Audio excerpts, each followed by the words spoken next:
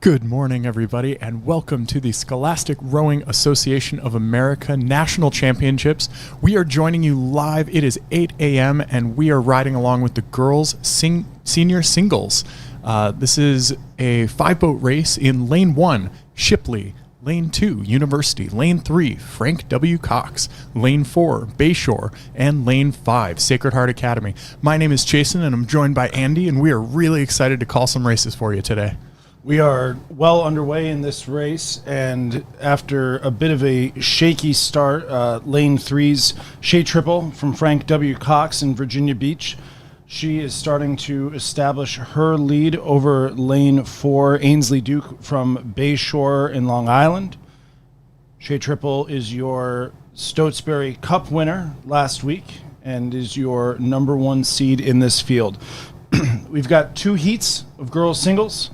Top 3 go to the final, and that's it. And it's looking real smooth so far. We've got a nice chevron developing with the middle lane leading the pack from Frank W. Cox. Some nice orange blades there, contributing to some great blade work. Really smooth stuff that we're seeing out here. Looks like everybody is in a nice, calm, controlled pace and rhythm. Just doing the work here, getting through the race. Nobody really wants to blow themselves out exceptionally, especially the first race of the day. A lot of these rowers will be doubling up and having multiple races throughout the weekend, so best to kind of get a gauge of where you are in the field and just press on. There are final places in the offing, depending on how folks do in their heats, so you want to get your lead and stay established, but at the same time, there's an element of conserving your energy right now. Yeah, I think especially in the single, you're able to really control your effort, obviously more than a lot of other team boats, because it is just you, right? And so when it is top 3 to qualify to the final, and it's final or bust, you need to make sure you're in that position, and then if you're there, you're good. You know, if you're outside of that top 3 places, you kind of have to do whatever it takes to get into that mix. But, you know, for our leaders here, you know, especially Shea Triple trying to push out, she's not going to show all her cards most likely in this race. She's going to make sure that she does what she needs to do, probably to secure the win. There is some thought about having some advantages in some lanes where you want to place a little bit higher. But if you're in second or third, you might not necessarily need to go through all the gears if fourth is a little ways back. Definitely, yeah. And there is so much to be said in the single for the singular motivation that you have to have. All of these rowers have spent a lot of time by themselves, self-motivating. You know, you can have a coach in there, but there's nobody else in that boat with you. You're acting as coxswain, you're acting as stroke seat, you're functionally doing it all, and that's why this is known as the gladiator event of our sport. It takes a lot of grit, a lot of determination, and right now we're just seeing some really excellent sculling out of these rowers right now. Frank W. Cox still leading the way, followed by Bayshore in second, and it looks like University over there in lane 2 is following up in third. Yeah, Rebecca Bronstein from NSU University School down in Florida. She's in third place right now, but lane 5, Sacred Heart, Mia Stanley, and lane 1, Shipley, Carrie Jean Ford, they are not out of this race yet. The camera angle is going to start to show them a little bit. The single is the quickest change in speed that you can have. It's really tough to overcome a length or 2 lead in an 8 in the last 500. In the single, that could flip on a dime. In 20 strokes, everything's different. And so these young ladies, especially out in lane 1 and lane 5, Shipley and Sacred Heart, it's top 3 or you're done. They're going to start going through the gears early here. Yeah, you really don't want to leave that up to chance. And so as the drone kind of pans back, we see that there is about a boat length or 2 separation between our top 3 finishers and number 4 there. And as they draw level with the crowds, we're in a nice production booth here, but we see the crowd starting to rev up. There's a lot of energy on the shore today, despite the cloudy weather. We've got a lot of activity. So many crews have reach the pinnacle of their season, and they want to be here to support. And so as the sprint starts to wind up, we see some really excellent sprinting here out of Frank W. Cox, riding a nice, lovely yellow Empacher there. Beautiful stuff that we're seeing out of these scullers. Shea's got it all going for her. She's looking solid, staying strong. bringing the rate up a little bit. You want to stay fresh. You want to stay practiced with your moves that you're going to go through, but maybe not pull all the cards out today, but she's making sure she's just going through the gears. Everything feels right and getting comfortable and confident for tomorrow's final. You can really see some nice hang right here out of this leading boat in lane 3. Just the suspension every single stroke leading to that finish. Really great leg drive. Strong stuff that we're seeing as she approaches her final strokes, and I think she just finished. Hats off to lane 3 here. This one's a little deceptive because it's a 2,000-meter course and we're only doing the first 1,500. And so I was there with you. I was like, ooh, red buoy time. And then that was it. Yeah. And I was watching Accra's all weekend last weekend, which was also here. And that is a 2,000-meter race. And so it looks like the ranking order did not change from our original call there. I think we got an almost perfect chevron shape out of that. So congratulations to our top 3 qualifiers from that heat. And we are about to launch into our second heat. Here we go, of the senior women's single event. And we're seeing a light chevron here, but in a second or two, we will get the lane assignments on the screen for you. See a light drizzle. It is a nice, cool morning here in Oak Ridge. The conditions are wonderful on the water. Nice drizzle, keeping everybody nice and cool. It keeps it flat for the singles, too, which is nice. We can go left to right here. In lane 5, we're going to have Highland High School's Elizabeth Harris. That is from New York in the Hudson Valley. We're going to have in lane 4, Episcopal Collegiate's Alice McCormick. In 3 is Ridgewood's J.S. Surrey. In 2 is Cranbrook Kingswood's Marina Awad. And in that's in 2, and in lane 1, Tampa Catholic's Leah Muha. Apologies for any last names I may have missed up there. We have a good race brewing in this one for that third and final spot as they're around 500 meters in between Highland's Elizabeth Harris on your left of the picture and Cranbrook Kingswood's Marina Awad. These boats battling it out. I'm going to talk about Elizabeth Harris here for a little bit. Highland High School, rowing out of the Hudson River Rowing Association boathouse. I'm a Marist guy, so I went to college in Poughkeepsie. Highland is across the river from Marist. I had a ton of friends from Highland, and it's very cool to me that Elizabeth Harris is out here representing Highland High School. I think that's awesome. That is fantastic, Andy. Thank you for sharing those stories. As we go through the weekend, we're going to do our best to share as much as we can about these crews. I have a little bit of insight into the Cranbrook rower here. I hail from Orchard Lake, where Cranbrook and Orchard Lake St. Mary's do their training, and it's been really exciting to see the Cranbrook crews develop. They have not been around that long compared to some of the other schools here, and I was recently told that Cranbrook's rowing team actually comprises 10% of the student population, which is so exciting for a crew that I don't think has been around even 13 years yet. So we're seeing a lot of growth in our sport, but especially up in the Midwest. It's very exciting in Michigan. We got a lot of great bodies of water, and goodness, just some awesome sculling here. I've been very impressed returning to the Midwest. I was away out west in Seattle for about 20 years. Got to work up in Alaska and Oregon, and the sculling pedigree out there is pretty high. But returning to the Midwest recently and seeing just the caliber of sculling that we've got going on up there in Michigan especially has been just terrific. And right now we are looking at the... That is Alice McCormick from Episcopal Collegiate. Thank you, Andy. Yeah. Yep. And Alice burst onto the scene last year, so I believe, if I recall, she was a petition-in last year and then placed 4th in the final. Wow. So she's got a little pedigree in this event. She's out there in a really nice new Wintech. Shout out Brent and Greg on site here from Wintech. They're going to be pumped cheering her on outside of this tent right now. But Alice looks strong. She's picking it up. She's in a solid position in first. Second place is out of Ridgewood. That's J.S. Surrey. She's in a strong position. Marina and Elizabeth in lanes 5 and lane 2 continue to battle, though. Yeah, they're going to leave it all out there. Yeah, they're locked into it. And really, everything's to play for. This is the end of your season. Oh, a little bit of contact with the buoys over there on the left of your picture. Yeah, Elizabeth's had her port blade flirting with the buoys for a little bit, and that can screw you up in the single. It's the steering, it's all athlete powered. There's no toe steering, there's no coxswain, obviously, and so it's really a pressure steering. And it is the difference in the single. You know, for anybody that's rowed and then rowed a single and then raced a single, the level of difficulty ramps up, especially when you're exhausted. You think it's tough to row well after a 2K on an erg? Try doing it in a single.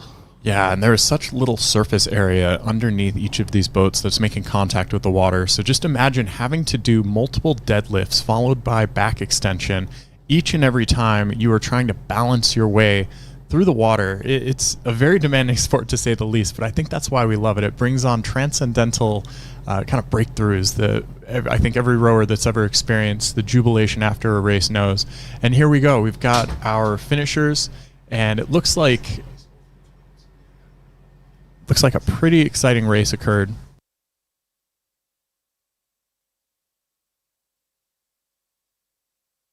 And I got a correction from the race organizers that actually nobody will be doubling up this weekend. We can only get one race this weekend, and that's probably for the best. Just leave it all on the course for your one event. Got to make it count. Yeah, I don't think I ever had a regatta that I didn't double up in, so that's pretty exciting change in rules. Hey, you're getting your money's worth. Yeah, absolutely.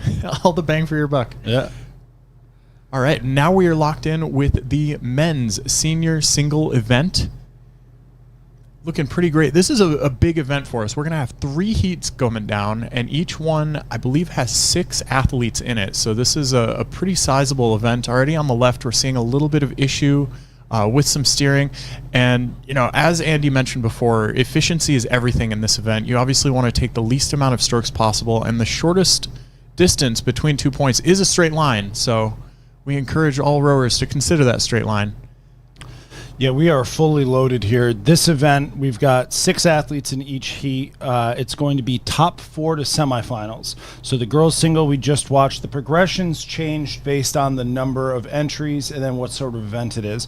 For the boys single here, top 4 move on to semifinals versus the girls where it was just top 3 straight to the finals and everybody else eliminated. So a little bit more to play for here. Some more athletes are going to move on, but as we can see right here, the racing is just as fierce. Yeah, it's a tight pack. And in lane 1, we've got Lyman. Lane 2, FD Roosevelt. Lane 3, Green Hills. Lane 4, Hackensack. Lane 5, Gulliver Prep. And lane 6, Friends Select. And Andy, just for our folks playing along at home, the orientation of the lanes is lane 1 over on the left/bottom of the screen?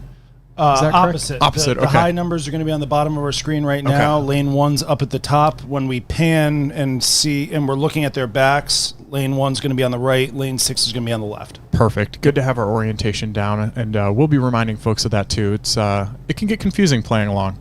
And a little bit monotonous. We've just got boats on boats on boats on boats. And this is a tight race, though. It is really anyone's to play for. Andy mentioned earlier that you can really change the rate of these boats pretty quickly. And because the boats are so light, your rate of acceleration can really power on super quick. And we're starting to see some of those stroke rates go up right now as these athletes realize that there are indeed only a limited amount of spots that you can get to in the final, and so they're starting to pour it on. We're seeing some aggression, we're seeing some powerful leg drives pump out, some cheeky looks to the left and right as people start to gauge where they're at in this race and how much it's going to take to secure that final berth.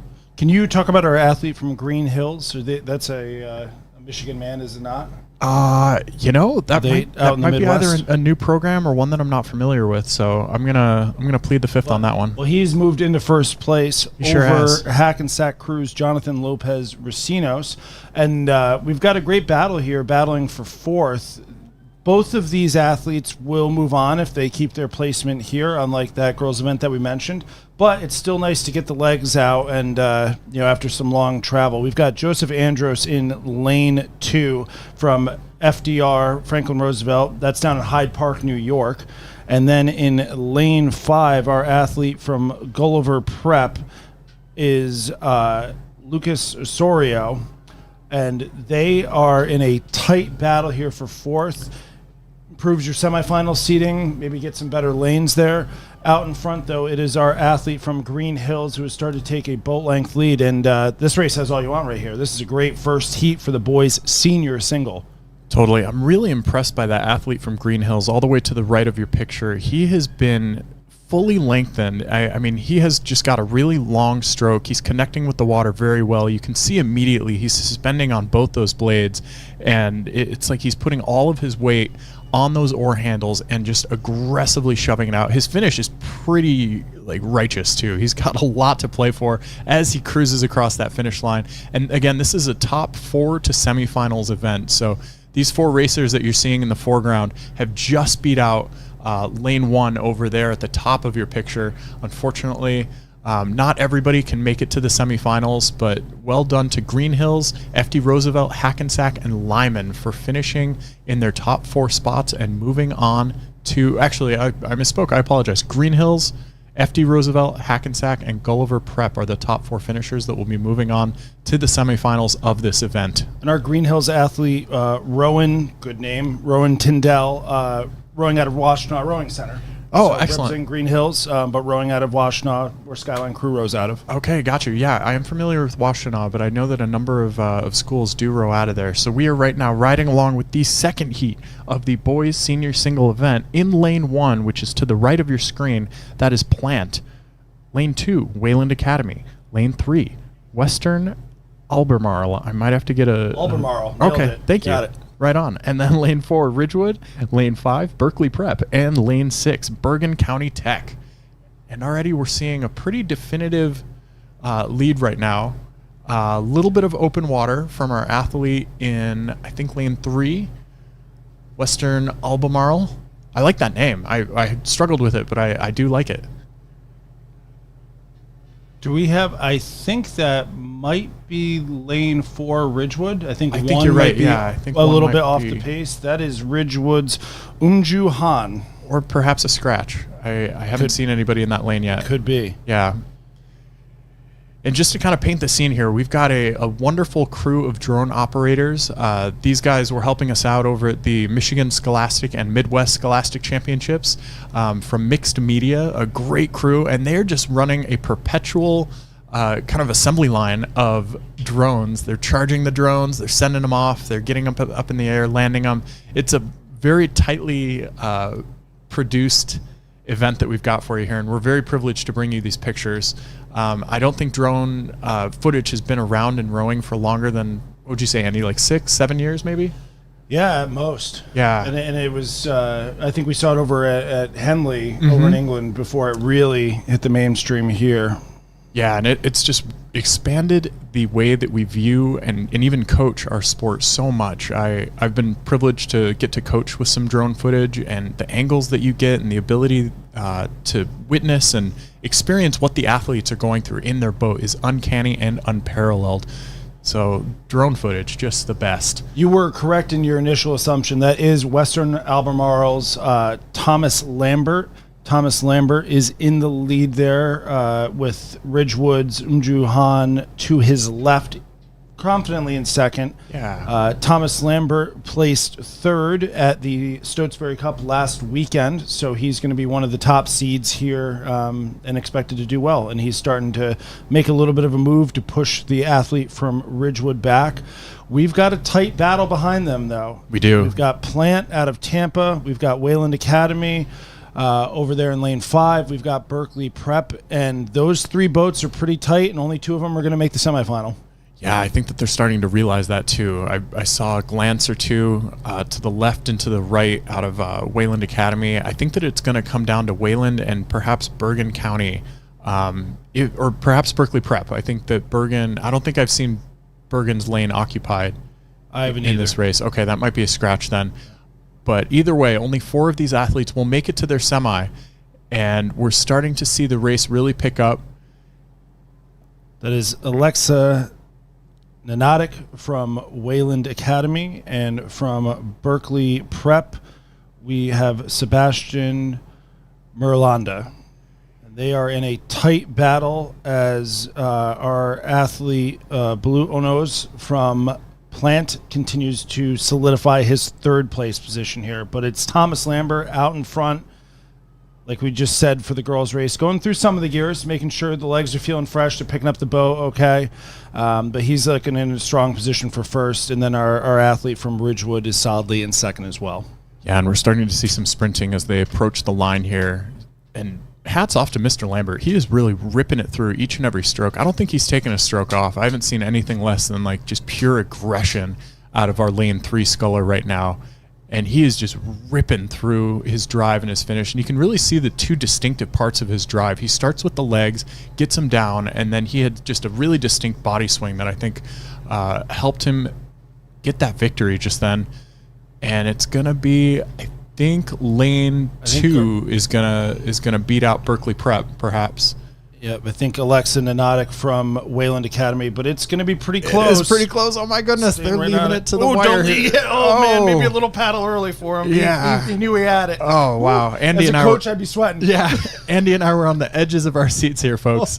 Did not know if that was going to go. But I think the angle was just a little bit deceptive. It looks like there was actually a 3-second gap there, which is sizable in the sport of rowing. But nonetheless, we like the drama, and that's what we're here to report on today. Athletes, please take that last stroke through the line. Never not taking the last stroke. All right, we are now here with, I believe, our final heat for the men's senior single sculling event. So from left to right here in lane 6, we've got Absagami. In lane 5, Junipero Serra. In 4, St. Anne's Belfield. In 3, Northville. In 2, Holy Spirit. And in lane 1, Hillsborough. So lane 1, Hillsborough, all the way to your right. Lane 6, Absagami, all the way to your left. I like that we went from lane 6 to lane 1 on that one, keeping folks on their toes. And I've had opportunity to witness this Northville sculler in lane 3 the last 2 weekends pull out some great sprints. And so it looks like there's a pretty close race developing in lanes 3 and 4 for the race leader position. And again, the top 4 boats will be proceeding to their semifinal events. All others are eliminated. So this might well be the last race for some of these athletes here. A lot to play for. Northville with those distinct orange blades to the right of your screen in lane 3.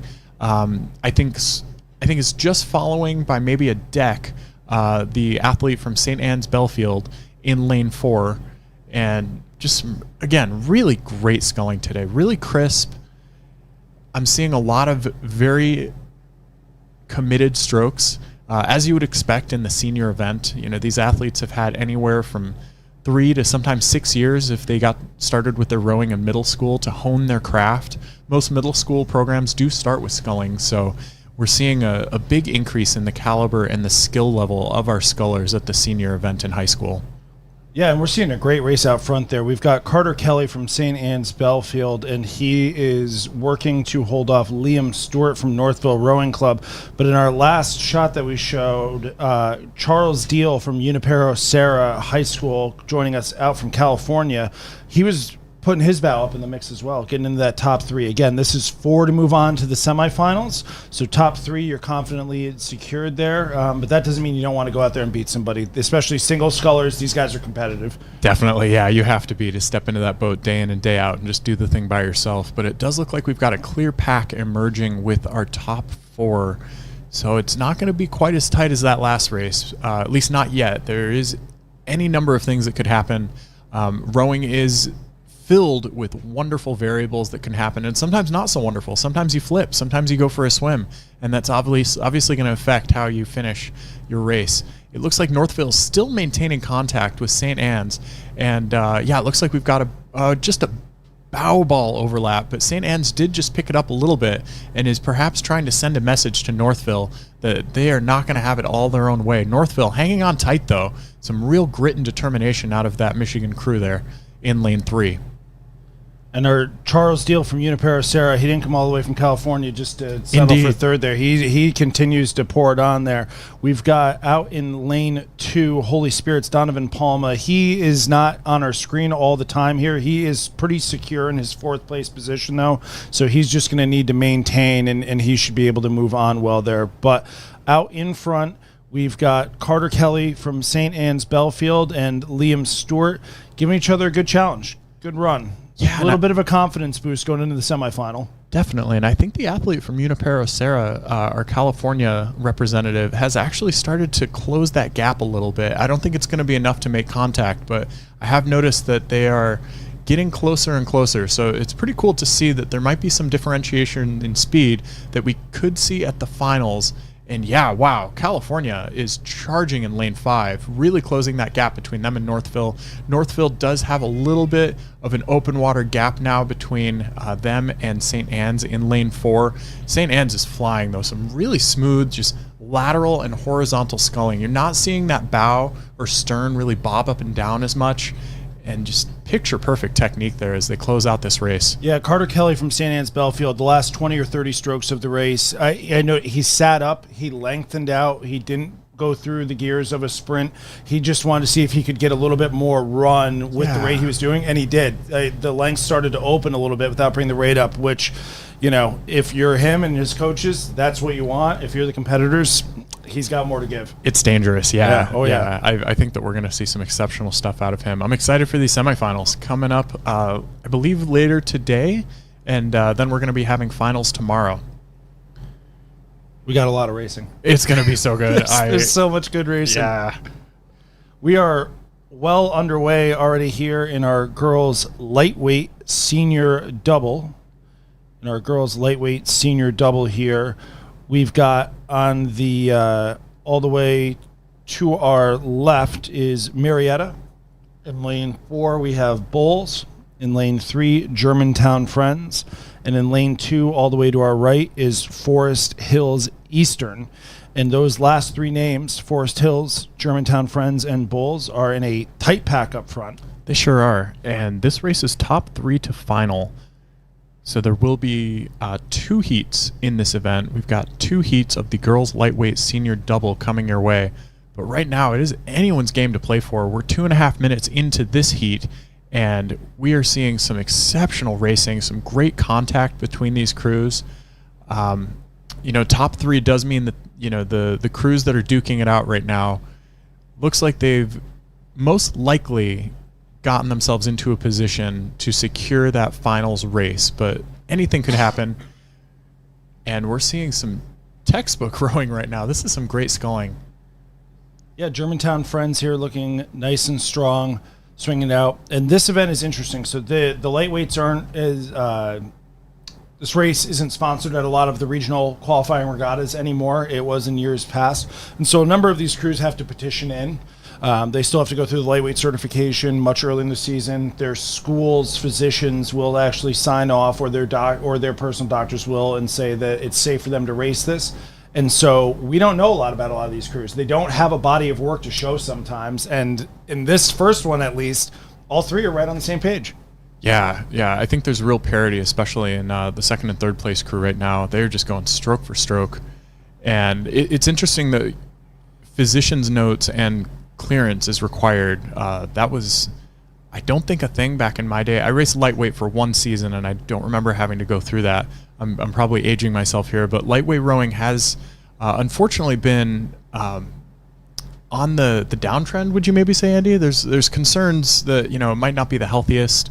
Yeah, and I think that's the mixed thing, because while it is unfortunate in a way to have some maybe less opportunities than there were in the past, at the same time there are a lot of people that went through some pretty unhealthy stuff with it. Yeah. And so that's why we've included this, because we feel like we can do it as a regatta a little bit safer than it was done in the past. Yeah, it's a fine line between, you know, making sure athletes are healthy, but also providing them with competitive opportunities against those that, you know, would be a competitive suitor perhaps in this space.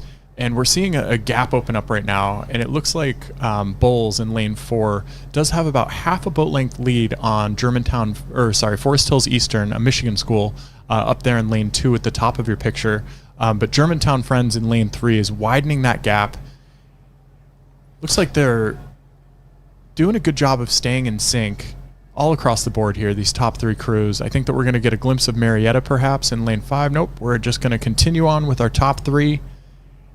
Yeah, they've started to separate themselves here, and the battle for second and third is a tight one here. And this race is a good example of why people do like lightweight rowing. When the athletes are capped at a certain weight, it's a more equal playing field. You don't have some monster giant athlete who could just physically dominate everybody. Everyone's around the same size, and what do you get? You usually get closer racing. Definitely. And I think arguably some of the most competitive racing at the national team level in the Olympics has emerged from lightweight events. Unfortunately, lightweight rowing is no longer included on the Olympic regatta, but we have seen some of, I think, the most exciting races happen at the highest level of our sport in lightweight racing, particularly because there aren't that many events.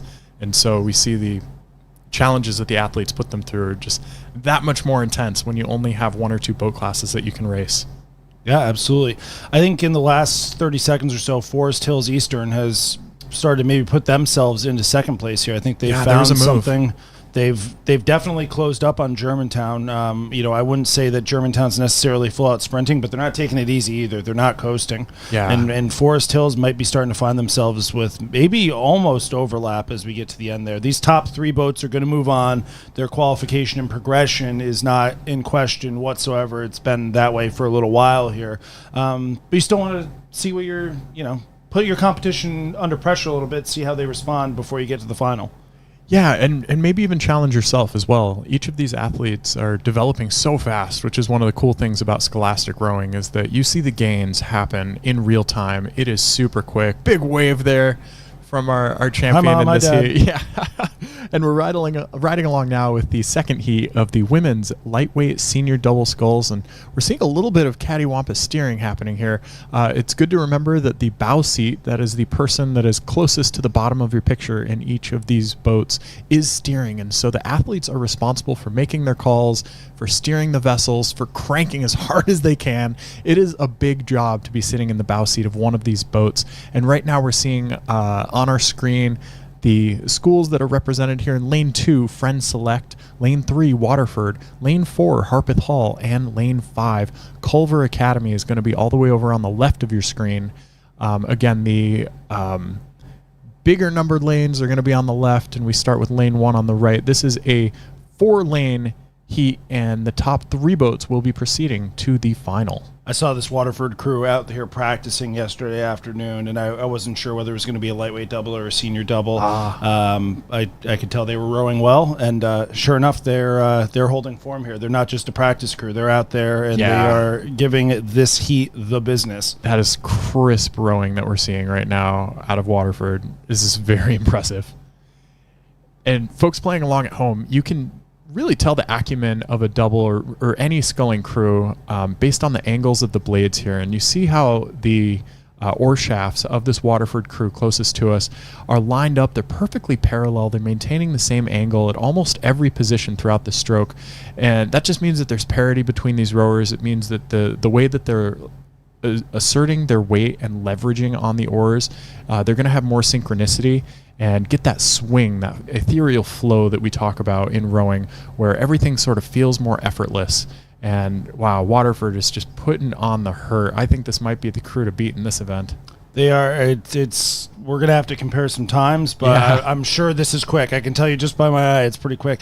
Waterford crew out of Utah. They didn't come here to mess around. Yeah, Utah bringing the heat. Yeah, and the Waterford Women's Sculling Program, they've been coming on in the last few years. Winners of the girls' senior quad last year at this regatta. Okay. Really coming out here and making an emphatic statement at this class level and competing at a high level at youth nationals also. So not just scholastically, but testing themselves in the Southwest region, one of the more competitive club regions in the U.S. as well. Indeed. And they're being battle tested all season is proving to be to their benefit here. Yeah, I bet the oxygen deprivation up at those heights in Utah doesn't hurt either. They come a little elevation. Yeah, they come down here to sea level, and they've just got that beast mode ready to go. Outside of Waterford here, we've got Harpeth Hall in second place, and they are out in front of Culver Academy. So we've got Harpeth Hall and Culver Academy right now looking pretty solid for those remaining 2 spots to move to the final. Friend Select crew out in lane 2 was a little bit off the pace before we panned out to this shot here. Getting a nice shot of Culver Academy there. As we sweep up, there's Harpeth Hall.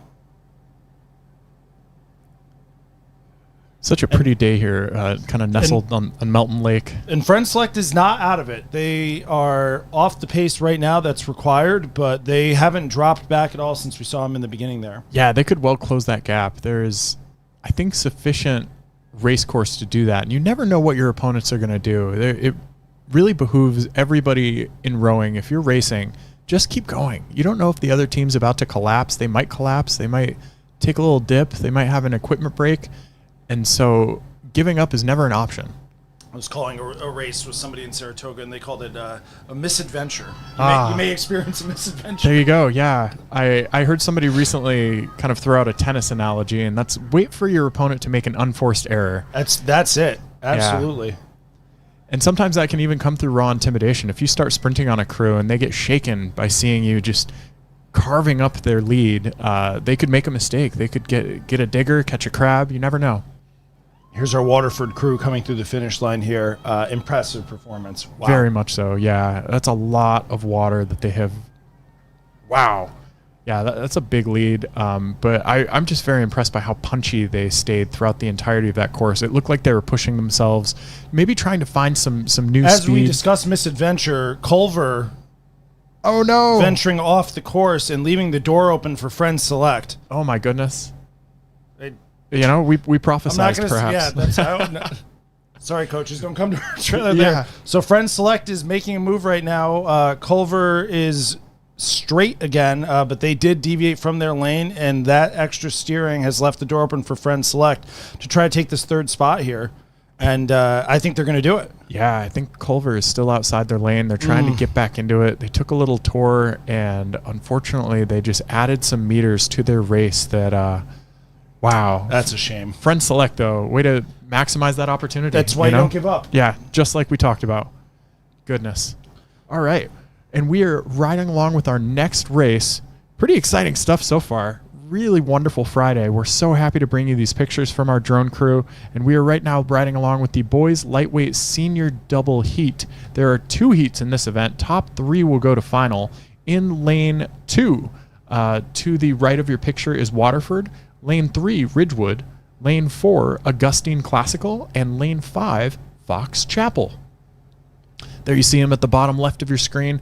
And right away, we're seeing Ridgewood starting to stomp out a decently commanding lead here and rowing very clean while doing it. Yeah, they're sitting up. The upper bodies are calm, like you had talked about earlier. One of the things you really want to look for is there stability in the upper body and the shoulders, and is there horizontal movement? If you start to see a lot of bobbing up and down, usually not a good sign. And especially look for that as the race gets into its last third, when the athletes start to be fatigued. If you see a boat where the upper bodies are calm, still suspended, and not moving up and down, but just moving horizontally, that's a boat that can still move. Yeah, it takes so much core strength and stability and balance to be able to do so. But that posture that we're seeing out of lane 3 Ridgewood is exceptional. You know, they're moving their trunks together. That's that swing that we've talked about. They're putting the blades in with a lot of intention.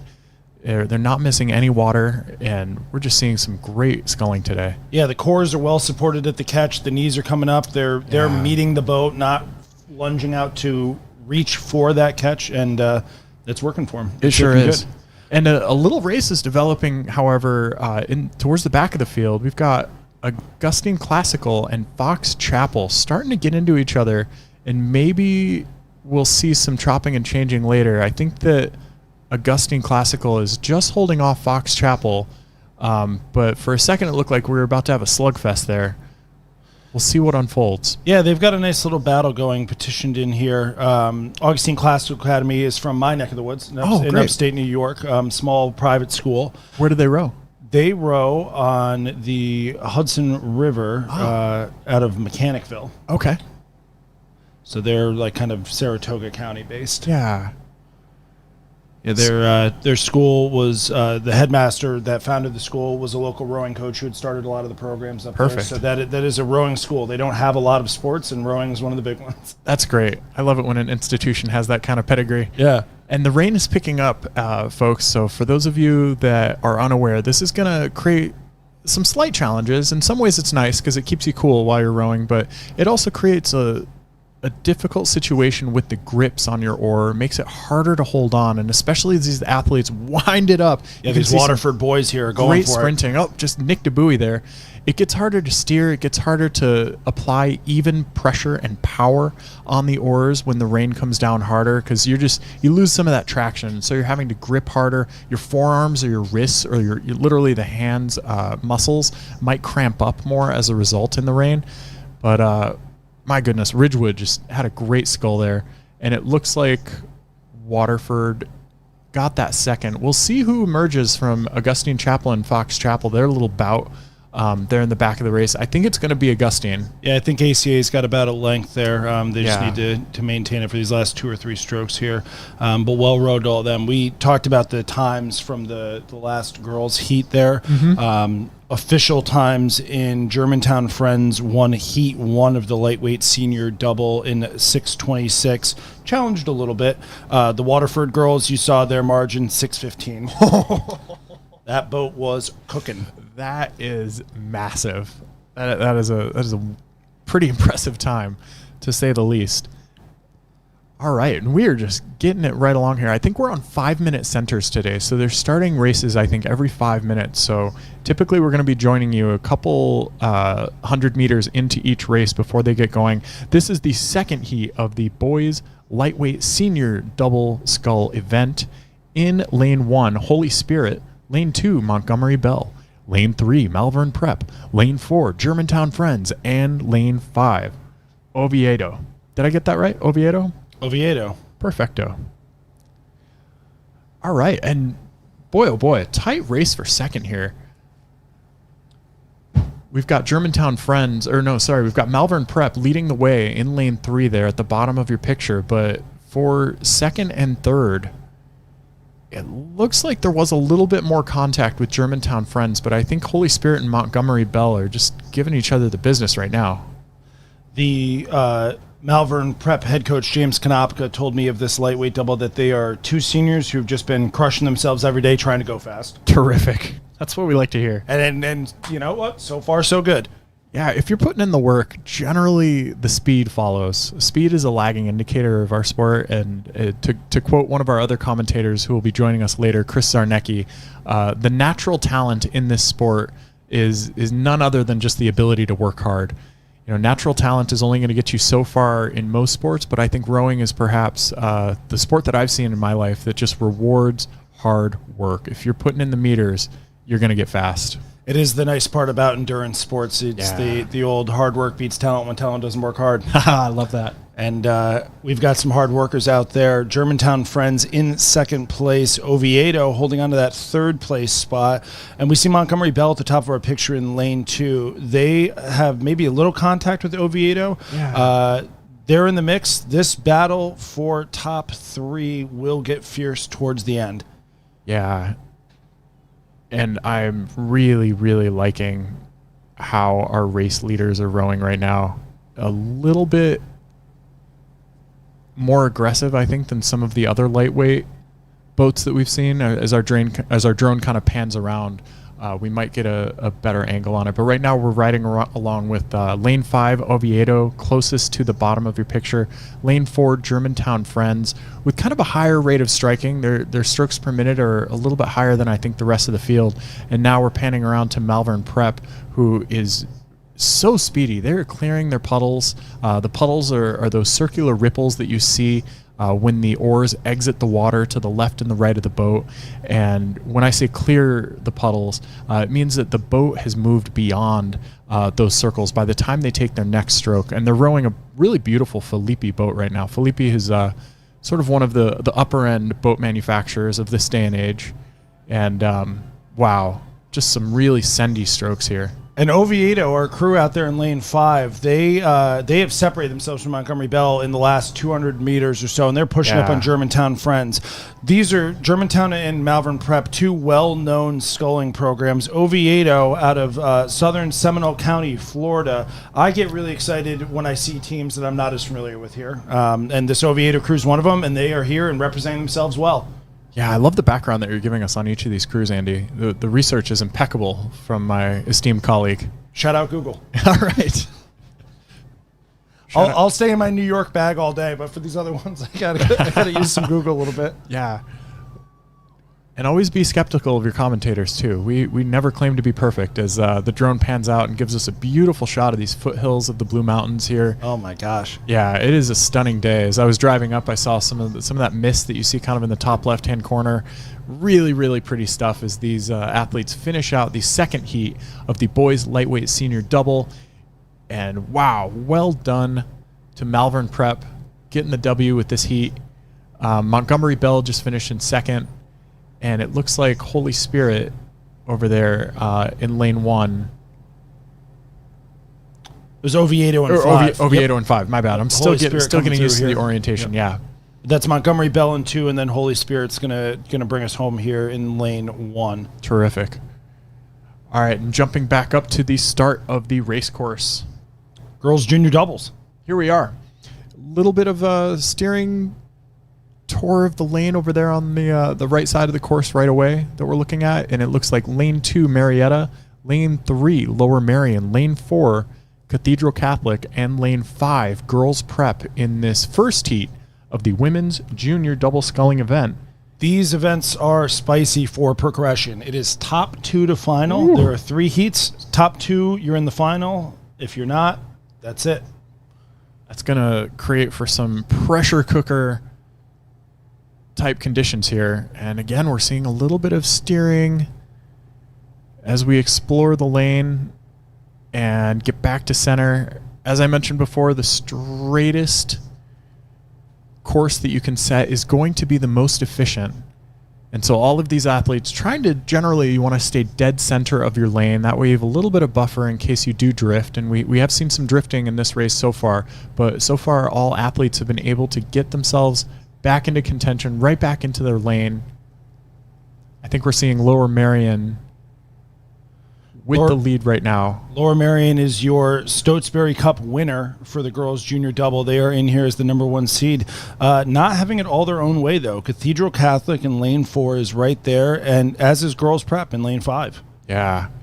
And I can't help but wonder if the rain is maybe making it a little bit trickier for our athletes to steer. Some of these doubles might well have toe steering. It's generally not something you're going to find in the singles, but sometimes our doubles, and especially our quads, will have toe steering. And for those of you that are unaware, toe steering is a mechanism that's pretty cool. And one of the athletes, typically the bow seat, will have a little swivel for their, I think it's usually the right heel, where they can shift and adjust which way the rudder is pointing. But it can get tricky, and it can actually sometimes work against you in case your heel just kind of swivels inadvertently. It can kind of send you on a rough path. And I know that some doubles, especially in head races, those are longer fall season races. They come in handy when you're racing on a curved or a bent course. But for racing in sprinting conditions over 1,500 meters, maybe not the most ideal. And so some coaches choose to go without the toe steering. Yeah, if I was a coach coaching one of these boats, I would have probably locked the steering in the double, but especially if this double also functions as a pair for maybe other crews, it'll definitely have the steering in there. Yeah. No steering needed from Lower Merion, though. They are staying dead center and continuing to maintain their lead. I wouldn't say push out, but they are maintaining over lane 4. That battle between lane 4 and lane 5 is what we want to keep an eye on, because only one of them is going to make the final. Yeah. And Malvern Prep just doing a great job, I think, of controlling their lead right now. It doesn't look like they're rowing aggressively as much, keeping a pretty calm and steady pace, consistent, which is the name of the game. If you've got your lead, there's, I don't think, any reason to push it into insanity quite yet, unless you're really trying to like eke out every drop of speed and maybe see if you can find a new strategy or some new technical element of your stroke that you're working on, or if you just want to make a statement and really show the rest of the field that you are here to dominate every single race. Yeah, that happens sometimes. This Lower Merion crew, they won the Stotesbury Cup by 11 seconds. So they should have come in here with a little bit of confidence. They know that people might throw some stuff at them. And this Cathedral Catholic boat coming out here from California is not going away. Girls Prep in the mix a little earlier, starting to fall back. They're going to need to make something happen now if they want to move into that top 2 position. Again, this is top 2 to final, folks, and we've got 3 heats coming your way. This is the first of 3 for the girls' junior double scull heats. And yeah, I'm liking the look of this Lower Merion crew. And winning at Stotesbury. Stotesbury is, I think, the oldest high school rowing regatta in the country. The 99th edition this year. Wow, 99 years. So next year will be the centennial. How exciting. That's going to be something. And I think it is the biggest, somebody told me it's the biggest spring regatta in the country, but I'm not sure if that's based on events or a number of athletes attending. It's quite large. There's no doubt about that. Yeah. Lower Merion doing some great sculling here. It looks like they are kind of winding up and maybe exploring some of their gears. I think they've got a little bit of open water now. Yeah, Cathedral Catholic just sticking right there, though. They are, yeah. They really haven't dropped too much. Lane 4 to the left of your picture, Cathedral Catholic in second place position, and it looks like them and Lower Merion are going to punch their ticket to the final in this event. Lower Merion still just giving it to the rest of the field here. They are not taking a single stroke off. Way to go, Lower Merion, out of Philadelphia. Or I guess Philadelphia suburbs. Philly suburbs. Yep, there you go. Kobe Bryant. Absolutely, yeah. I love that mainline life. Uh-huh. Yeah, Philadelphia has such a wonderful history in the sport. Nice. Good sportsmanship there from the girls. That's great. That's great competitive spirit right there. Peace. Yeah, and we love these drone shots at the end of the races. We get to see some of the excitement, some of the drama. Sometimes it's not the good vibes, and you get to see the hurt and the anguish, and in some cases, there's a lot of emotion that goes into the ending of a race, especially if it's the end of your season. Yeah, it's visceral. Yeah. Totally. Yeah. And in the senior rates, it might be the end of the rowing career. Amen. It's the whole thing. Yeah. So much hard work that goes into each of these races. And this is a sport where you train so much more than you race. It really is quite pronounced. And we are in the second heat right now of the girls' junior double scull event in lane 1, Western Albemarle. Lane 2, Northville. Lane 3, Episcopal Academy. Lane 4, Shaker Heights. And Lane 5, Shaker, over there on the right of your screen, seems to be leading the pack right now. Yeah, we've got Northville in a nice battle with Episcopal. That's Episcopal Academy of PA. They were third place in the Stotesbury Cup final there in the girls' junior double. So a little bit of expectation there in performance. But the girls from Northville out in Michigan have come to play. Yeah, I think I got my lanes wrong yet again. I'm going to get it eventually, folks. Please bear with me.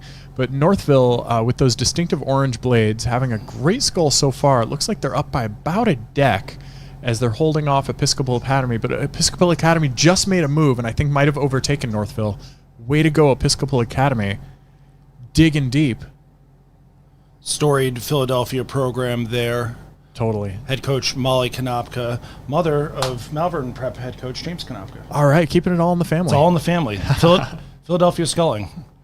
I think rowing is one of those great sports where we've got like just these significant families that will take the rowing ethos and just expand it, and it's one of those go forth and multiply type scenarios. I think we love it when we see rowing families. It's great. And yeah.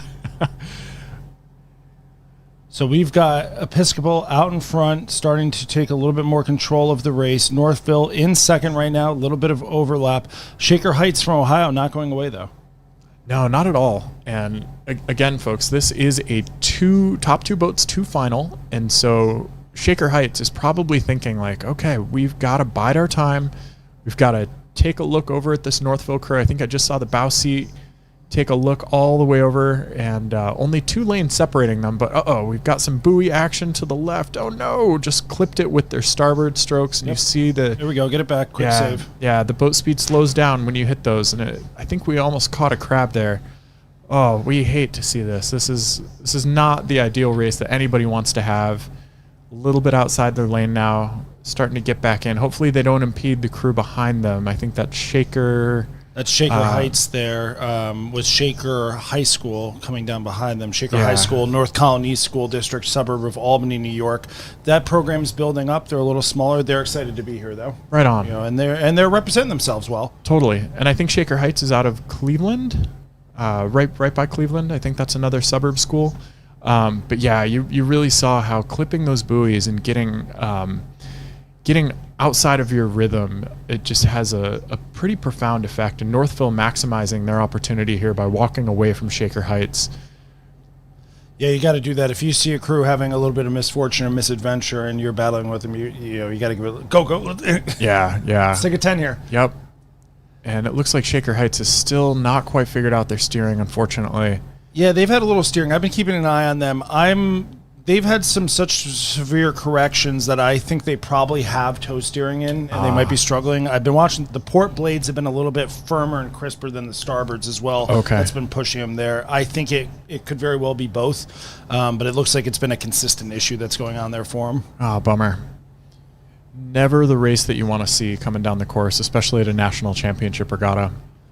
But Episcopal Academy in lane 3, taking it away, open water lead over Northville. It looks like Northville and Episcopal Academy will be our race leaders, but holy cow, I think Shaker Heights is actually making up a little bit of ground that they lost. I don't know if it's going to be enough. I think that they're starting their sprint. It might be too little too late now to get even with Northville. But yeah. Their base speed when synced up was very close to sufficient for it. It would have been a tight race. Yeah. I was thinking they were going to walk on Northville, but yeah, sometimes when you hit those buoys, it's just really, really hard to maintain.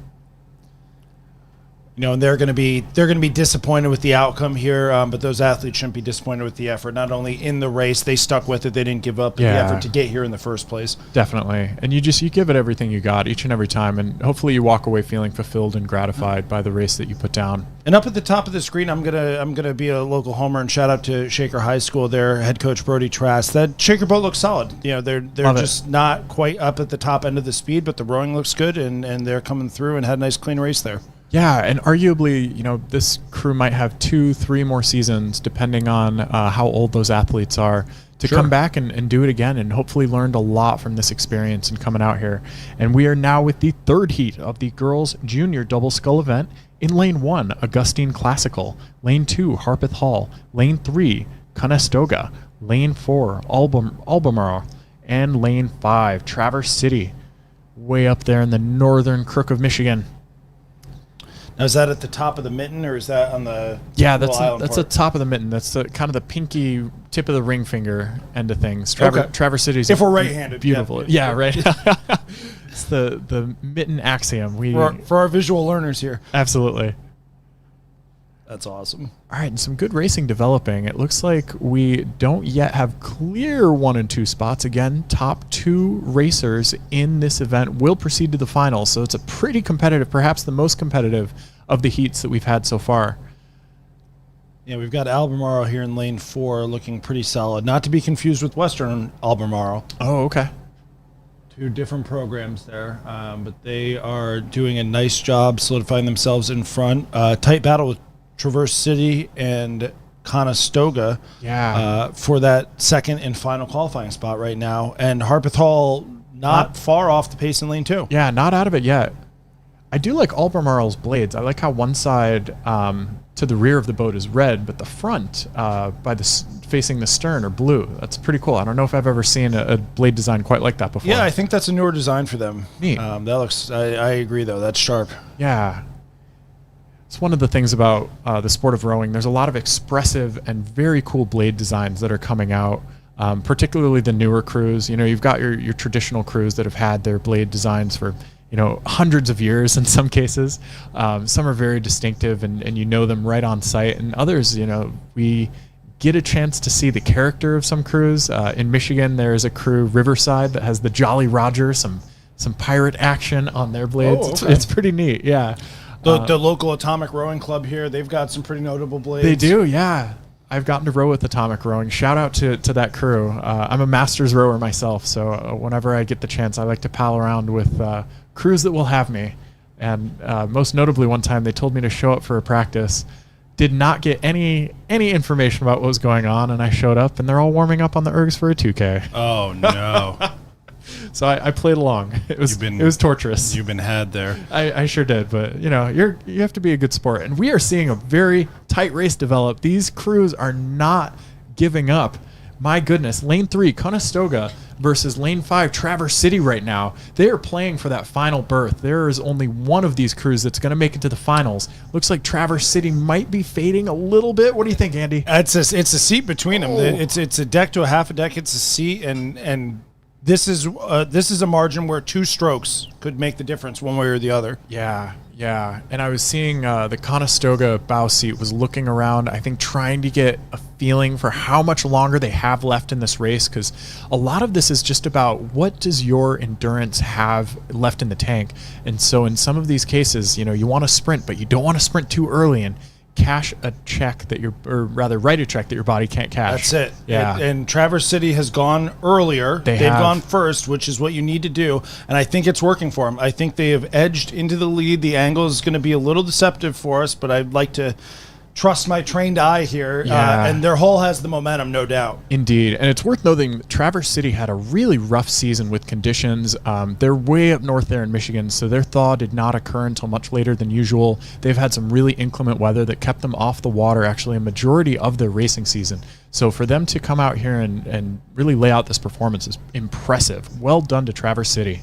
And they just got to keep it going here. They're waiting for that finish line to come. I know, Albemarle, confident in first, no issues there. Oh my goodness, my heart is in my throat right now. I'm not sure who got that one.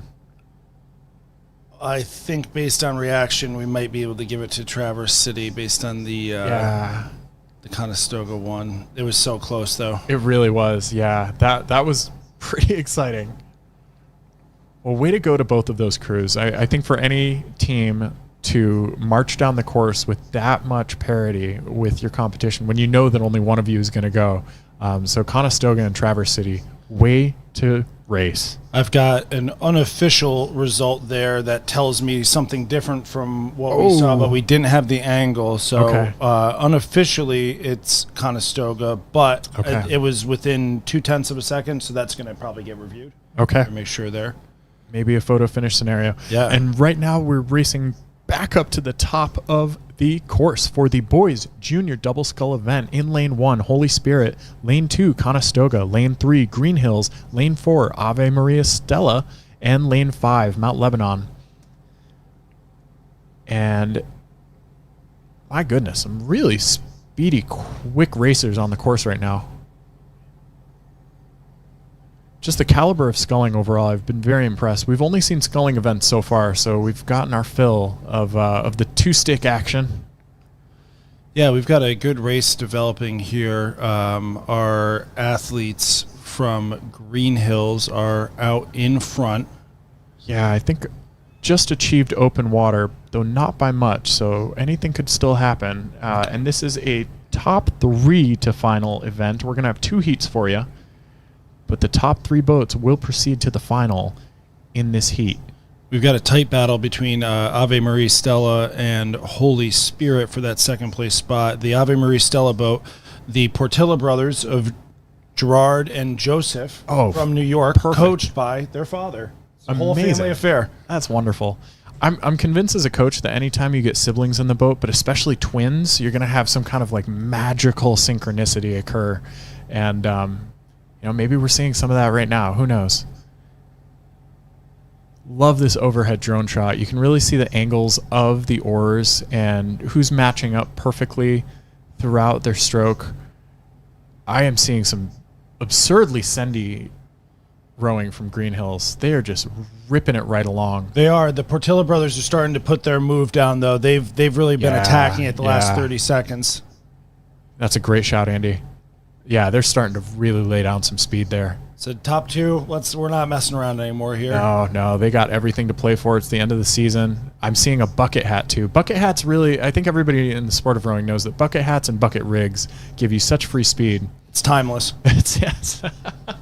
It's a timeless look. We see the more modern visor there out of the Green Hills boat. Yeah. But we love a timeless bucket there. A nice baby blue Wintec there for the brothers from the Ave Maria Stella program.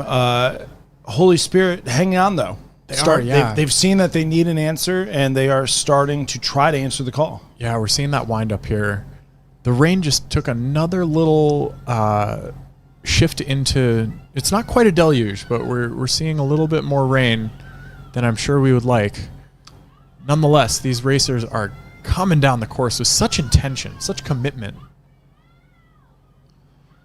Yeah, really nice from both these boats here. And these are junior doubles. These aren't even the senior level ones. These guys have a few years to go here still, but they're really promising stuff from both of these crews that are out in front here especially. My goodness, just look at how strong those finishes are in our leading crew in lane 3 here. You just tell that they're leaning back together. See how their body angles are just perfectly synced. Yeah, their second half send's really nice. It's just a very dynamic push through the finish, and that boat runs out because of it, and that's why they won their heat. Yeah, that was a great sprint finish from them. Simple work. Yeah. Good job from the brothers here. From Ave Marie Stella in second. It's going to be Holy Spirit in third, and then a tighter one with Conestoga just ahead of Mount Lebanon. 5:23 in a junior boys double scull event is pretty speedy. Not bad. Yeah. Not bad. Some exciting times that we're seeing today. And some of these crews will continue their season. This is not all of it and everything. Some crews will be going up to Canada for the National Schoolboys Regatta in St. Catharines. I think that's in 2 or 3 weeks. Other schools might actually be going to Henley. It's pretty rare that a high school will go to Henley, but some crews do have the means to make that happen, and it's always exciting.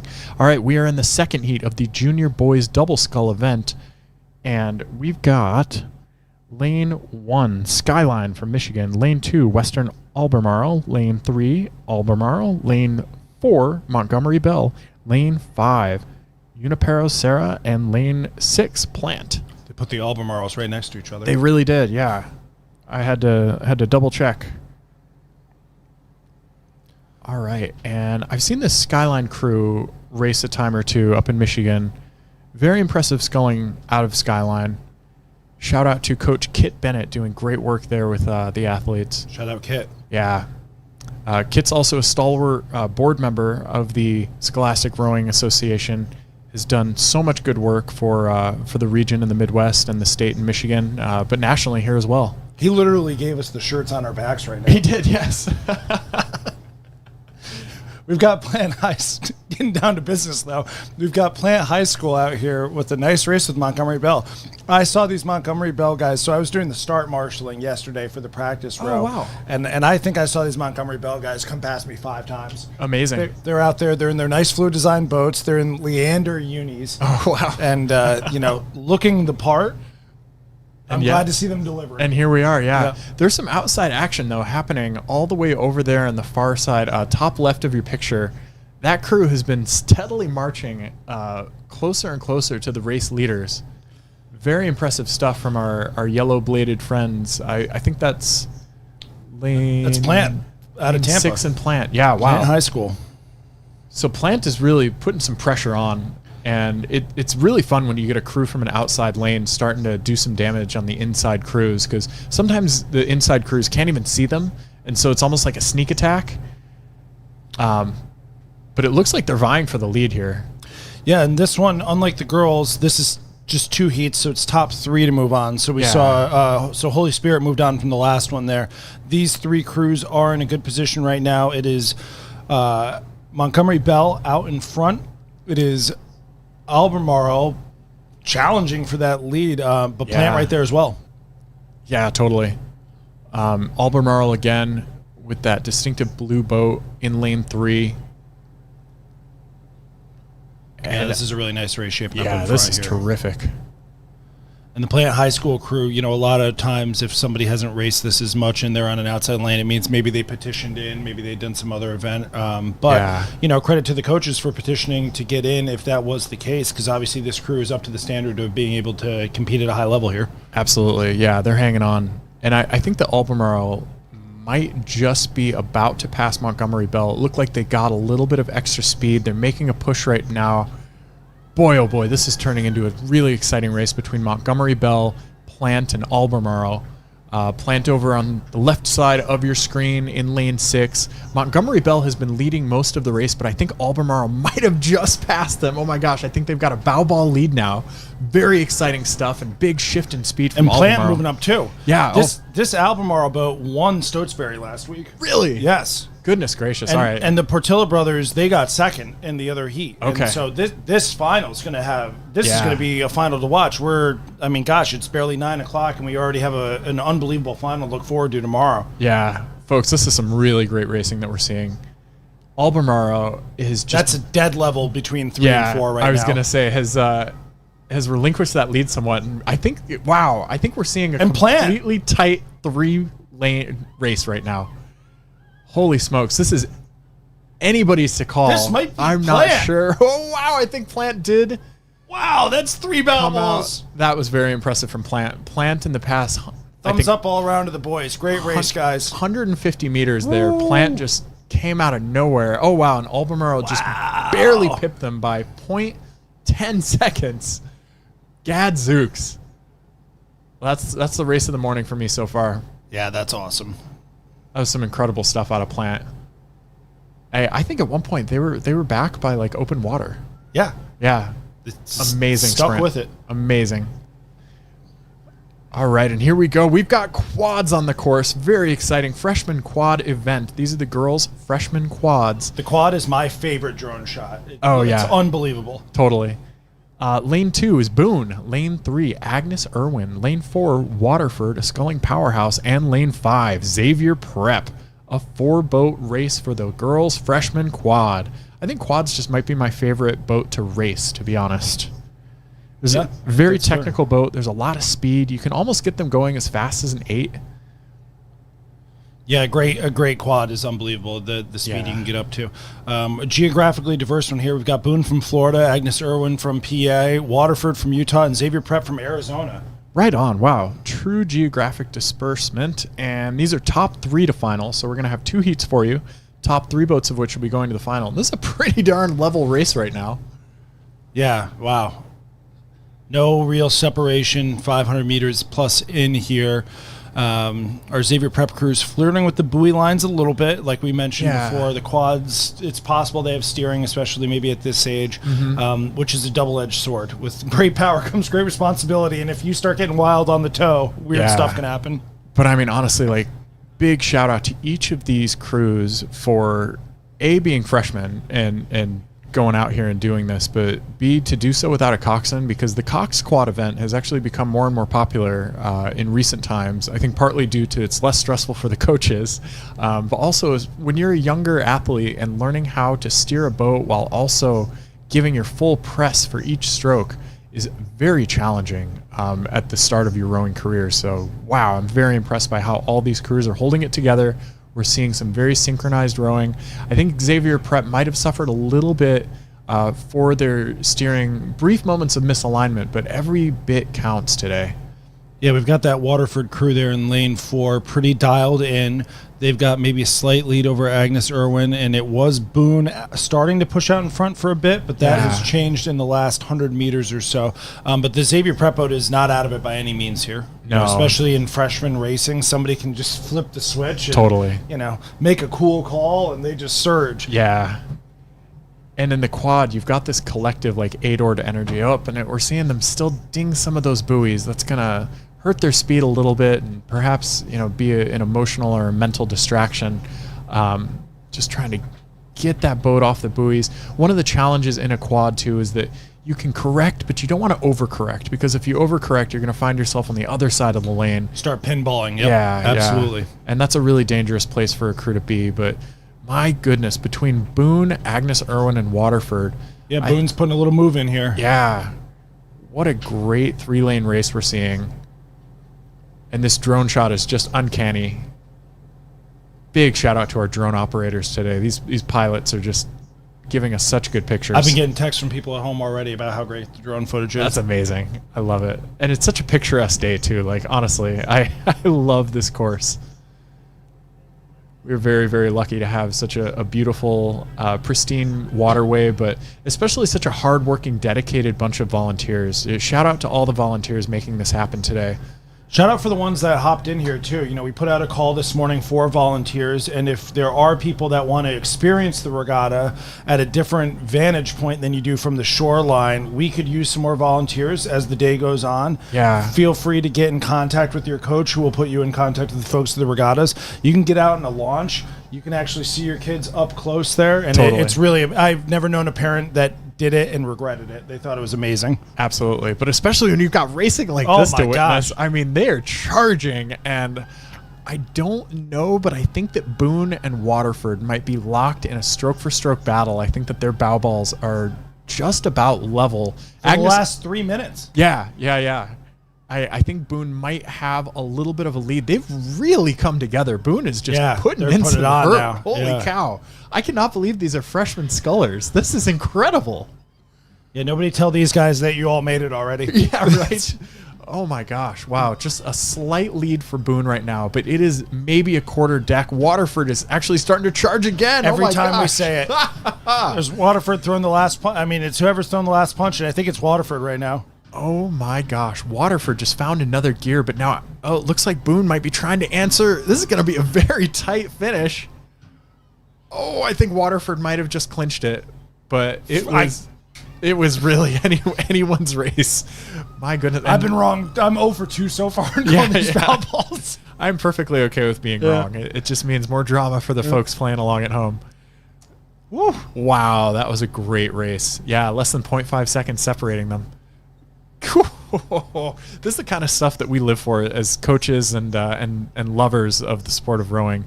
Thank you all for joining us, and thank you Xavier Prep for holding strong and finishing out this race in that side lane on the left. Looks like they just had a little bit of trouble with steering, and when the steering goes, it's hard to keep that unity throughout the crew. So, but coming all the way from Arizona, and the good news, you guys are freshmen. You got 3 more years. Absolutely, keep working at it. The rowing was solid. It was quite good and up to par. So totally. Here we are with Heat 2 of our girls' freshman quads. From right to left, we are going with Mainland, Northville, Germantown Friends, Girls Prep, and Plant. Reverse that. I flipped the whole thing there. Plant is your yellow crew all the way to your right. So that's going to be Plant on the right, then Girls Prep, then Germantown, then Northville with the orange in lane 4, and Mainland is in lane 5 at the top of your screen to the left. My mistake. I'm trying to remember that instead of like reading English, it's like I'm reading Arabic. So I have to go the opposite way. Yeah. Our orientation's just a little bit backwards. So out in front here, we've got Girls Prep. A little bit of a lead over Germantown Friends. Mm-hmm. And the battle for third and final qualifying is between Northville and Plant. And I would give the edge to Northville right now. Yeah, it looks like Northville is maybe up by a bit, perhaps a deck. I've seen this Northville crew race a time or two. Very good stuff out of Northville this season. They've had a very lovely spring. But yeah, right now it looks like we've got some great speed developing in this freshman quad event, the second heat. Top 3 boats will go to finals, and we're riding along right now with Girls Prep in lane 2, followed tightly by Germantown Friends in lane 3. It looks like Germantown is actually catching up a bit.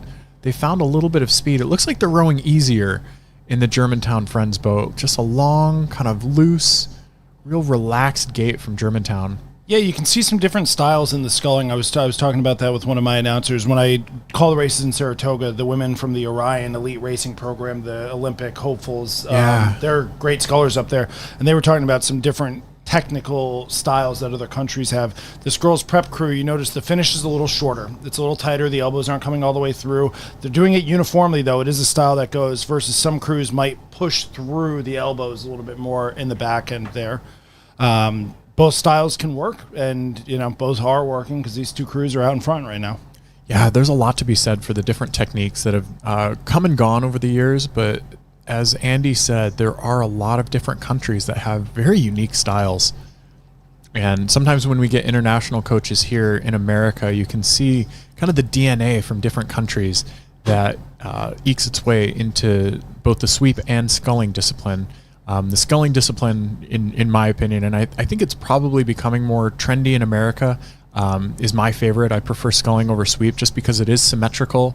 You don't get that twist in the low spine and the back. A lot of rowers get injured in their ribs or in their lumbar spine with the sweep and that turning in the trunk.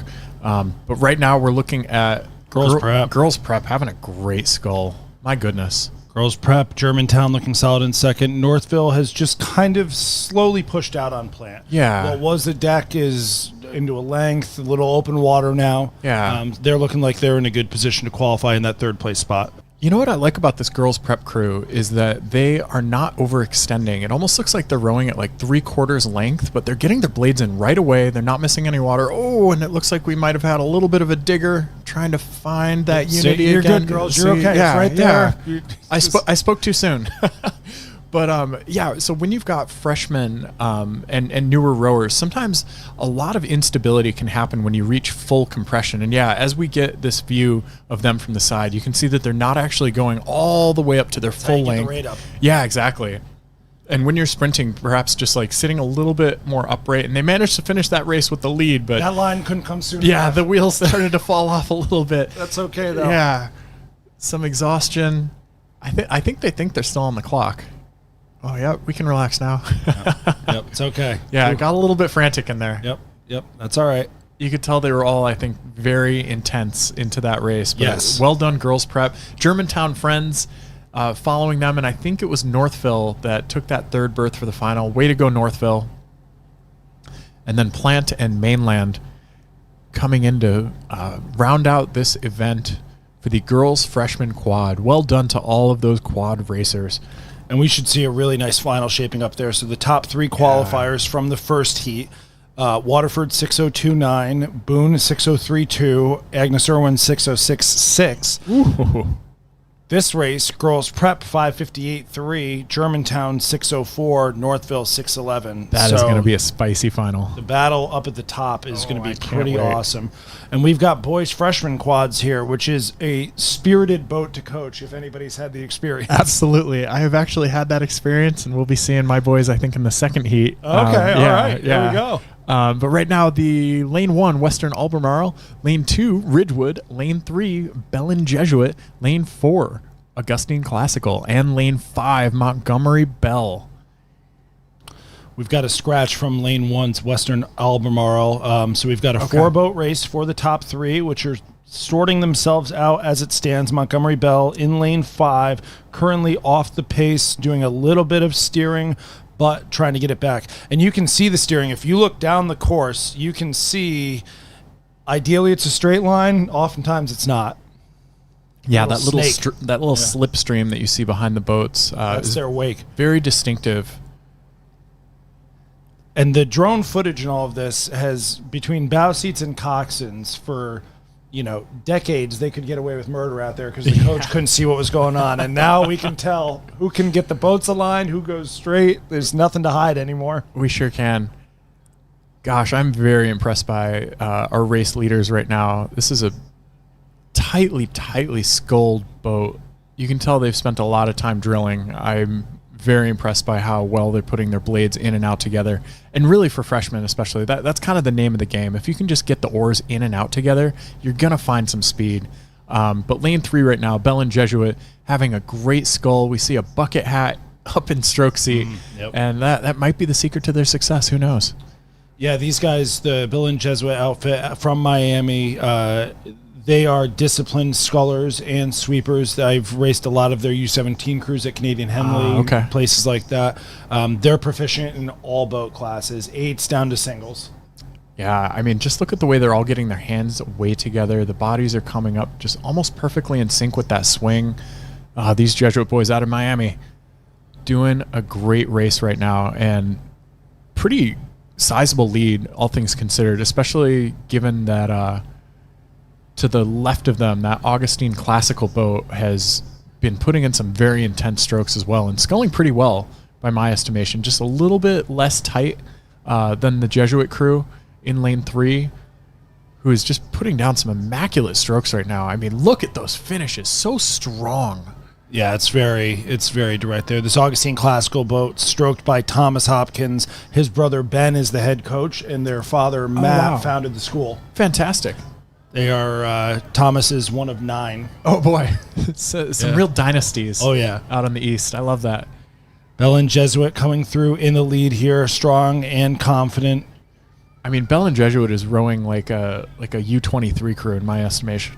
they're pretty slick. I saw those guys out of practice too yesterday. Yeah. And I honestly am surprised by the maturity because they handled themselves really well on the practice course and weren't, messing around and joking around. They were out there for business and getting it done, and now see them in freshman quad. Wow. Yeah, and I assume they were probably junior quad or maybe even a senior boat. Totally. A way to go to that Bell and Jesuit crew, punching their ticket into the final. ACA, strong. Augustine Classical got second. We'll see who is rounding out our final for this event. It looks like it's going to be Ridgewood. I think Ridgewood is going to manage to get that top 3 spot. Okay. And there we have it. Those are our finalists.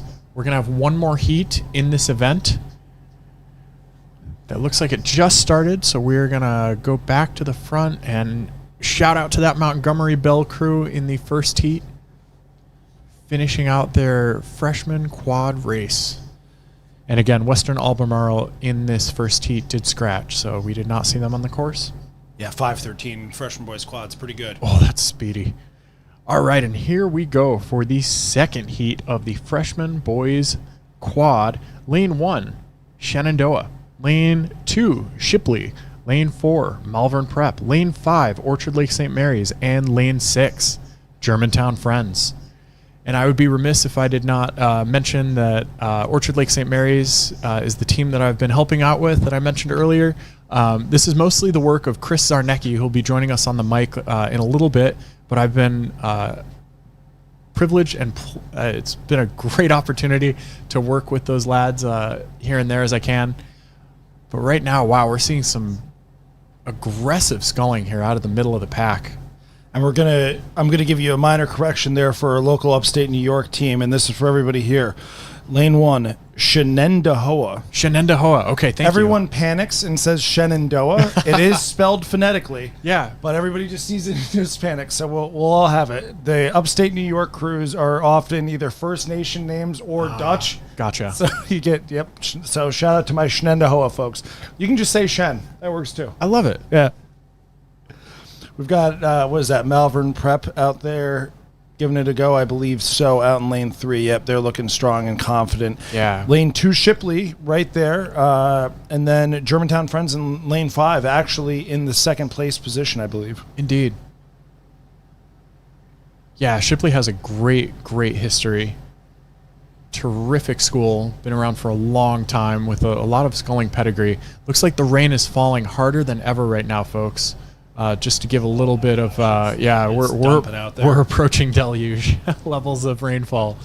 And, we did anticipate having weather all weekend, so it's not like these athletes aren't prepared. And there's been talk amongst the race organizers about just how to stay aloft and how to keep the organization all running smoothly throughout the course of any inclement rainfall.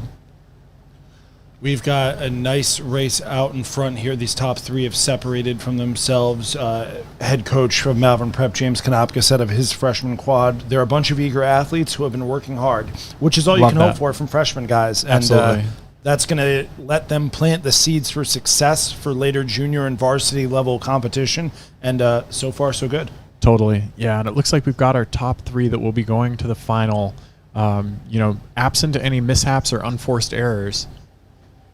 And we've been clipping along for almost an hour and a half now. It's so exciting. These days really do fly by. It feels like I've been in this production booth for like 10 minutes. Oh, my God. Well, that's with 5-minute centers. Bang, bang, bang. Yeah, keep it going. They really do. This is going to be a fun race developing for second and third.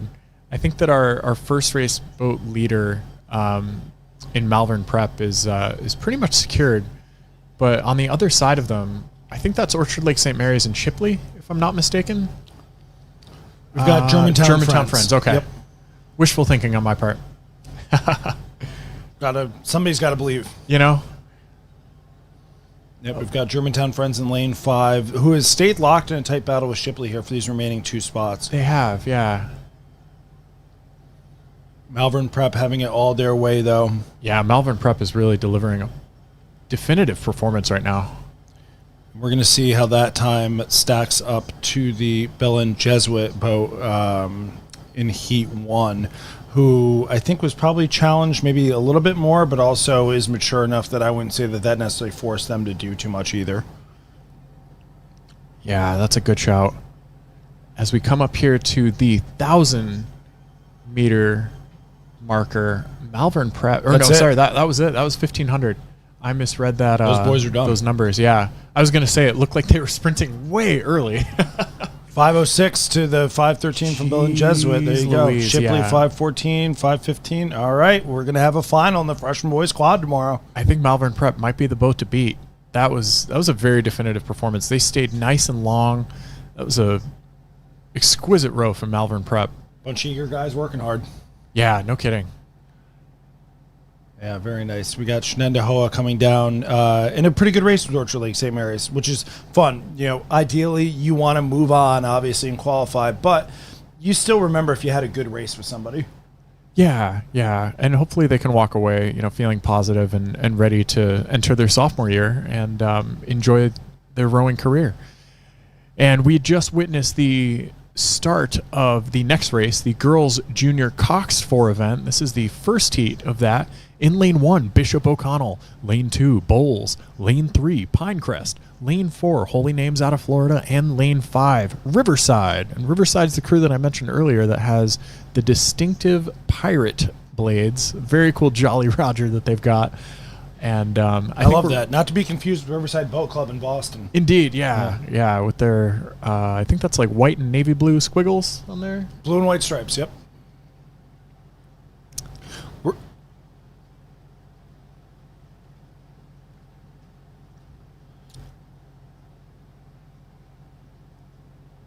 So right.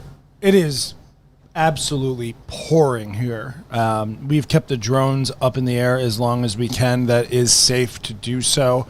But for the drone and athlete safety, we're going to pull the drones for now and just go to some static cameras. So our footage is not what it was before, but as soon as the weather starts to cooperate again, we'll be bringing you that excellent drone coverage that we had before. Yeah, we want to make sure that our athletes can be safe on the course, but sometimes that means bringing the drones in, and it's coming down out there. I'm going to be honest, I was surprised they stayed out. I didn't want to jinx it, but I was surprised they stayed up as long as they did. I was very appreciative of it. I had a thought or two about that as well. But our drone team is top notch, and above all, they brought us food, which I don't think I've ever been in a situation where the folks that are running the drones also have a grill going, and they just brought us some breakfast a moment ago, and I'm very grateful for that. So big thank you and so much gratitude to our drone operators. And here we see at the 1,000-meter mark, those are our race leaders in the girls junior Coxed 4. I think that's a boat warming up. Oh, okay. To go up. Never mind. Flipped it. It's like, are they going the right way? A fun story about Oak Ridge. That's called the wrong way fast. Yeah, right. As we pan along the sides of the of Melton Lake here, Melton Lake is a very long, wonderful body of water. It's actually where I saw my first cow in real life. My freshman year of high school, we were here on a training trip and took a little mosey up the river, and I got to see a cow, and I was like, wow. Where are you from that you had never seen a cow until you were in high school? From Detroit. Okay, so, all right, that's fair. Yeah, we did not have urban farming in Detroit at that point. Urban farming in Detroit has since come a long way, and I think right now we see Pinecrest in the lead. I saw lane 3 on that bow marker. I think lane 1, Bishop O'Connell, is in second, but not by much. I think I see Bowles right behind them in that black boat to the left of your screen. We'll give you what calls we can as this race comes close to its conclusion here from this 1,000-meter mark camera. Wow, this is a super tight race. It's a really great race there. Gosh. Yeah. Wow. What exciting stuff out of these girls junior Cox 4s. And this is top 3 to semifinal. Okay. Everybody else is eliminated. No repechage. So they are absolutely in it to win it, or at least in it to the final. Pinecrest is your top seed overall in the event. No surprise that they are out there in front with a pretty commanding lead. But yeah, they look real good. I'll tell you what, the battle between Bowles, Holy Names, this is a Florida heavy heat. Okay. We usually try to avoid that when we get in the seating committee, but I think this one just, When there's 6 heats, sometimes this thing happens. Yeah. And, sometimes we do just have that density in certain areas where you just see a lot of really good crews in the same boat class. And it's exciting stuff because it creates more engaging pictures like this, where you get to see just a very tight race for those final finishing spots. And we'll see who makes it to the final in this event. But I'm anticipating a very competitive final already from what we've seen. Yeah, impressive performance from the Pinecrest school here. Girls Junior 4 just, really dominating their heat. Yeah, truly. All right, and here we go. We've got another camera angle. Seeing Pinecrest doing some great work here. Very fluid rowing. Not a lot of up and down motion in that boat. It's just all level, all horizontal, nothing extra out of Pinecrest. Good row from them. Yeah, and here we're panning along with them. You can see they're just tapping it along. They're not really getting out too lengthy, but by virtue of that, they're able to get their blades in nice and cleanly all together. Oh, and it's a bucket rig. Holy cow. I think this is the first bucket. Love to see it. Yeah, of the day as they cross that finish line. And a bucket rig is where you've got 2 riggers that are rigged on the same side as each other. Only 2 of these boats are going to make it. Yeah, so we'll see. Oh, my gosh. I think that might have been Bowles in second, but that was very close. Yeah. I think I like Bowles as well there to have moved on, and then I couldn't tell you who the other one would have been. Well, see, there we are. Men's Bishop O'Connell. So the angle. Okay. Yeah. Oof. Oh, wow. Less than 0.5 separating those 2 crews. Very fun stuff today. Wow. Yeah, holy moly. And again, folks, for those of you just joining us, we do have a drone team, but right now we are keeping those drones grounded due to the heavy rain. We value athlete safety, and we don't want anybody to get struck by a down drone. But more importantly, we just want to make sure that everybody feels comfortable. And right now we are back up at the start of the race course. We've got our stationary cameras when the drones can't serve us, but this is the girls junior Cox 4 second heat. So this one, left to right on our picture. We flipped it now. We Yes, haven't we been have. viewing from here, but left to right's Absagami in lane 1, Haddonfield in lane 2, St. Thomas Aquinas in 3, Mount St. Joseph in 4, and St. John's of Washington, D.C. in lane 5. That is all the way to your right. Potomac River represent. Yeah, I can't really tell who is in the lead here from this angle, but usually from the seating, you can expect to see the boats in the middle of the course. So your lanes 3 and 4, perhaps, in this event. Yeah, lane 3 is going to be your top seed here, and Yeah. even from this angle, we can start to see St. Thomas Aquinas is starting to build up a lead. Another Florida-based program. The Florida Girls Junior 4 was a hot category this year. Indeed.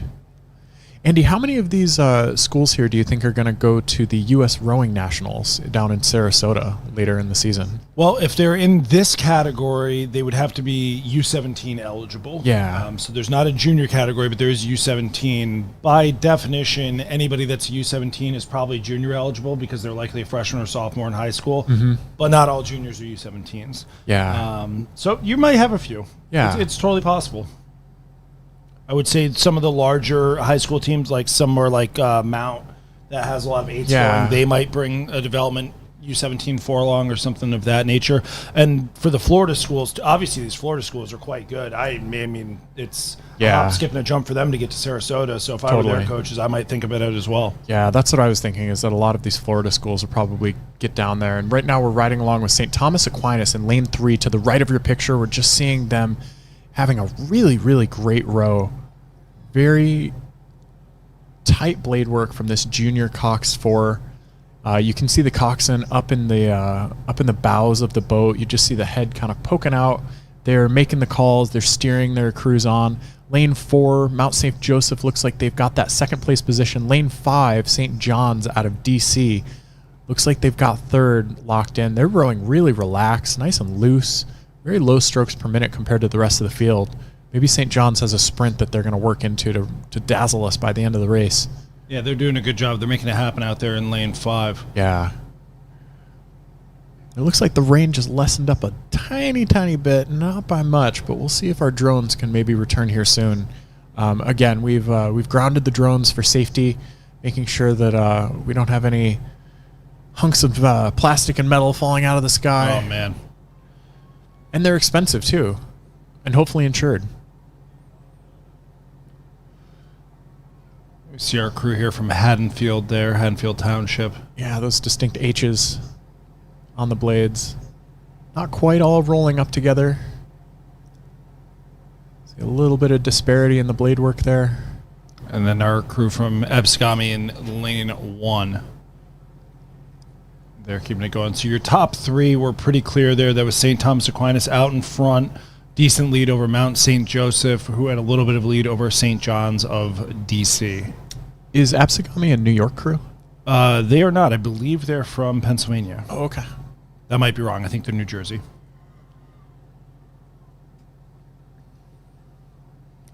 And right now we've got... They're from Galway Township, New Jersey. All right. Thank you, Dr. Google. I didn't even have to Gemini that one. Oh, perfect.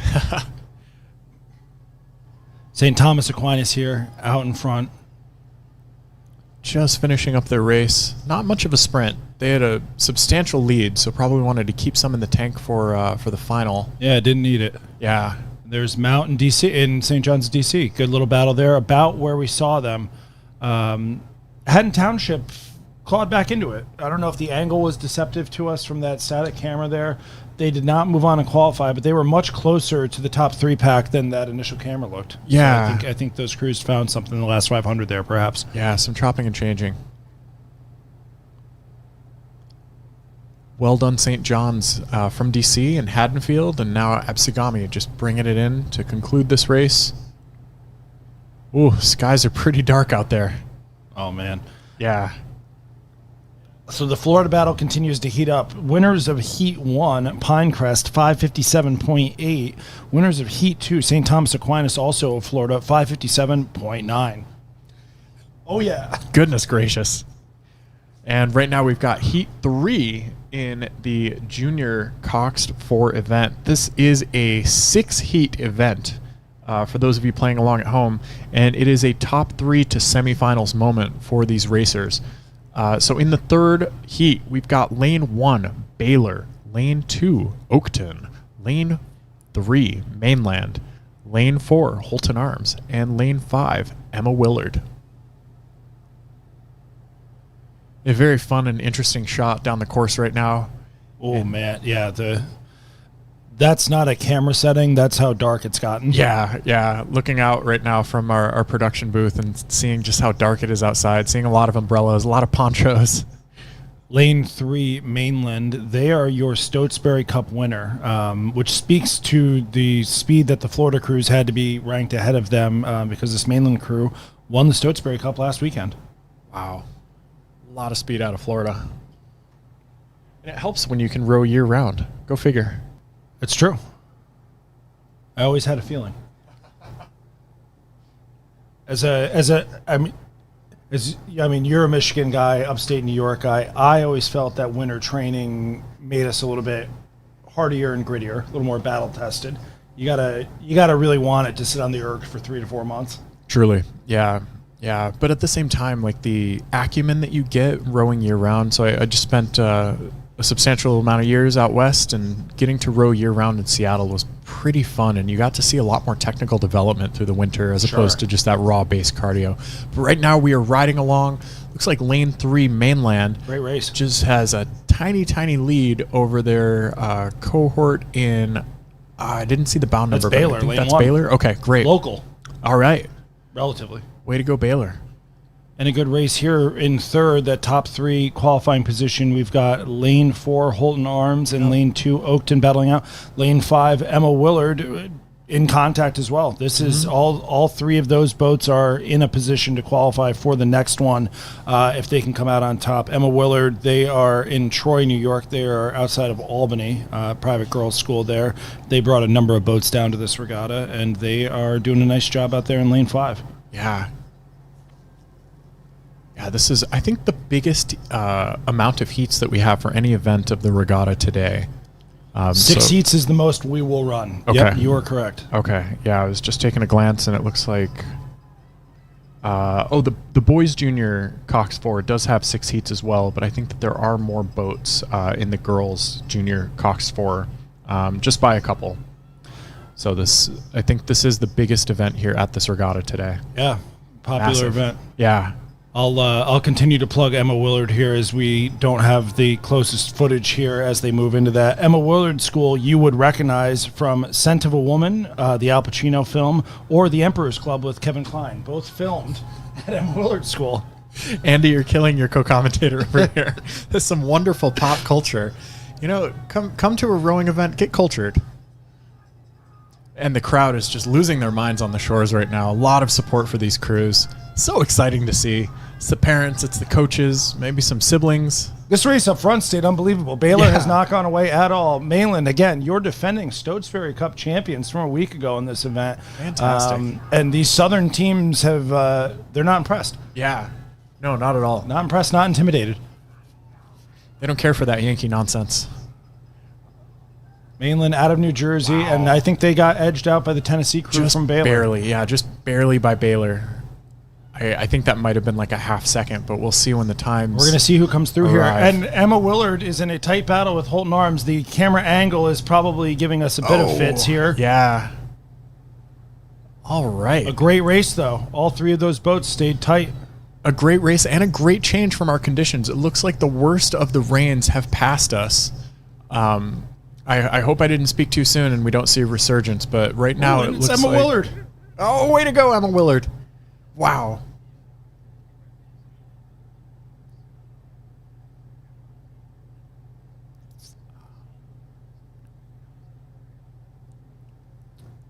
Well, that's good that we panned to this next one here, because with Emma Willard here and talking about Son of a Woman, I would have gone into a pretty bad Al Pacino impression. It was coming. And I would have probably followed up with some worse Al Pacino offerings from some other films. So here we go, Heat 4. We are halfway through the slate of heats for this event. There's 6 of them. We've seen the first 3. And not a moment too soon. All right, lane 1, L&N STEM. Lane 2, Mount St. Mary. Lane 3, Notre Dame Dinamer. Lane 4, Blair Academy. And lane 5, Culver Academy. And we've got a bucket rig in the lead. Just what I like to see. Blair Academy, lane 4, no surprise there. Top girls 4 program. Always really, really solid. They took 5th in the Stotesbury Cup in this event. Their senior girls 4 is always a competitor for the medals here. And that pedigree is working for them. They're out in front right now over Notre Dame Dinamour. Oh, man, my French teachers back in high school. Eh oui. Je ne sais pas. Très bien. Merci beaucoup. Merci. All right. And it's so exciting to have the drones back in the sky. Thank you to our drone operators for bringing us these beautiful pictures. And a really good row right now from our race leaders. Looks like that is Blair Academy in lane 4. Throwing down a great rhythm. Really smooth stuff out of Blair Academy.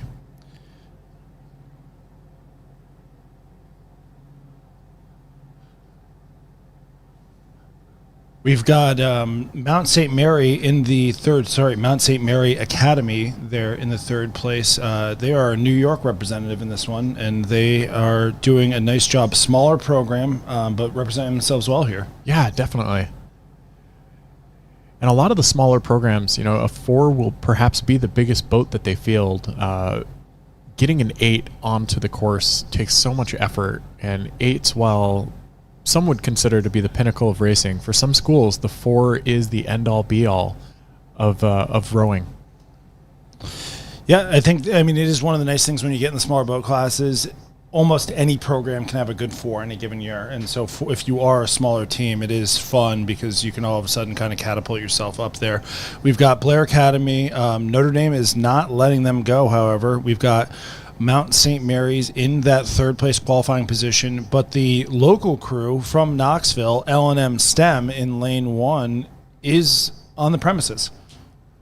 Right, they are hoping to get in there, which would be a really great result for that local program. The coxswain just looked over there from the Notre Dame boat.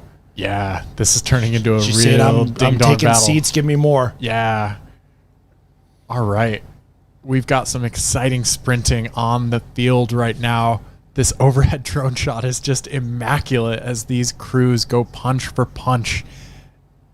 And it is a dead race right now. This is pretty profound stuff that we're seeing. I thought our drone was about to go inverted. Yeah, right. Yeah. Do the Red Bull barrel roll over the top there. Some spacewalking. Gosh, look at this. Yeah. It doesn't get much better than this, The folks. rain didn't let up a moment too soon for us to be able to have this footage. We wouldn't be able to see this at all. Yeah. Oh, my gosh. I mean, Notre Dame's got all the momentum. It does, yeah. It looks like Blair Academy is just really struggling to maintain the pace that they had in the earlier part of the race. Notre Dame is just flawlessly executing their race plan. You know, and I wouldn't pick out much. I'm not, the Blair Academy boat looks solid. They're doing their thing. But the Notre Dame clearly had a game plan that, the last 500, last 750, we're going to start to put our stamp on this race. Yeah. If the opportunity's there, take it, and opportunity seized. And you can tell that they lifted their rate all together, and there's nothing frantic about this elevated rate. There's a lot of work and a lot of speed being generated, but they make it look easy, and I think that that's the hallmark of a really good crew. If anything, they've gotten more direct, which is what you want when the speed goes up. Totally. Yeah, nice race. Well done, well executed by them. Blair Academy, a strong second. They'll look to get back on the right side of that in the semifinal there. Yeah, it looks like Mount St. Mary is about to round out our field with number 3. Yeah, that's doing well there. So that's 2 back-to-back New York crews have sealed in the third there, which is good for that region, obviously. L&M STEM right in contact there, your local Knoxville crew. Shout out to them. And Culver Academy brings across the line right in the mix too. Such good stuff all across the board here today. And on our tight 5-minute centers, we are going now to the 5th, our second to last heat for the girls junior Cox 4 event in lane 2 Forest Park, lane 3 Montclair, lane 4 St. Joseph Academy, and lane 5 West Springfield. Again, these heats are the top 3 to semifinals, and remainder will go home. So 3 boats out of this 4-boat heat will be joining us later in the semifinal of this event. Again, this is the biggest event that we have of the weekend so far. With 6 heats, and I think the second biggest one will be the boys junior 4 that we'll see starting in 2 heats now after this. But right now we've got a little, I'd say a half boat lead out of Montclair. Montclair, a perennial top public high school out of New Jersey, most often huge. known for their 8s. Yeah. But you've got their junior 4 here doing well. Totally. Also. Yeah, but a very big storied program out of Montclair. St. Joseph Academy right behind them. They are Ohio-based, I believe. You're a Midwest guy. Yeah, I think I've seen them on the circuit. Got a distinctive purple there as well. Yeah. Forest Park in that 3rd qualifying position. West Springfield out in lane 5. Just a hair off the pace, but we've seen plenty of crews that were with that margin at this point in this event, and 2 or 3 minutes later, it's been a different story. Yeah, anything can happen. It looks like each of these crews has a pretty good rhythm developed so far. As I think they're probably a little bit over halfway through their heat right now. Yeah, a little bit of a move here from St. Joseph Academy. I like to think of that. It's kind of like in basketball. It's a heat check. Yeah. Put a little bit more press, put the gas down. Okay, is that working for us? Mm-hmm. Or is that getting response out of them? Or, okay, we just put the gas down a little bit. Yeah. We didn't move an inch. That's an uh-oh moment. Yeah, but it looks like they did spring a little bit of speed out and were able to carve into that lead somewhat. Yeah, I think Montclair's had to answer a little bit here. Yeah. You don't want to just roll over and give it to people. Totally. Yeah, we see these coxswains looking right over their shoulders, making contact, letting their crews know where they stand, what the margins are at any given point in the race, which is so helpful as a rower because you're just locked into your stroke. You're looking straight ahead. You, as a rower, do not want to move your head outside to the left or to the right.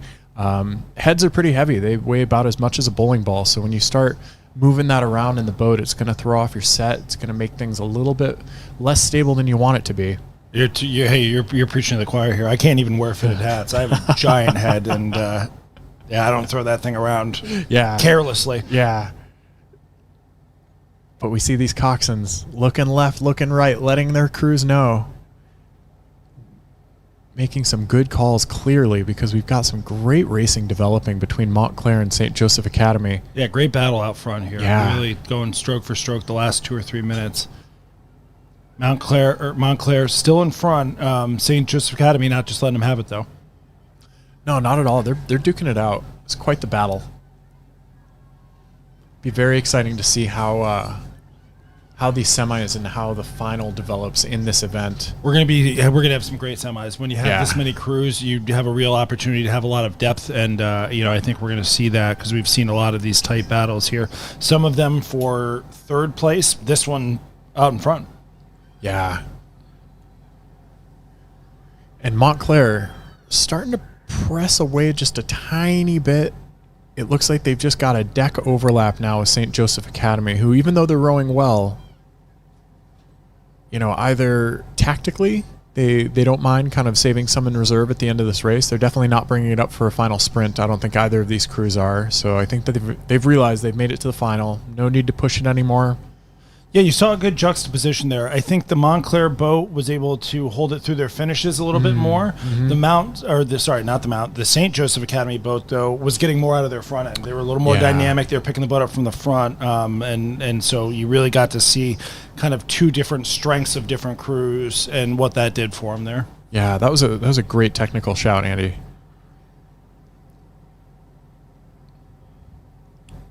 All right, way to go, Montclair, St. Joseph Academy, and Forest Park punching their ticket into the semifinal of this event. We've got one more heat for you in the girls junior coxed 4, and they are on the course right now.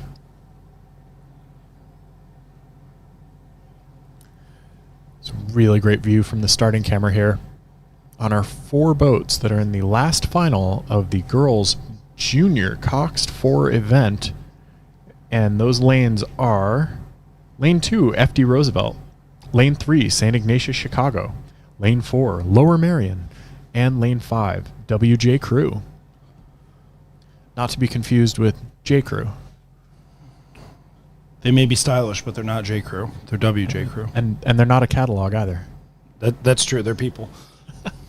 Walter Johnson Crew Club. Oh, right on. We've got the crew from FDR there in lane 2 on your left. The FDR coaches report that all 4 of these rowers and coxswains are sophomores that have rowed together for 2 years. They were 3rd at the New York State Championship in this category, and their coach says that this is the fastest girls 4 on the Hudson River. Terrific. That's quite the claim, too. They can certainly support it in the Hudson Valley area. The Hudson River does extend far. I'm not sure Albany Rowing Center rowed a 4 this spring, and okay, yeah, and then up north for the ACA has been in Sculling. So I'll let them have it. All right, I'll believe it. And right now that's good enough to be in the qualifying position. They are in 3rd. It's the athletes from FDR High School in Hyde Park, New York, over there in lane 2, but our leaders are Lower Marion from Pennsylvania over St. Ignatius, Chicago. We have 3 different St. Ignatius here. We do, yeah. This is the Chicago variety. Not to be confused with Cleveland, not to be confused with San Francisco. Yep. Those Jesuits getting everywhere. And we've got a battle bucket scenario on the top right of your picture. 2 buckets on the course. Oh, yeah, I like that. Yeah. I was a big, my athletes, so I rarely put out a crew without a bucket.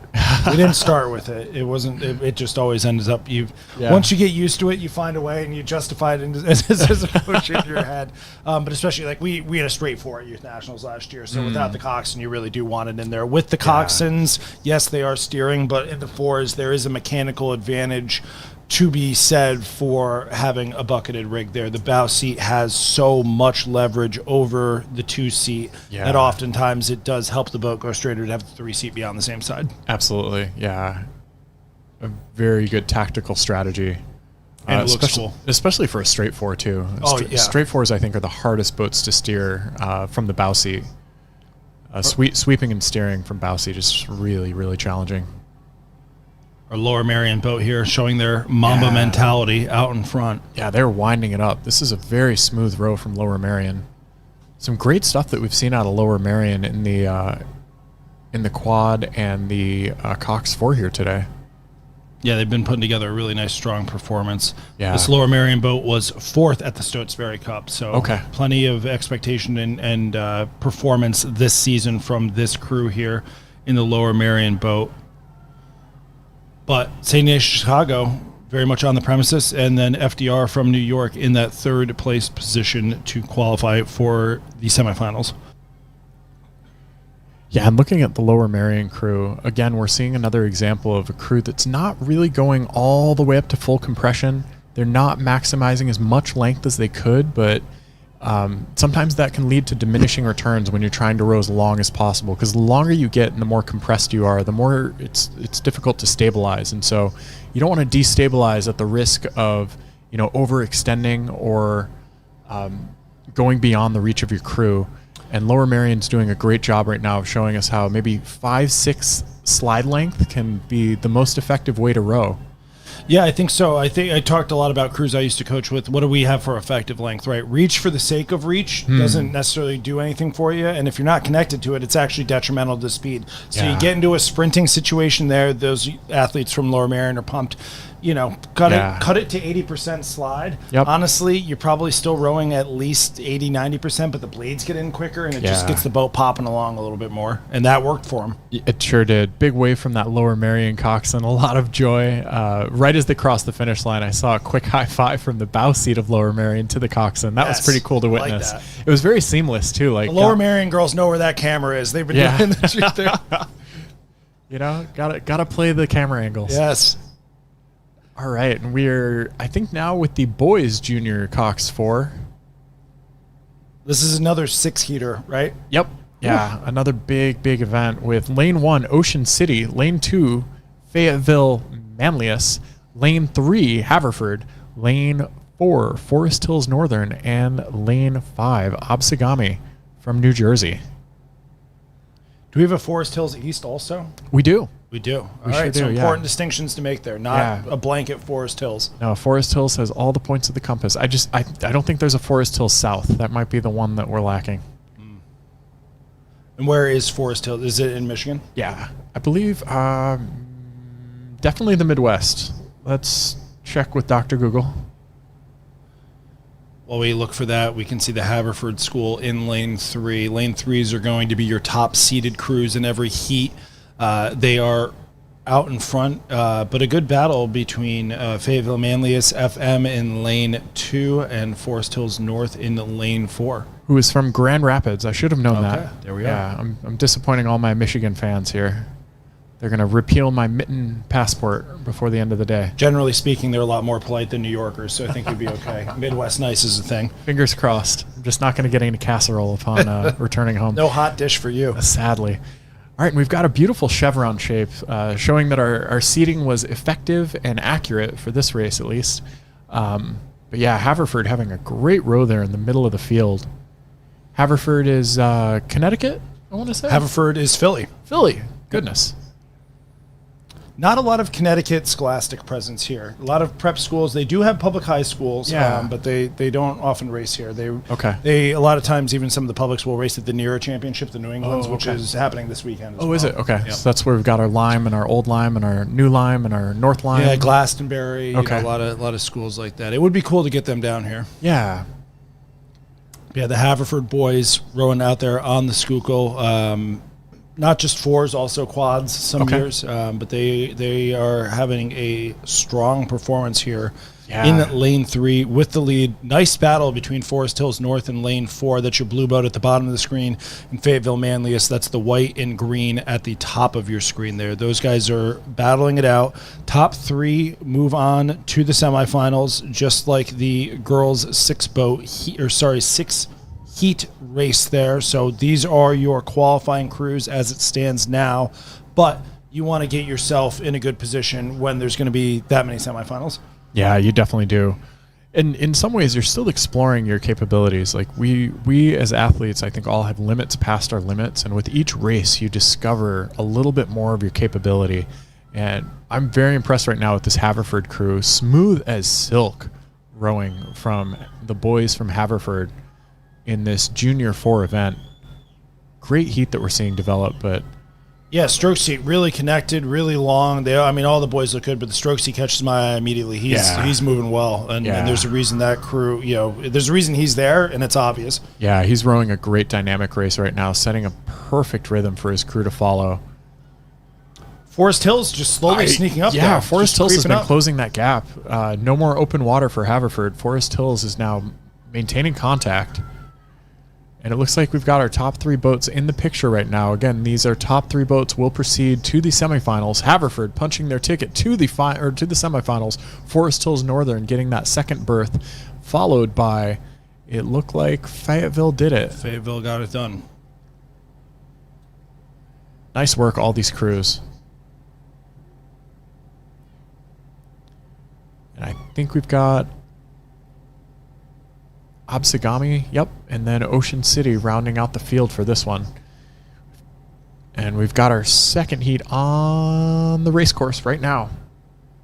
These tight 5-minute centers, we get the action and it doesn't stop. Ooh, shaping up to be a good race here in the second heat for the men's junior Cox 4 heat. In lane 1, Shaker. Lane 2, Ransom Everglades. Lane 3, St. John's out of DC. Lane 4, Holy Ghost Prep. And lane 5. I don't want to butcher it, Andy. What's lane 5? Manhasset. All right, perfect. That's what I would have gone with. But yep, you got that one. Manhasset, another indigenous people. They are on Long Island. Oh, okay. Yep, so they are a little further downstate there. But we got 2 New York crews here on the ends, Shaker, suburb of Albany. But out in front, it looks like we've got Ransom Everglades over St. John's, D.C. St. John's, D.C. placed 4th at the Stotesbury Cup last week. The Haverford School, who we just saw, was the 3rd place crew. Wow. And nice battle here. Yeah, St. John's and Holy Ghost Prep getting into it right now. Holy Ghost with a pretty nice bucket going on there. But wow, it looks like St. John's is starting to eat into that lead. I think St. John's is a stroke or 2 in their move. And so we'll see if they bring their lead to bear here. I think St. John's just barely sticking their bow ball out in front. But Holy Ghost Prep still has a lot to say about it. That's Ransom on their right. Holy Ghost is on their left. Aha. Yep. Ransom, they've got a distinctive kind of sky blue and green theme going on there. Got me again. But yeah, they are tight. All right, well, St. John's and Manhasset in the 3rd place out of lane 6. Yeah, all the way over sneaky on the side. Lane 5 there. Yeah. And those are the yellow blades that we're seeing over there. But this is still a very close race. Yeah, this is the tight one there. And I mean, even in lane 1, Shaker Crew still contact with Holy Ghost Prep there in lane 4. This one could get exciting. We probably have about 2.5 minutes to go in this race or so. And, outside of your... it's lane 3, St. John's starting to establish themselves, but really everybody else, it's tight pack. And only 3 of these crews are going to move on. Yeah. Ransom Everglade just not able to keep the pace with St. John's DC after that big push that St. John's put out. Yeah, Manhasset's just been going for it in lane cooking. 5. That's your blue hull, your orange blades there, and they are motoring in lane 5. They've felt the momentum, and that can happen. Sometimes you've got a game plan, and it takes a really good coxswain and a crew to trust. But if you just get some momentum, just keep it going. You don't have to follow the script. If everybody else is giving it to you, take it. Yeah, sometimes when you feel that magic coming on, you just, take it and run. Speaking of magic, we've got somebody very special entering the production booth right now. We're going to be joined briefly by another of our fantastic commentary team, Mr. Chris Zarnecki, affectionately known as Czar. He saw all this Junior 4 magic and said, I got to get me some of this.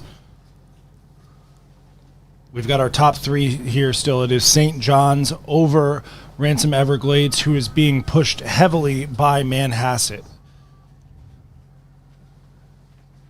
Holy Ghost Prep still trying to keep some contact in lane 4 there. They're going to need to make a move very soon, though, if they want to get in the mix. In lane 1, Shaker also staying on the scene.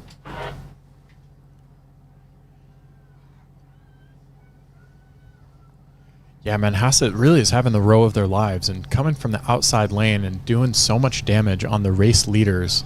Very impressive row out of them. St. John's DC still holding on to that lead, but my goodness, Ransom Everglades seems to be maybe fading a little bit. Man, Hassett is just doing the work, though.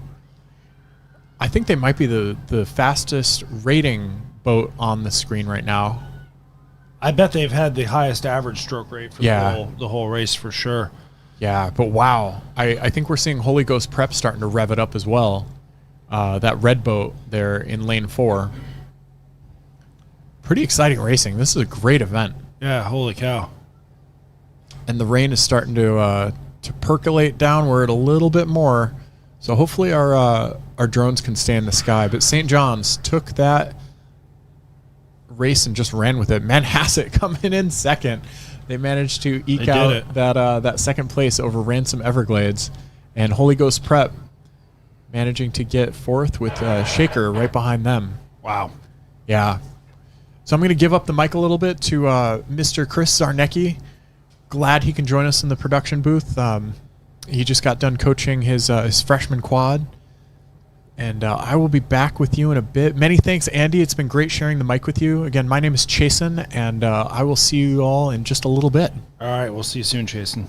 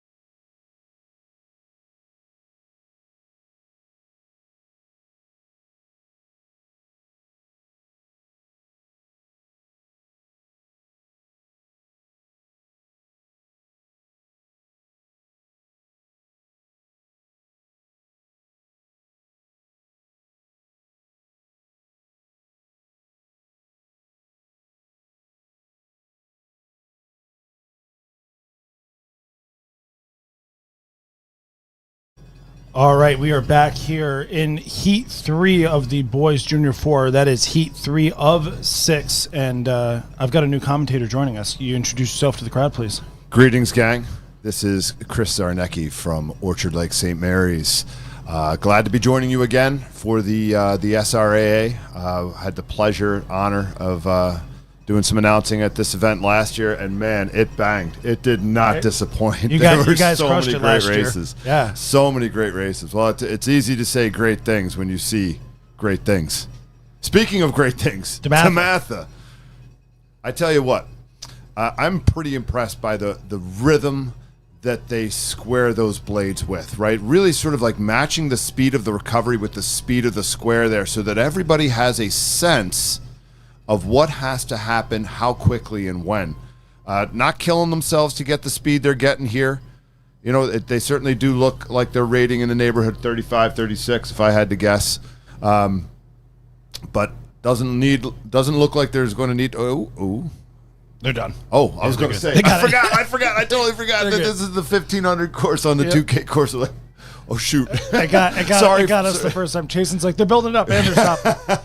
But DeMatha, their boys senior four won the Stotesbury Cup last weekend, and their junior four here said, you know what, we can do. We're this. Pretty good. Yeah, we can do this. So my sincerest apologies to the families of the DeMatha athletes there. Did not mean to give you a heart attack. That was my bad. They're watching. They should be watching on the shore. They'll be good. But anybody at home, we do apologize. All right. Halfway through the junior boys 4 field here, and we are in heat 4 of 6.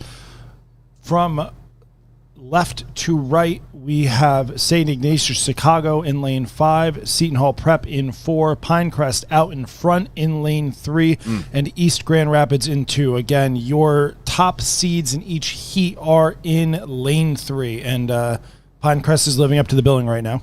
Absolutely. That is a pretty commanding lead this early in the race, right?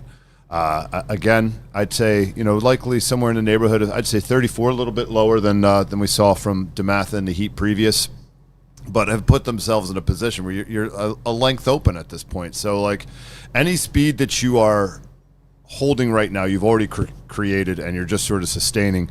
So, believe it or not, from an athlete perspective, like, this is comfortable. Yeah, you just let it flow. It's a lot easier to keep it going than it is to get it started again, both in mental feeling and literally in energy output. Yeah. And so they just kind of keep it ticking along. But the race behind them, we've got 3 crews battling for 2 spots to move on. The top 3 crews go to the semifinal, and we've got a 4-boat race. So one person's going to be left outside looking in, and none of these crews want it to be them. Right. It's maybe a obviously with the Ignatius and Seton Hall here, like, you could slide a playing card between their bell balls right there. Like, that's how tight that is. East Grand Rapids making an early push here too. And I think that this is something we're going to see all day, particularly in races where maybe you have a plan, maybe you think you're going to perform one way, and then you get into the race and it's like, boy, we're going to have to hunker down here and really hammer down on some things and go sooner than we thought we'd need to. So this, in my opinion, this is the start of the second race within the race, that second 500 where you really have to make sure you're in a position to strike with 300 meters to go, to lift that rate, to lift that speed, and get yourself onto tomorrow. Yeah, we saw it just before you joined us here. One of the earlier heats, the Manhasset boys from lane 6, they were not quite in the position they needed to be, and they brought it up a little bit, and it started to work for them. And then they just kind of stayed there. Yeah. I wouldn't even call it an early sprint. It was a lift that they just rode with. And the next thing you know, they were in 3rd. And then they ended up in 2nd. They kept kind of reeling in the first place crew. So like we were talking about, if momentum's on your side, ride with it. Yeah. I mean, that could come from just, hey, we took this shift, entries got a little bit sharper, we were able to create and sustain hull speed more effectively, and thusly we're able to ride out that surge here. Speaking of surge, Seton Hall, let's go, boys, let's go. Throwing it down there, starting to reel into Pinecrest a bit. I don't know that Pinecrest is particularly concerned. They're lengthening out. They're sitting up. I think they're just going to absorb what everybody else has for them there, which they've earned the right to do with their work in the first half here. But I agree. Seton Hall Prep has the momentum on their side. East Grand Rapids, I would say, has moved into that final qualifying spot right now, but not through lack of effort from St. Ignatius Chicago, who is pouring it on as it comes down to the stretch. Could get interesting. As you build this rate here, the thing you got to make sure you sustain is your length in the water. You can't start spinning your wheels and getting a little bit short. But boy, oh boy, here comes the kids from Chicago. Look out. The Chicago boys are pouring it on here, trying to finish strong. East Grand Rapids up top, a little disconnected from that momentum down below there, which can be an opportunity or a detriment. I guess it all depends on how it ends up for you at the end, right? For sure. The perspective is called at the end there. Yeah, you could sneak one in because like these two are duking it out and they're not paying any attention to you. And or situations like, all right, we're just elevating over here, and you're like, well, I'm the third wheel. Yeah, we got left behind there. Yeah, these St. Nation Chicago boys giving it all they have here, fighting for that last qualifying spot. I think Seton Hall still got them by Seton maybe Hall half a still deck. in second. But East certainly, Grand Rapids is going to need to have an answer. I think the momentum's on Chicago's side right now. And it looks like Seton Hall's going to hang on to it unofficially. There's our line. Yeah. Yep. Really great race, though, for those three crews there. Well rode from everybody. And we didn't talk about Pinecrest a ton because they got up in front and kept it going there. Pinecrest, relatively unchallenged with a very competitive time. So they're 5:16.9 will stack up with the current fastest time out of all the flights, which was Haverford's 5:16.6. Wow. So keep an eye on those guys for a preview of the finals. Haverford, a crew who consistently year in, year out shows absolute pedigree in the fours. Fours, quads. Yeah. If it's got four people in it, they're in the mix. Look out. This is the fifth heat of the boys junior for the penultimate heat. I love sneaking in penultimate, whatever you can. Word. It is a fun word. We've got from left to right, James Madison in lane 5, lane 4, Baylor, your early leader, Culver Academy in lane 3, and NSU University School in lane 2.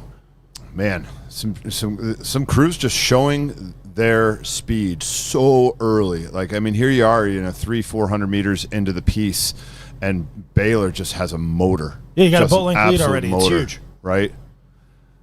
I mean, you're hoping you're tight, with the high stuff, right? You're coming out of the ditch, you're winding it up, you're really trying to generate that speed, and then you make your shift, lengthen out, and you're hoping you're still in contact. And not the case so far from the races that I've seen.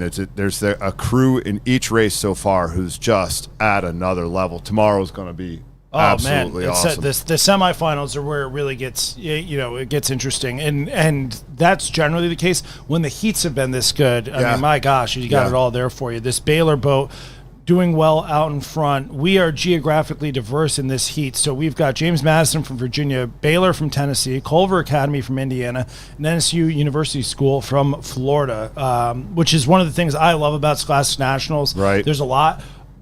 Getting more and more crews from not just the Mid-Atlantic, DMV, Philly, New York teams, the Midwest. You guys have been coming on strong in the last couple of years. The Southern schools really show up when we're closer to the Southeast versus being up in New Jersey. And then the West Coast has been starting to show up too. It's been awesome. We've had St. Ignatius from California, Cathedral Catholic. Junipero Serra. Yeah, right. 18 states are represented at this year's SRA, which is super solid. Yeah, that's fantastic. Local, though, relatively speaking, Baylor Academy, those boys are getting it done out there. They look strong out in front. James Madison in lane 5, second place over Culver Academy by maybe half a deck to a deck at most. Those are your top 3 right now who would move on to qualifying should the race end here. NSU University in lane 2, needing a little bit more to get back in the mix. And we're top 2 or top 3 to go on this one? Top 3 to semis. Okay. Yep. Okay. So, kind of an interesting situation here where, it looks like the top 3 are pretty comfortably set, right? And I think that there's certainly some gamesmanship that can happen at this point, right? Like if I'm the guys in Culver's crew, you know what? I'm not lifting it. I'm staying right where I'm at here. I'm qualified by a length open water. I don't need to kill myself today. I got to get to tomorrow, right? And so I'm going to be thoughtful with the level of energy that I'm putting in here if I'm in a position where I'm comfortably qualified. Well, I don't disagree with you at all. You and I have both coached 16-year-old boys long enough to know, Jesus. though, Yeah, it's I like know. a dog that gets a scent, right? Yeah, coach, we got it. We got the game plan. But their bow ball was right there. And it's like, no, But they started going, coach. Yeah, you launched a 400-meter sprint. You didn't just take it up for 10, right? That's how it goes. The Culver Academy guys doing their thing here. Like we said, a little bit of a heat check before. I'm okay with taking a 10. Okay, if that 10 gets us in front, let's keep second. If it doesn't, all right.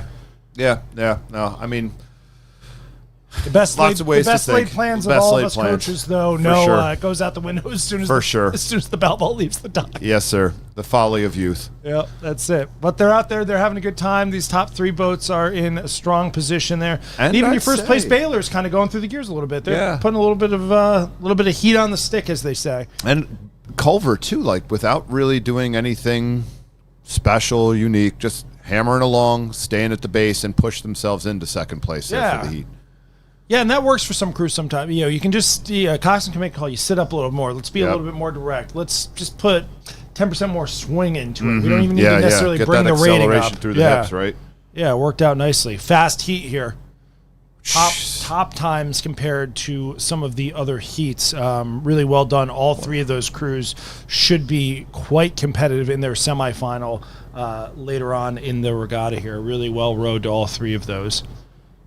When you have events that are this large, we have some crews that petition in, things like that. You get some surprise in some of the heats. I've worked with the seating committee in the past. We do our best with it, but sometimes there's unknowns. Yeah, and that one was 100%. A spicy one. Yeah, 100%. Speaking of, lane 4 is normally our seated lane, correct? Lane 3 is usually the top one, but 4 is right there as well. Yeah, so again, a situation where we're seeing a bit of a surprise here. The kids from Ann Arbor Huron putting on a show. The kids from James River putting on a show. Yeah, Berkeley High School in lane 3, still very much in the mix, but your trailing and non-qualified crew at this point.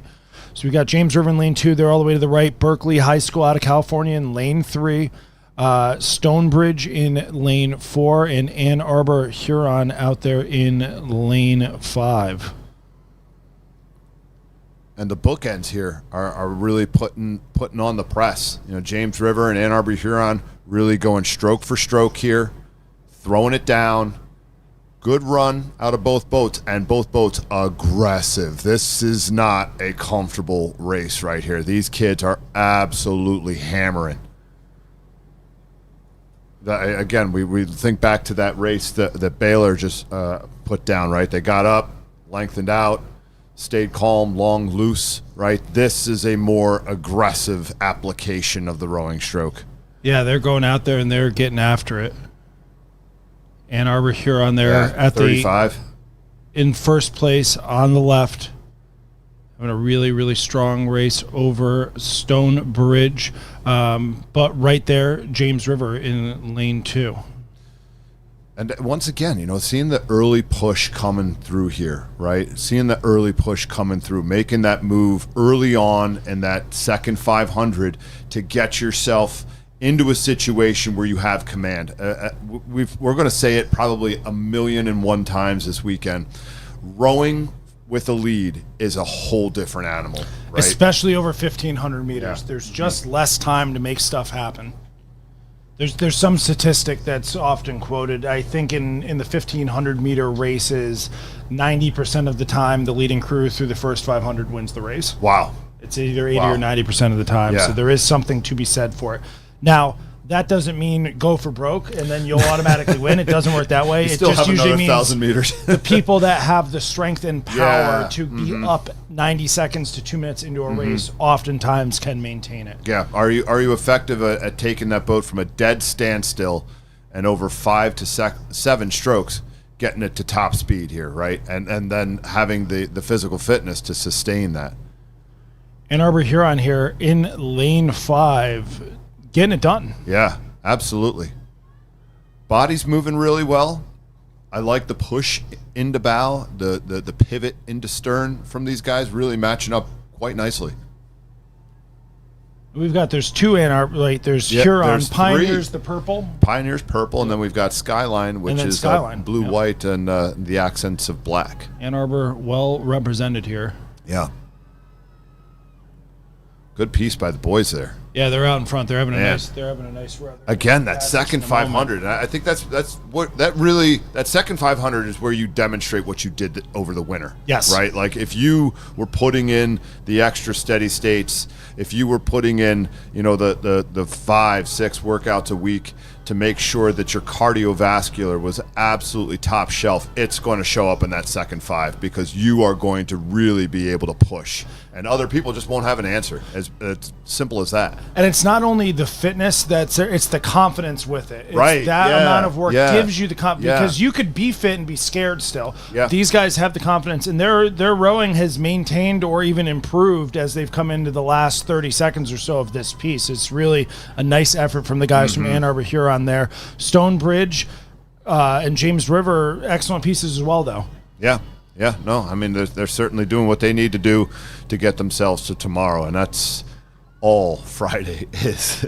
Don't get too high about the results if you had a great time. Don't get too low about the results if you're a little bit out, right? Yeah. Keep it in perspective. We've got some emotional responses from the Ann Arbor coaches and parents that are out there. They're pumped, as they should be. Well rowed, 5:20, very competitive time in this field, and we're going to be looking forward to them seeing if they can elevate even more in the semifinals. Nice job to the Ann Arbor Huron crew. Fist bumps down. Give the drone a wave, boys. All right, hey, we got 8s. Boats are getting bigger. We are in the girls' junior 8s? Heat 1 of the girls' junior 8s. Nice. Here we go. I imagine we're going to see some of the stalwarts. Yes. These are going to be a lot of the big name programs. It is tough as a smaller program to come up and be on the scene in the 8s. These programs often have depth and pedigree over many, many years. We see from left to right, we've got James Madison in lane 6, Baldwinsville in lane 5, Robinson in 4, Nutrier in 3, your early leader, Gwynedd Mercy in lane 2, and Harpeth Hall in lane 1. Yeah, Trier, they are on the women's side, women's and men's side. They are an absolute juggernaut. We see them every year at our regional qualifier and do everything we can to hang on to them and try and just be in contact, if I'm going to be quite honest. Sure. Yeah, they are often the standard in the girls' scholastic 8s here. Some of the more storied programs, and living up to the billing right now in this first heat here. They are out in front. I would give second place to 6, James Madison out of Virginia. Harpeth Hall in the mix in lane 1 there. I mean, it's a blanket between everybody else. Right. Yeah, the bookends here, lane 1 and lane 6, are going to be keeping an eye on each other. Our progression here, top 4 to semis, remainder eliminated, no repechage. So we've got 6 boats battling it out, and only the top 4 are going to move on. Yeah. And right now, this tough to say. As they say, the issue is still very much in doubt. New Trier certainly established themselves, but even if I'm James Madison out there, it's half a length, but that's not something that can't be overcome with the right kind of shift, the right kind of sprint at the end, right? No one behind Trier is comfortable or exhaling right now. No, not at all. I've got James Madison in 6 is confidently in that second place position.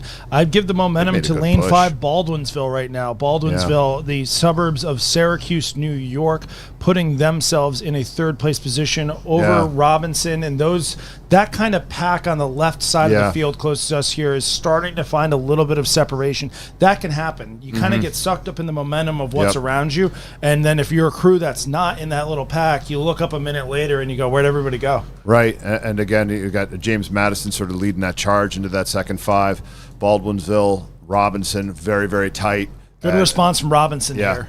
Yeah, right. Yeah, seriously. Robinson moving just a little bit more every stroke than Baldwinsville right now. Yep, they are. I would give them that third place position for sure at this point now. And Gwynedd Mercy, Harpeth Hall in a battle down, or rather up at the top of your screen here. It's New Trier out in front right from the jump. No surprises there. The New Trier girls junior 8 looking very strong. And there's always a trade-off. I think this is their second priority boat. My apologies to their coaching staff. I'm getting that incorrectly. You'll have your senior 8, and then sometimes it's the JV 8, the junior 8. That's the next fastest, or it's the 2V. I think the next tier of athletes is here in the JV 8, which would make sense because they are putting on a somewhat dominant performance. Yeah, and I'm quite certain that New Trier has both their women's first varsity 8 and second varsity 8. Here at this regatta, they qualified all 3. Oh, no doubt. I'm saying, but you have a choice as a coach. Yeah, sure. If your next best kids are juniors, do they go in the 2V or do they go in the JV? If I'm guessing for these guys that this is probably their 3rd boat. Okay. Yeah. Impressive. Yeah. Even more so. So we've got New Trier out in front. We've got James Madison there in lane 6. They are in second place. Under challenge from Robinson, though. Yeah. Those crews are going to be familiar with each other. Baldwinsville hanging on for that 4th qualifying position right now, but they need to make sure they stay in front of lane 2, Gwynedd Mercy, and lane 1, Harpeth Hall. Bringing it here in the final 250, starting to really eat into James Madison. Only a couple of seats left for Madison's lead that was so commanding as we started the second 500. The ladies are starting to wind it up. Got to keep that length and precision with the entries, though, right? Yep, just got to drop it right in there. Just keep picking it up.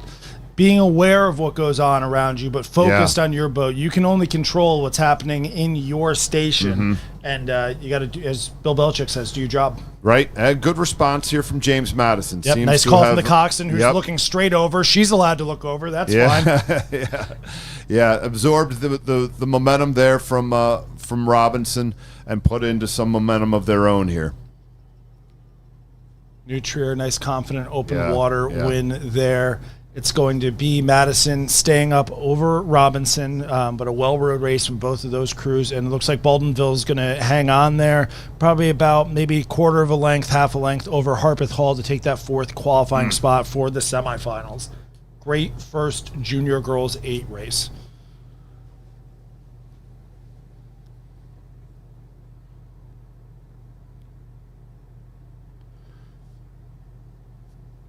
We're starting to work. So we're on 5-minute centers now. Wow. And we've been running through it all morning. So we've been catching a lot of crews as they come down. Now that we get into the 8s, these are the crews that are, especially once we get into the boys 8s and 4s, crews that might break 5 minutes, we're actually going to get to see the full starts. Yeah.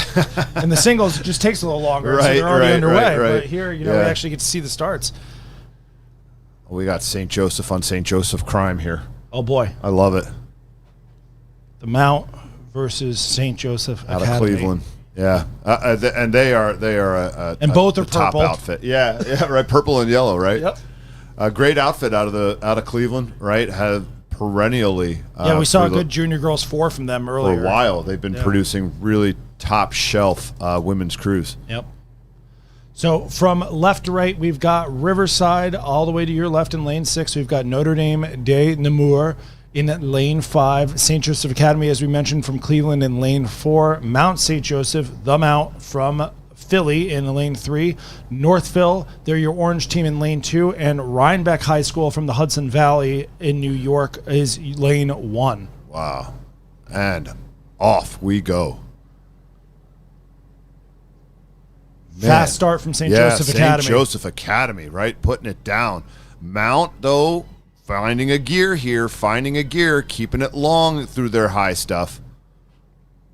Northville seems to be coming along as well. Certainly not backing off there. But I like the length out of Mount right now. You just, if you're watching from this angle, right, just look at how far back the blade gets to the bow ball, which is coming down the course, right? How tight can they pinch that blade face to the hull? That's where the leverage is. That's the speed lives behind you with rowing. You got to get that blade back behind you, lock on, and send it. You got to push that boat right past it. And this is where you start to see people take their shift. This is where you'll get the full sense of the speed. It's not who can get it highest for 30 or 40 seconds. It's who strides into rhythm with power. And so that really minute into 90 seconds in, that's where you start, who's moving now? Right. And it's working for Mount St. Joe's. They've started to stretch out a pretty good lead for the first 90 seconds of this race. St. Joseph Academy right there in Northville. Those are your three crews that are really moving as they've settled. But Notre Dame, de Namur right there. An absolutely vicious rhythm coming from both St. Joe's and Northville as they are locked in an epic battle here for second.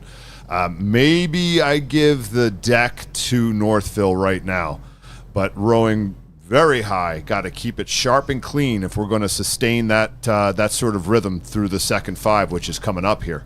And it's a little bit easier in the 8 because the hull can get moving so fast. Right. But on the flip side of that coin, if you let it slow down, it's the heaviest to get going again.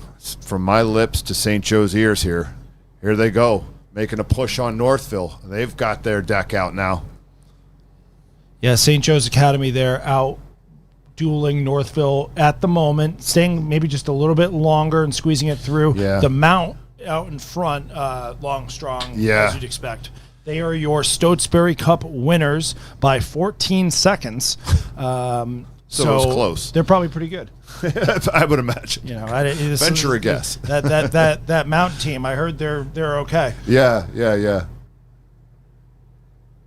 So we're 4 to go here, correct? We are 4 to go. Mm-hmm. And the race for top 4 is a pretty good one. I mean, the race for really anything other than first is pretty tight. Yeah, absolutely. I mean, Riverside's certainly not out of it here. They've got probably down a few seats, half length. Yeah, Chasen was telling me about the Riverside crew. He says they got the Jolly Roger on their blades. That's a crew I'm not as familiar with. They're a Michigan outfit. That's Riverview. He's unfortunately misspoke. I will not besmirch my associate's good name. Fair enough. But Riverside, I will tell you something about Riverside. While I was riding up to the start to watch my boys' Frosh Quad race, they have elite level tent game right now. They had a TV in there that was playing the broadcast. They had grills going and everything. Absolute elite level tailgating coming from Riverside. Shout out parents from Riverside. Control what you can control, and having an elite tent game is one of those things. Absolutely. If you're just joining us, you've seen the story for this whole heat, which is St. Joseph Academy of Cleveland and Northville out of Michigan just locked. Horns are locked, battling the whole way down the course. Yep. 100%, man. And the Northville did not let that momentum from St. Joe's that was really sort of starting the second 500 overtake them. They're still in a great spot here should they choose to elevate and try and get that bow ball in front. Certainly are in striking distance. Yeah, as we talked about with the boys' junior 4s here, you're in the qualifying position. You're good. Do you need to go through a dogfight? High school girls, much more likely to listen to us coaches and actually follow the game plan. Absolutely. I think we're going to see smart decisions come out of here with the ladies. And I think there's something to be said for getting second. I'm not sure 3rd to 4th necessarily matters as much in terms of where you get placed in the semi. The seeding. I'd like to be top 2, though. Yeah. It gets you get next a middle to the number lane, 1 seed. Get it close to a number 1 seed. Yep. Because, again, like we've been talking about, moving with that momentum within the race, right? Mount's quick out of the ditch. Mount's quick through the second 500. And if your plan is to try and hold on to their stern deck, you want to be next to them. Yeah. Oh, yeah. Now, I wish you luck with that endeavor because it seems like their stern deck is curvature of the earth away. But when you're doing something well, don't feel bad about it. Yeah. And no apologies for elite performance here. No quarter given there by the Mount. None. No, that's pretty light work there, and something that I think Nutria will be paying attention to. Oh yeah, They have Nutria got the number 1 seed there. Mount was in Heat 2, so they were the 2 seeds coming in there, and they got something to say about it. Put down a time that was 4 seconds faster than Nutria. There you are. So they'll have that to mull over tonight. Yep. A little bit of consideration there. So it looks like we had St. Joe's stay ahead of Northville. Notre Dame right there. We didn't really talk about them as much. They kind of just quietly stayed in that 4th place. But they're moving on to the semifinal, which they should be thrilled with. Mission accomplished, man. Mission accomplished. You check the box. We made the semis. And then when you're in those sorts of positions, I've had plenty of crews like that. You got nothing to lose in the final. Or you're actually a dangerous crew in the semifinal because if you're not expected to progress necessarily, go get in the race. Go see what happens. Yeah. Absolutely. Right. Again, maybe you lock into something that you can sustain. Yep. We've got the third and final heat of the girls' junior 8 here from left to right. We've got Mainland in lane 6, South County in 5, Bethesda Chevy Chase, BCC in 4, Blair Academy of New Jersey in lane 3, Liverpool in lane 2, Baylor in lane 1. Top 4 move on to the semis, and we have 5 boats that are way in the mix. Yeah. I'm almost trending towards a classic chevron here as we see the speed begin to pan out through the latter parts of the first 500 and the early stages of the second 500. These crews will have seen each other. So in this, we've got Blair Academy was third in the Stotesbury Cup JV8, just ahead of Bethesda Chevy Chase. So your third and fourth place crews were battling it out at the Stotesbury Cup. Blair came out on top by 3.5 seconds to secure the bronze medal there. So BCC trying to get a little bit of revenge here in this heat. Out on the outside there, you've got Liverpool in the third place position. They're in a good battle with Baylor, the Tennessee crew. Liverpool, another suburb of Syracuse. And poking their nose in is South County in lane 5. So a really nice race here for the top 5 crews who are going to sort themselves into the top 4 moving on. Yeah, and really kind of going stroke for stroke here. Blair and BCC, right? They're rating the same and literally grabbing the water, catching the water at the same time. BCC just kind of quietly eking out a little more distance per stroke, right? You just can see that the pickup's a little bit better. The surge is just a little bit better than what we're seeing from Blair right now. Blair's not, I mean, don't get me wrong, like Blair's not out of it, but BCC asserting themselves here. Yeah, they came in with a game plan. I'm sure that they have had this circled since they were edged off the podium last weekend. And then as soon as the heat sheet came out, they said, oh, man. Oh, yeah. We got your number. Yep. Got Blair and BCC out in front here. In the last minute or so, we've seen a really strong move from lane 5's South County. South County is pushing themselves in third over Liverpool. I will call the angle makes it a little bit tough, but they certainly have the momentum. Yeah, Their hull is agree. moving. I would agree. agree. Say there's a chance they're the fastest moving boat on the course right now. Right. You know, I mean, again, you want to make sure you're taking some moves to get yourself into the position confidently, right? You don't really want any guesswork. You don't want to leave it up to the last couple of strokes to make sure you're moving on to tomorrow. So putting in that press right here coming into the final 500 with momentum. Again, like if you're looking to take this up one more gear in the final 200 meters, right, you've got to have that momentum.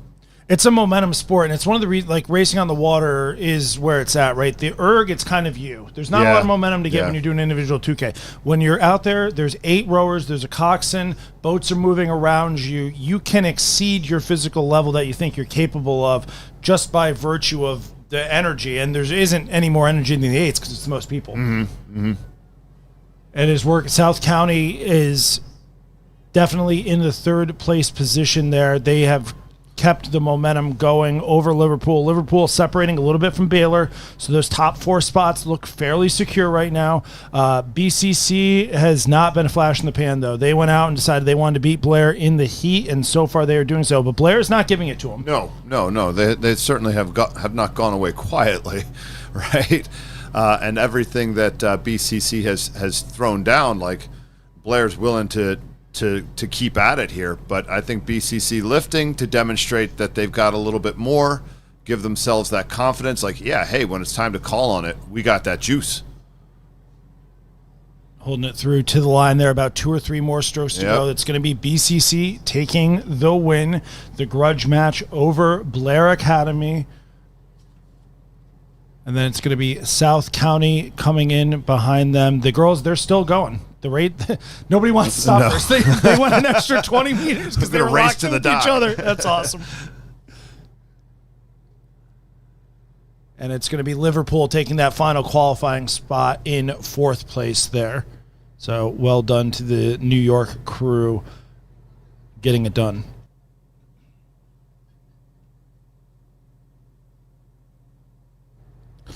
So So that'll do it for our girls' junior 8s. We will be heading up to the start line. We are underway in the boys' junior 8s already. There's Trier.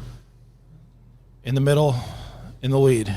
Lane 6, from left to right, rather, we've got Lower Merion in 5. We've got Langley in 4. New Trier, your early leaders in lane 3. BCC, Bethesda Chevy Chase in lane 2. And St. Augustine in lane 1.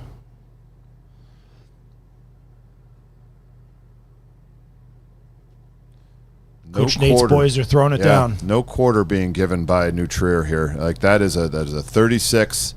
They are hammering on it, direct with those entries, really trying to pinch those blades well behind them here and leverage, use their size. These guys these kids are massive. I swear to God. Next time I get in a bar fight, I know who I'm calling.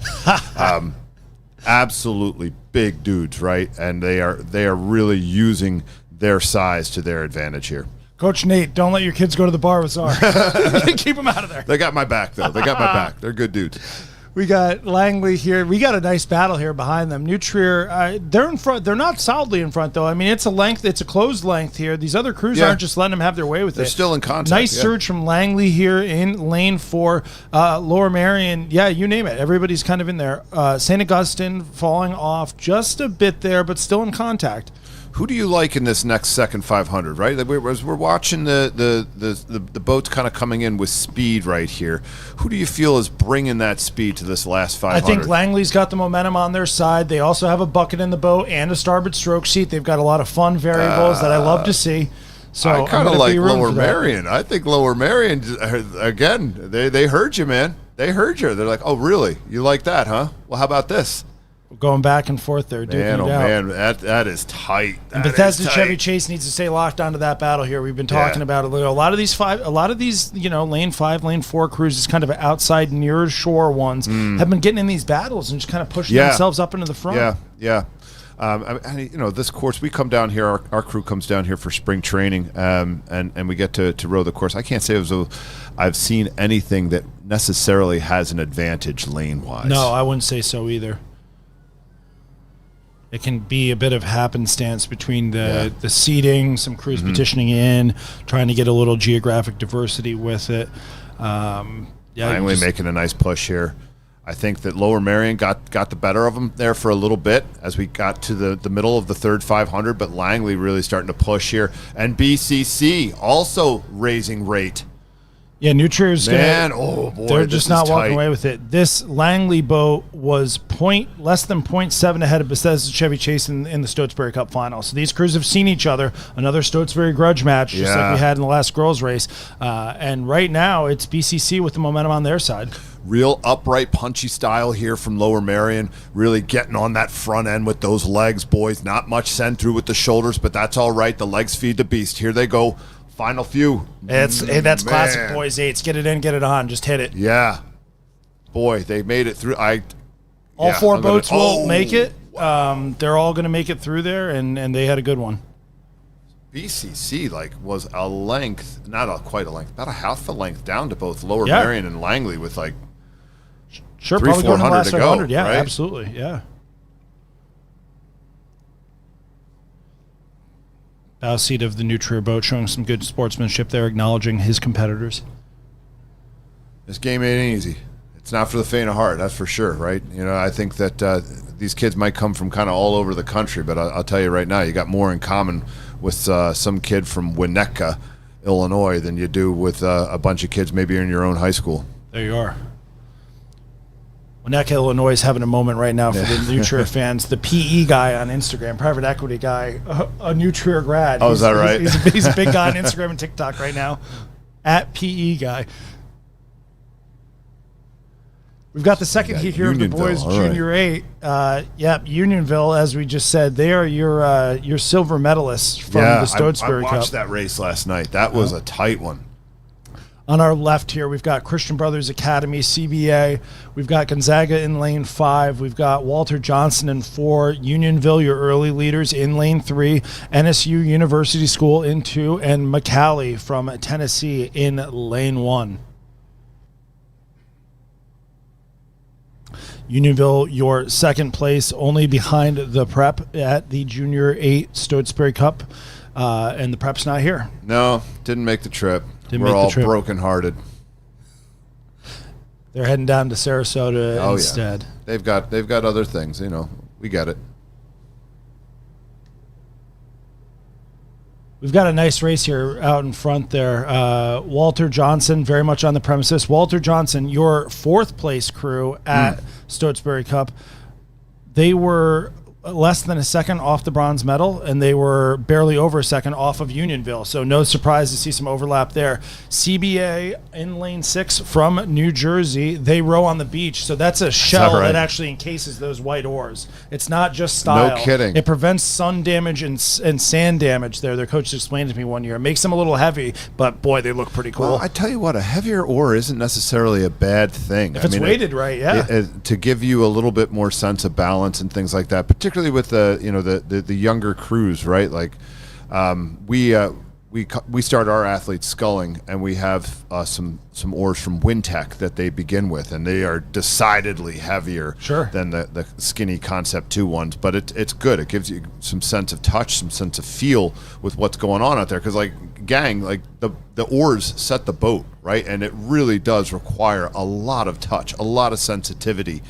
You're not setting it with sight. You're setting it with feel, which is the only way that you're getting that is by thousands of strokes. Sure. Yeah, for anybody that's watching, if you haven't rowed before, it's not dissimilar to golf. If you're a golfer, one, grip matters a lot, how you hold the oar, and two, the clubs now compared to even when I learned 20 years ago, it was a heavier head or a heavier shaft. You could feel what you were doing. These clubs weigh nothing now. Yeah. And so you're just swinging at the air and hoping to make contact, and it's not dissimilar for the oars. Well, my friends, we've got quite a race in our hands here. What looked to be a really commanding lead early on from Unionville has been just being eaten into by Walter Johnson here.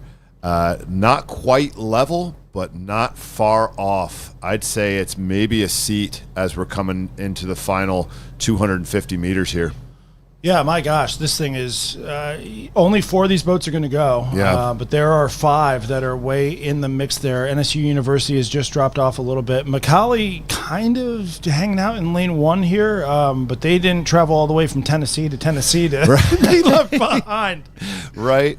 A little bit on the low side, if I'm being quite frank about the matter. I feel as though they've got some room to go with the rating. I'd be kind of, come on, Coxon, hello. Yeah, let's go. Let's go through the gears a little bit here. Man. We've got Unionville still out in front over Walter Johnson with Gonzaga probably in third. Hey, I'm going to be honest, though. I think the angle is deceptive. If we pan to even, I think the Macaulay boat's going to be in it more than it looks like from this angle. Yeah, but I like what's happening with Zags right now. Yep. Really finding a gear. Those guys row so cleanly. Eagles fly high. Yeah. Getting the blades in nicely, locking on, and a response now from Walter Johnson. Yep. Picking it up and absorb that move from Gonzaga. And Macaulay, they've started to bring the rate up. Have they left too little too late, though? CBA trying to hang on. Teeth gnashing, heads being thrown around. It's Junior Boys 8 racing, and we love to see it. It's gritty. Oh,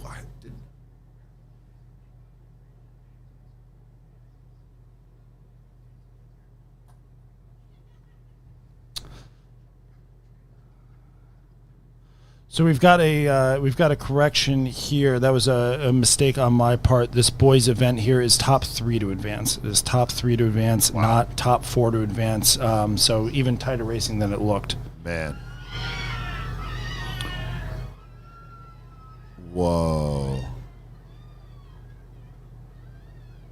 Now that order looks out of order for me. That Gonzaga boat looked like it was. Yeah, I thought Walter Johnson winning it. I'll believe that. So we'll see. We'll go back to the times on that one. So we have Heat 3 here of the boys Junior 8s. Heat 3 to go. Left to right, we've got Baylor. We've got McQuaid Jesuit in lane 5, Riverside in lane 4, St. Joseph Collegiate in 3, Junipero Serra in 2 and Oakton in lane 1. And this is a double Western New York battle here. Yeah, lane 5, McQuaid Jesuit out of Rochester, and St. Joe's Collegiate out of Buffalo. Yeah, we see those guys, St. Joe's, when we race up in Canada. Our last race of the spring is always the Canadian Secondary Schools Championship, which is Canada's version of this race, and it's always a great event. Run absolutely precisely on time. German train station level of timing, and just a beautiful course up there. They've had the World Championships up there. They have Canadian Henley up there every year. My recommendation to every coach out there: head up to St. Catharines. It's a fun one. Go race that race. My senior year of high school, we qualified for youth nationals. This was back during the terror alert systems when you had your orange or yellow, your things like that. And we were at an elevated one at that point, so we could only travel so far from the school. And so we actually went to Canadian Schoolboys instead of youth nationals. It was a great race. It was a ton of fun. Yeah. There's some fast traffic out there. Trust me, they know what they're doing out on the west side of Canada. These Buffalo boys are in second place right now out of St. Joseph Collegiate, but your early leader and still up is Riverside in lane 4. Bit higher with the rate here from Riverside. Bit higher with the rate, and I guess I'm kind of curious, can they sustain it, right? Can they hang on to this?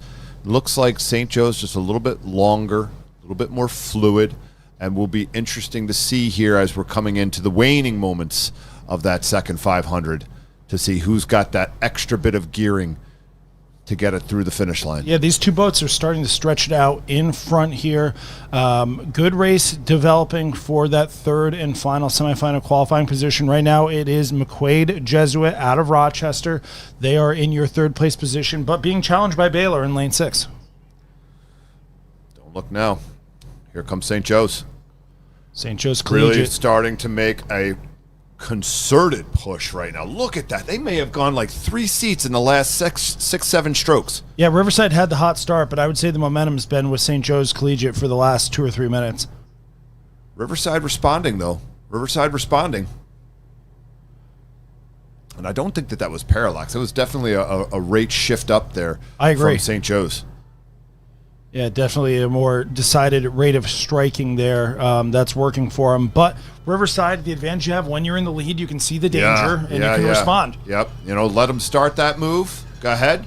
Tire yourself out. And as we say that, momentum is with St. Joe's Collegiate still. They've definitely taken one more here. They've got that bucket in the middle of the boat, the 5-4 Classic. Oh, boy. And these guys are going all the way to the line here. McQuaid Jesuit holding off Baylor at the top of your screen currently. They are in that position that they need to be, but the Baylor crew's not going to do it easy. They're not going to just roll over. So maybe a seat right now to Riverside. Ooh. Yeah. Oh, here it is. That might be Joe. That might be Joe by a bow ball. By a bow ball. Yeah. No. Ooh. 5/100ths of a second. That is a bow ball, but it went the other way. Man, that was tight. But tip of the cap to the kids from both Riverside and St. Joe's. That's a ton of fun. That was really winding it up there from St. Joe's. All the way from left field. They crossed into that third 500 and really started pushing and pouring it on. That was impressive. Plenty of water, boys. Plenty of water. Get off your feet. That's, no walking around. All right, we've got Heat 4 here. This is our last heat of the boys' Junior 8, Heat 4, 3 to go. South County in lane 6, that's all the way to the left of the screen. St. Peter's Prep in 5. St. Ignatius of Ohio in lane 4. Chaminade, lane 3. LaSalle, lane 2. And Jackson Reed all the way to your right in lane 1. And our early leaders are St. Ignatius of the Ohio variety. Strong program, strong outfit. These guys have been doing a ton of work to make their style, their form just more effective. And I mean, they've got some great athletes there, but I think that, particularly this year and having gotten to race them a few times, like the efficacy of their stroke has really taken a step up this year. Those guys, Dom and Tim and Mike, really doing great work down in Cleveland. What's the main focus that they've had that they've really elevated? Really this year? trying to elevate the cleanliness of their release, right? Getting out of the water without any disruption, keeping the body absolutely still while the hands make the turn, release the water, and allow the boat to continue to accelerate, right? That's such a critical moment there, right? It's not only are you setting the boat, but you're letting the boat run out beneath you. Yeah, it's one of the things. There's two things that influence how fast the boat goes. It's how fast can you make it go, and how much do you slow it down in between the strokes. And it doesn't. I always taught my athletes. We were usually underpowered from the erg. It doesn't take any energy to be efficient. Right. Like, I mean, that's, you get tired rowing harder. Yeah. Rowing better doesn't cost energy. Right. It's just attention to detail, man. This is a nice performance from the St. Ignatius crew here, St. Ignatius of Ohio. They are up in front right now. Your lane 3 Chaminade, who's in a tight battle for second Strong over Island. LaSalle. Let's go, boys. Chaminade was your bronze medalist at the Stotesbury Cup, and they were only 0.3 off of second place Unionville. So This Chaminade boat coming in here with some expectation. They're in a battle right now. But how about LaSalle, right? How Taking them right to the hilt of the sword here, not letting them go anywhere, and understroking Chaminade just a little bit. So as we saw by St. Joe's, is LaSalle going to pull that same turn here? Are they going to play that same card where we just start winding it up from 400 meters out? Yeah, be brave right now. Eat you up. Yeah, that's it. Somebody can be brave, because right now they're not on screen. South County's right there in lane 6. They're at the bottom of our screen. Mm-hmm. There's their blades. If they're going to make it happen, it's going to need to happen in the next 5 strokes. They're going to need to start to go for it. Yeah. So the boats have just a bit of a lead there. Man, I tell but you you can what, have a potent sprint. Once again, from our lips to LaSalle's coxswain's ears, here he goes. Pushed up in front of Chaminade right now. And really bringing that rate up. I'd guess, if I'm guessing, I'm calling that 38. Yeah, they're going through it. They're taking their steps as they need to. It's LaSalle out in front of Chaminade, St. Ignatius, Cleveland, your leaders currently. But LaSalle going for it up at the top of the screen. Momentum is on their side. Momentum is on their side. Watch out, Iggy. Don't get lost in the sauce here, boys. Yeah, you think you're good. Right? Until you're not, right? It can happen that quickly. Though it seems like a sort of a glacier-paced sport compared to some other sports. Man, oh man, like you got your eyes on one thing, and then next thing you know, they're halfway through you, and things start to get tight, things start to get short if you're not experienced. Chaminade going through the gears right now to stay out of danger, because South County in lane 6 has not gone away. Right. I mean, again, here's the race within the race, right? They're paying attention to LaSalle the whole time. I keep calling South County. That's St. Peter's Prep, right? St. Peter's Prep. My apologies to them. That's St. Peter's Prep right there. Still right there. And again, Chaminade, got to be careful here. You got 2:50 to go. That's the finish line. It. God dang it. They were right there. I got to get better on this, man. That was right there. It's okay. Tight race in there. Chaminade able to hold on over a really emphatic race from St. Peter's Prep, especially in the last 500 meters there.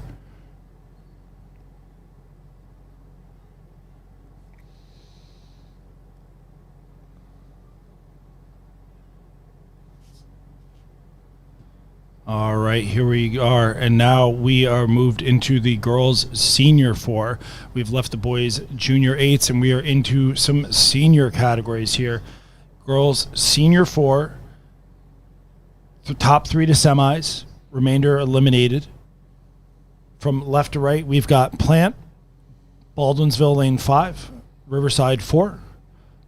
Gwynedd Mercy, your early leaders in lane 3, South County in lane 2, and Emma Willard in lane 1. Gwynedd Mercy, your defending champions in this event, and your defending Stotesbury Cup champions. So They've got it all going for them. Yeah, no, I know Coach Lou. I know him pretty well. He's got a company that does some gear for our team, and he's pretty high on these girls, man. He's good friends with an alum of Orchard Lake St. Mary's, and was out for our alum's daughter's confirmation this year, and he's like, yeah, man, these girls are something else, brother. They have got that juice. And I believe that these ladies also won Stoats last weekend, correct? That is correct. They are the most recent Sosebay Cup champions in the event and the defending champions of the Senior 4. They won it last year.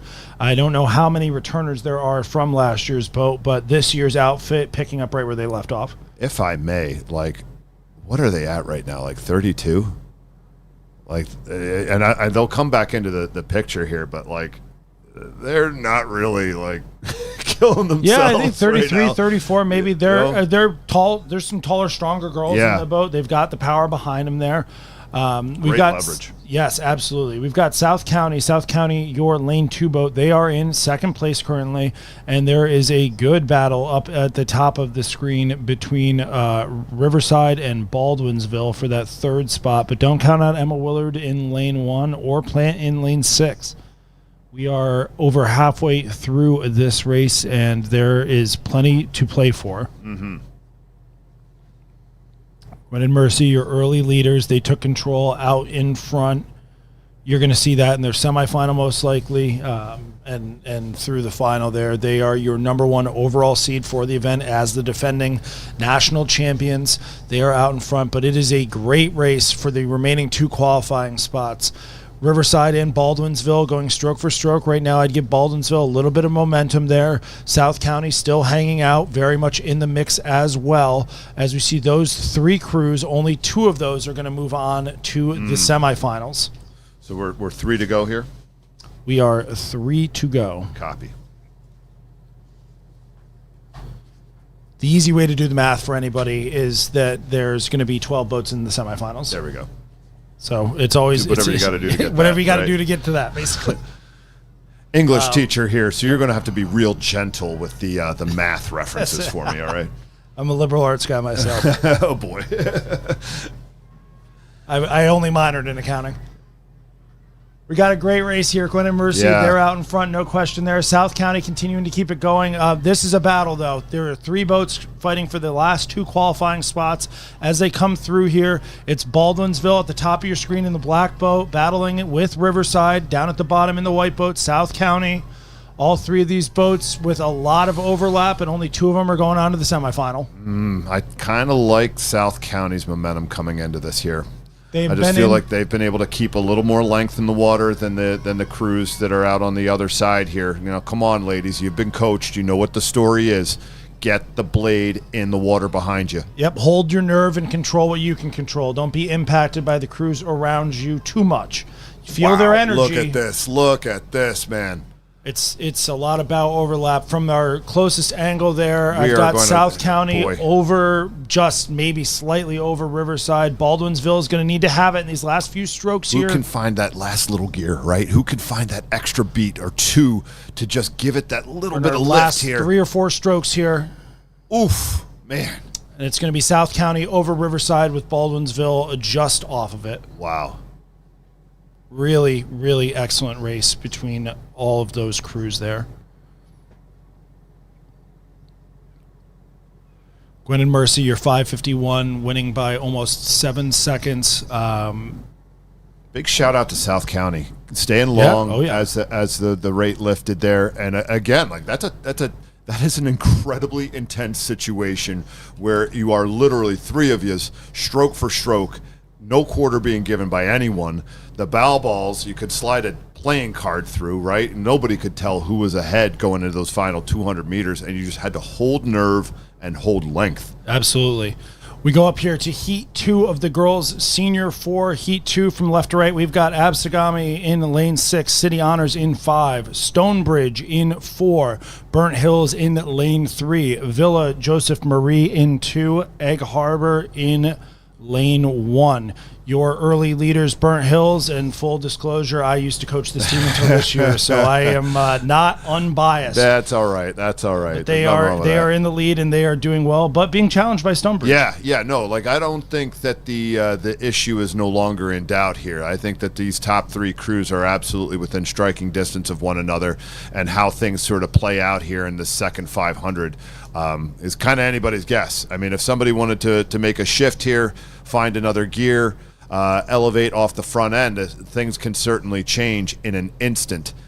Speaking of, it's a good race out in front, man. Villa Joseph Marie making a nice push here.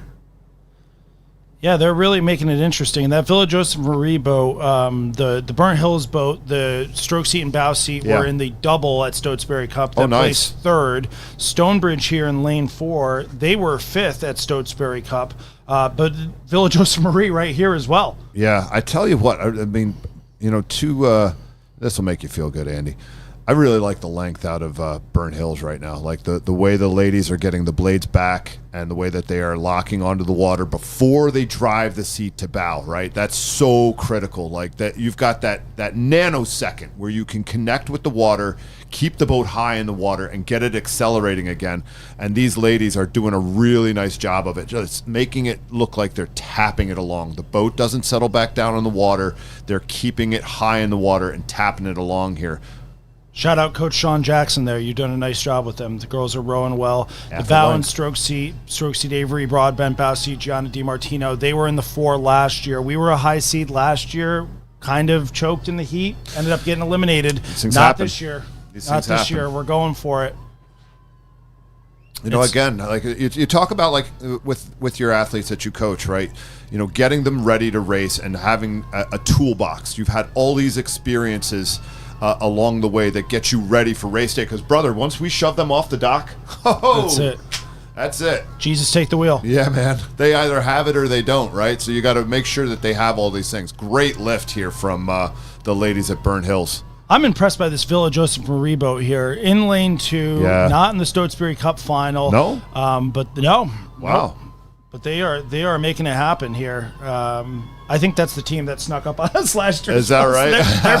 They're pesky. So maybe making it a little bit personal here from Burnt Hills, right? Sure. Yeah, their lengths just won out there, and they're looking good. Mm-hmm. Stonebridge in 3rd. They are in the next qualifying spot here, but being challenged at the top by Egg Harbor. Egg Harbor maybe just running out of real estate here, but they're going to give it a send all the way through the finish. Stonebridge needs to hang on and make sure they are good, and they are. Your top 3 will be Burnt Hills, Villa Joseph Marie, and Stonebridge.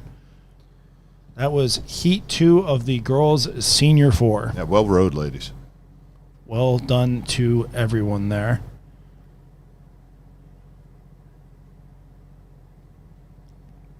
And we picked that one up at about the middle, and I would anticipate that this heat will be similar. Because this regatta's running a tight ship. Yeah. Oh yeah. Not their first rodeo. Nope. They do so many regattas. They run so many regattas on this course. Yep. This is the 11:15 race, and it's 11:16, and it's already underway. So we are running, as you said, like a German train station. There we go. Man. Left to right here, we've got Fayetteville Manlius in lane 5, St. Joseph Academy in lane 4, Notre Dame Demure. Lane 3, BCC Bethesda Chevy Chase. Lane 2, Unionville. And lane 1, Mainland. And I just got St. Joseph Academy. You were talking about them. Junior 8, Junior 4, Senior 4. I don't know how they didn't get seated, man. Like, not trying to throw shade at the folks who do the seating here. I know it's a tough job, right? I'm certainly not envious, but like, this is a quality outfit here. And I think that is certainly bearing out in this first 500 from the ladies from Cleveland. Yeah, they're doing a nice job out in front there. And if you're telling me it's 3 to go, it's once again it's going to come down to this second 500 here, and who's going to put down a move with some grit and some conviction. Our top 3 in front right now, St. Joseph Academy over Notre Dame, over Bethesda Chevy Chase, but Unionville very much on the scene in lane 2. Mainland, lane 1, also in your picture. FM, Fayetteville Manlius in lane 6. They're at the top of the screen. They are just off the pace a little bit here. It's a good battle out in front, though. Starting to see a little momentum to Notre Dame. Yeah, no, Notre Dame definitely surging right now. Definitely surging, and it seems like they pushed out in front of St. Joseph Academy there, who had a really, really strong first 500. Got to find some answers here to keep the position that they're in and stay in front of BCC. And this race is a tough one as it goes. So Bethesda Chevy Chase second in this event at the Stotesbury Cup. Wow. Notre Dame fourth. Wow. Jeez. And then the St. Joseph boat has, has something going for him as Certainly well. demonstrating this that one's a they could have bloodbath. been- Yeah, they could have been gosh. in the conversation last week too. Yeah, no doubt. But I think everybody who raced the Stoats is a little bit more appreciative of today's conditions. Yeah, that's a little bit different. There's no doubt about that. 30-mile-an-hour headwind? No, that's not for you? Oh, okay. All right. It looked gnarly, man. Yeah. I a big shout out to the stake boat holders last weekend at Stoats. You guys got some work in. Yeah, holy cow. So starting to edge out here is Notre Dame. They are pushing ahead of a fast-starting St. Joseph Academy with BCC, Bethesda Chevy Chase, right there in the mix as well. And this top three just slowly pressing away from the rest of the field as we're in our last 500 meters here. Unionville very much on the premises, but is going to need to really find something right now if they're going to be able to get in this top three qualifying spot.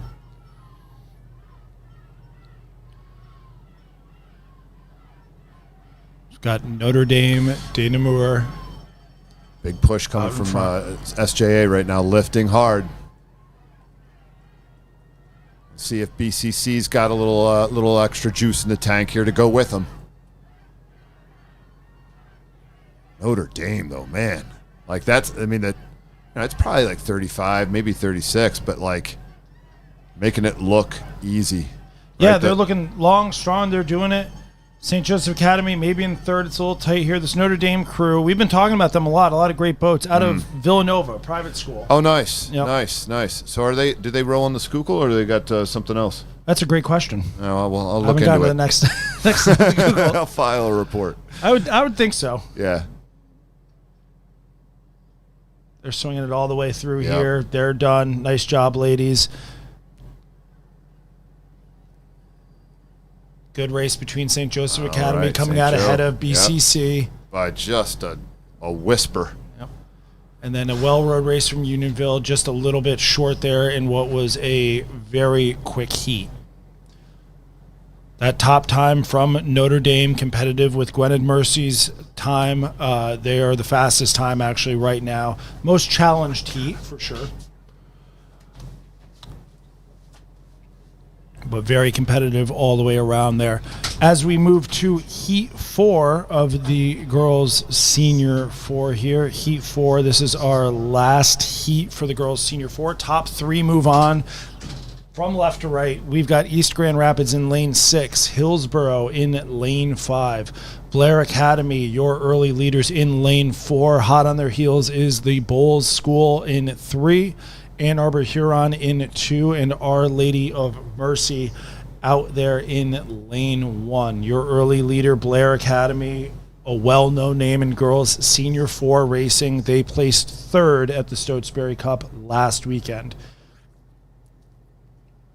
Blair Academy looking strong out in front. Bowles School very much on the premises, though. Bowles School out of Jacksonville. I'm a huge Jaguars fan. Shout out to everybody down at the Bowles School and the city of Jacksonville. And they are maintaining a lead over Ann Arbor Huron. And that top three are your qualifiers right now to move on, and they are starting to separate themselves from the pack a little bit.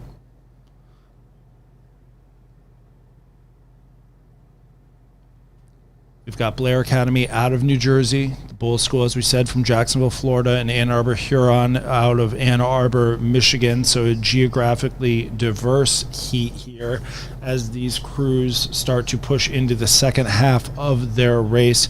Blair Academy maintaining a lead over the Bowles School with Ann Arbor Huron hanging right on.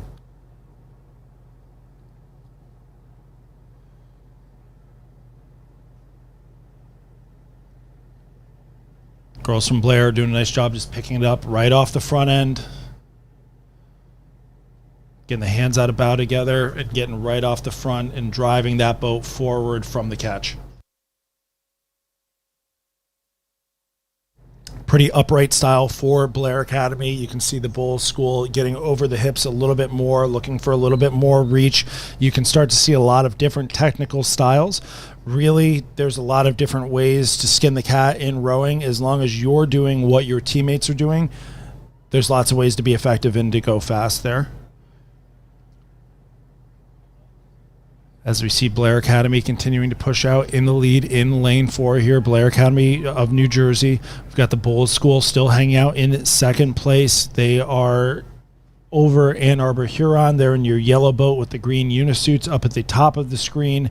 Those are your top 3 placements right now that would qualify for the semifinal should the race end right now. Good battle between Bulls and Huron. Blair has maintained a closed length over the top of the field for basically the entire race. They don't really need to do more than they have here. So we'll see kind of how the strategy starts to play in as these 3 crews have separated themselves from East Grand Rapids, Hillsborough, and Our Lady of Mercy.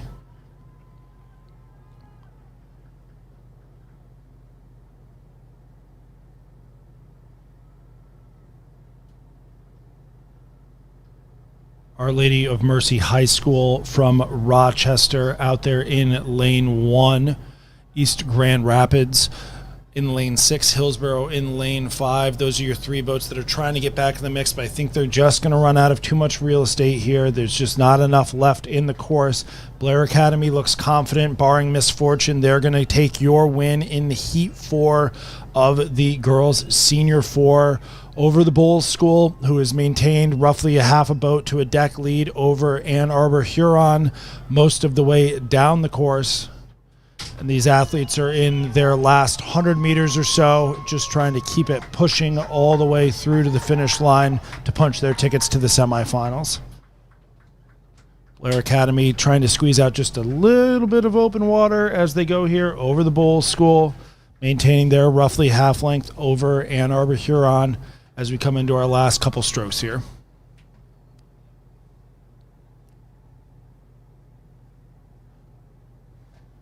And it was a tight race towards the back of the pack there with East Grand Rapids getting the momentum over Our Lady of Mercy High School. And for those crews that are towards the back there, it's still a great race. It's good to be in the mix with someone. We got Blair Academy posting the fastest time so far over the Bulls School over Ann Arbor Huron.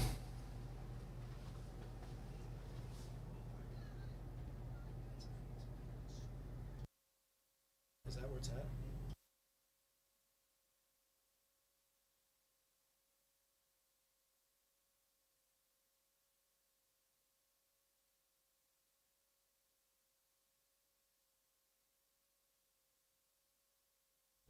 This is the fastest heat that we've had thus far. I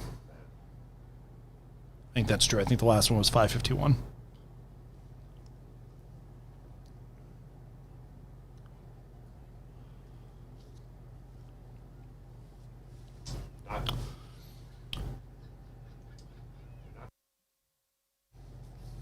Okay. Well, I was going to say I jinxed it. I don't think I jinxed it. I think that so there's a gap between the events. So this one is not until 11:35. So we got a moment. So we've had some time built in there. And you know what? This regatta has been so well run and efficient from the organizers and the volunteers and our referees that we've got a little bit of a breather here. Yeah, again. The weather's coming our way. Yeah, well, that has been, I mean, I don't know about you guys, but in the Midwest, like, we did not have a pleasant regatta season. It was cold. It was windy. There was lightning involved. It was definitely suboptimal, and it looks like that's just going to hold par for the course here today. You know, of all the things that we can control, what the skies are doing is not one of them. Yeah, New York's wasn't so bad as that. This was our first real winter in about 5 years. Oh yeah, no, it was a rough one up in Michigan too. It got real cold. Like you have to bring, you know, the seltzers and stuff that you keep out in the garage to just get cold. Nah, they were exploding. My LaCroix, my precious LaCroix. Well, that's what I had. So I met some guys through work that are Wisconsin guys, and they were telling me they had trees exploding. The sap expands. And trees were blowing up. I didn't even know that was possible. Our pets' heads are falling off. What's the Ghostbusters? Cats and dogs living in harmony. Mass hysteria. Oh, that's a classic film. I think I saw that when I was 9, dating myself. I'm well aware, but I still watch it to this day with my boys. They love it. Oh, it's fantastic. Well, that girls' senior 4. If we want to get excited for the semifinals here, your top 3 times moving on from Heat 1: 5:51, 5:58, 5:58. Heat 2: 5:52, 5:58, 6. Heat 3: 5:51, 5:55, 5:55. 0.7 though, right? Yeah. And then Heat 4: 5:50, 5:54, 5:56. So your spread from first to last in those 12 times is 10 seconds over the entire thing. You think that's going to be fun racing for us to call? Well, that's going to be a knife fight in a phone booth right there, There buddy. it is. That is going to be personal. The call of the Absolutely year personal. last year, the knife fight in the phone booth. I love it. I mean, again, like when you get into that really close racing, you can hear the other coxswain making the calls. You can hear the click of the other crew's oarlock, the splash of their catch, the exhale at the finish, right? It's just so powerful. It's an experience like no other to be in that sort of situation. And as a rowing coach, that's the situation you hope for every one of your athletes, to be in a big time race that is absolutely close. Yeah, it's what you remember too as an athlete. Those are the races that stick with you. My senior year of high school, nationals were here. I was telling this to some folks last night. So we were the 3rd out of 6 boats in our semifinal. Yeah. Top 2 moved on. 3 bow balls in a row. Yeah. We were on the wrong end of it by a tenth of a second. The photo finish literally was 3 bow balls. We were the 3rd fastest overall time of the whole event, but we were the ones that didn't move on there. And those ones stick with you. And we were talking yesterday. Yeah. What did I do after this race? We rolled up to Canadian Schoolboys and lost to your crew by 0.15. Yeah, we had a pretty quick group that year. Yeah. And we both lost to Shawnigan Lake, who then went on to win the Royal Henley Regatta, and getting a little bit of payback for their British Columbia comrades from Brentwood, who lost in the finals the year previous to that. Yeah, the PE, it was, big PE and that's win such a great race, man. Oh, dang! Like I've had the pleasure of being there a couple of times. Just right place, right time. Trust me, it's not because I was that great of an oarsman. But like the university I went to, the president really saw the value in supporting the rowing team, because what it can do for a young person, a young athlete, insofar as development. And he, essentially paid for us to go take a trip to England and race, and we got doored. Got absolutely spanked, BTA, as the kids say. BTA's made a comeback, which I'm here. I like BTA is good, man. As a metaphor, not actually. We're not saying do that. But what program were you with? I was with Grand Valley. That's right. I was going to take a guess, knowing you're a Midwest guy, Grand Valley there. So is that Coach Bancheri? This was before John? Coach Bancheri. This was Richard Lawrence, a guy out of the Pacific Northwest. Literally, he showed up there, and it was just a difference changer, man, a difference maker. Like he absolutely elevated our team in a year. Did you row with Ross Anderson there? I coached him. Yeah, you coached Ross. Yeah. Ross was a counselor for me at Northeast Rowing Center back in the day. Oh, no the kidding. Grand Valley guy I knew. Yeah. God, that dude's torso was so big, man. Like, you talk about barrel chested. Like, Ross was like literally a barrel and arms and legs sticking out. This of it. guy set the meters record at the Northeast Rowing Center for most meters rowed in a week. He would do a half marathon before breakfast, eat breakfast, do another half marathon, have a second breakfast. He basically couldn't drive the launch by the end of the week. He was so delusional because he'd done hundreds of thousands of meters in a week. They stopped publishing the record because they didn't want to chase it. This is enough. It's unbelievable. His dad's a sicko too. His dad has started a number of teams out in Michigan: Rockford Rowing, Northview Rowing. He races the head of the Charles every year in whatever age category he's in right now. But yeah, his dad's it's genetic. If this gets back to Ross, shoot me a message on LinkedIn. I remember you, man. There we go. There we go. All right, here we go. Boys Senior 4. What do we got to go? I like these unis. That's a cool design here. Some sort of Bobcat or Wildcat. Is this Walter Johnson? Yeah. It is. This is Walter Johnson in lane 1. So what is our progression here? Our progression is top 3 to go. 4 heats. Top 3 move on to the semifinals. The remainder eliminated. On our left is going to be James River in lane 5. Orchard Lake St. Mary's in lane 4. Crew you know a little about. Yeah, I'm going to be biased. Sorry. Yeah, that's okay. And they're going to need the support because they've got your Stotesbury Cup champions, DeMatha, in slow lane traffic, 3. right? Yeah. Blair Academy in 2, and Walter Johnson. There's your boys. Yep. Oh, yeah. Good kids. I've had a number of those dudes in class as well as on the team. I'm an English teacher as well at the school. These are some class kids, man. Great hair from the 3 seat. Well, and yeah, he knows it. absolutely, right? He's letting you know, right? Enjoy it while you got it. I mean, come on, right? If you could see pictures of me from 2008 and what my hair looked like there and to now, you'd go, man, I don't want to get into coaching if that's what it does to you. This is what it does. It'll look a little rough now. I've got the grays, man. I've had a beard before, but I will not do it again. I'm going to look like Santa Claus. The Tim Allen version. Yeah, man. The in-between version. Yeah. Certainly want to see what DeMatha has to say here. Obviously winning the Stoats in the fashion that they did there was pretty exciting. It was awesome. That live stream, that's as lit as it gets. Yeah. Speaking of lit, nice kids, start from your boys. Here we go. Tight pack there for first, right? Maybe the bookends back a deck, but back just slightly, and it's the middle crews here, Blair, DeMatha, OLSM, really surging through this first couple hundred meters. Yeah, we've got James River there in 5, and as we talked about, your minute to 90 seconds is really where you're going to see how people stride and what that base rhythm is there.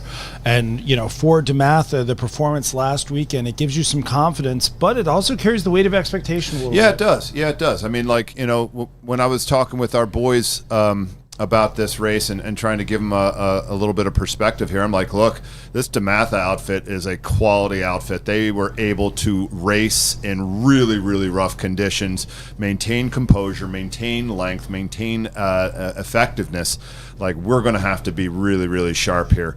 Blair, speaking of being really, really sharp, pushing out to about a half a length here over OLSM and almost a length over DeMatha. Yeah, boys, girls. If it's a Blair Senior 4, no, they've certainly shown some pedigree here in these events. The boys Senior 4, the girls Senior 4 for a while here.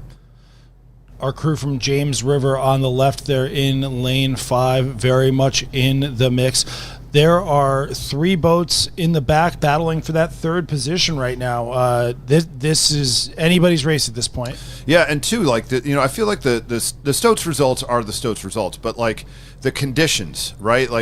Those conditions throw so many variables into your race, right? Like you catch a bit of a digger at the finish, or it's an air stroke at the catch, and it throws your rhythm off, and it takes you 5-10 strokes to get your rhythm back. Today, obviously some rain in the early going, but it's nice out there right now. It's flat. Like, these athletes can absolutely execute, right? So you are seeing top-end speed, top-end execution, nothing getting in the way. No obstacles insofar as the conditions that any of us are having to deal with. And I'll tell you right now, everybody who was at Midwest is, singing the praises of Oak Ridge weather. Oh, it's a mill pond. Yeah, yeah, absolutely. This is glass, this is absolute glass that these athletes get to race on today. And what a banger we've got for first place here. St. Mary's, Blair. Those 2 are duking it out, and then the race for the 3rd and final qualifying spot. DeMatha slowly eking their way out. James River out of Richmond, though, not going away, and Walter Johnson in top way in the mix as well. Man, I just to not be totally biased, I'm going to say maybe it's Blair by a few. Nope, sorry, I take it back. It's St. Mary's by about 3 feet here, coming into the final 500 meters.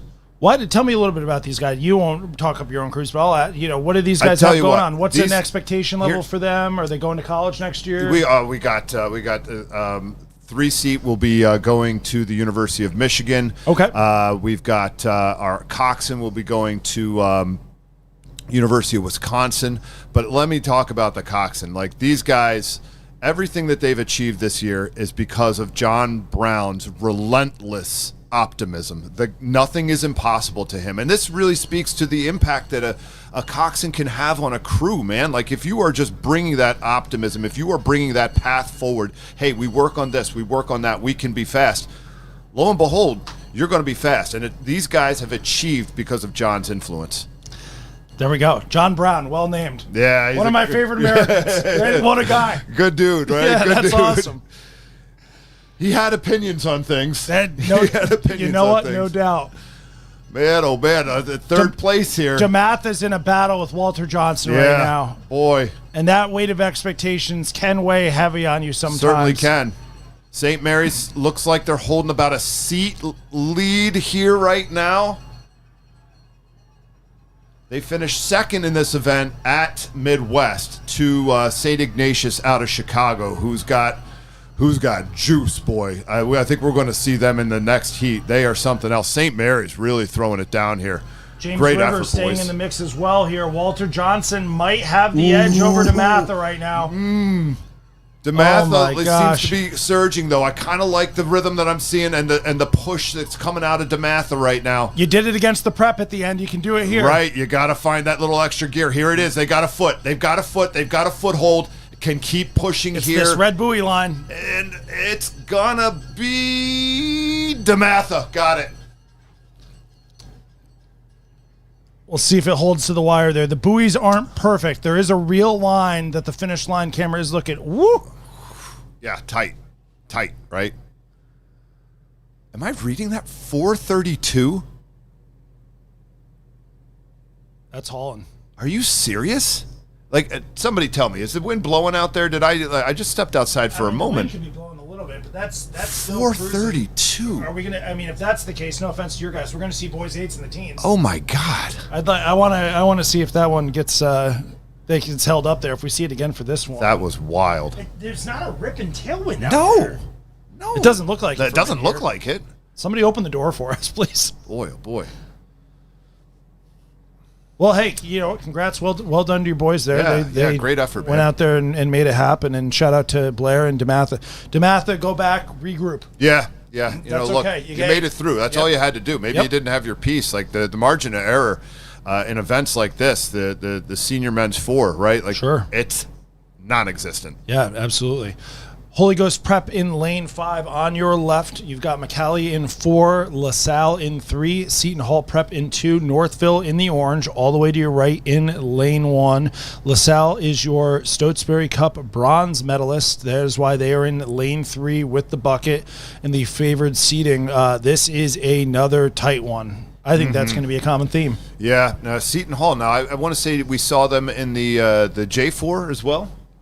That's correct. Yeah. Pretty tight here, and certainly showing that they are of some pedigree as well. Really pushing LaSalle here, challenging them, striking at about the same rhythm as well, right? So it's just a matter of efficacy here. How far are you pushing that boat every stroke, and how little are you slowing it down every recovery? Yeah, and we're about at the halfway point here, and this is a tight race between everybody. McCallie looking comfortable.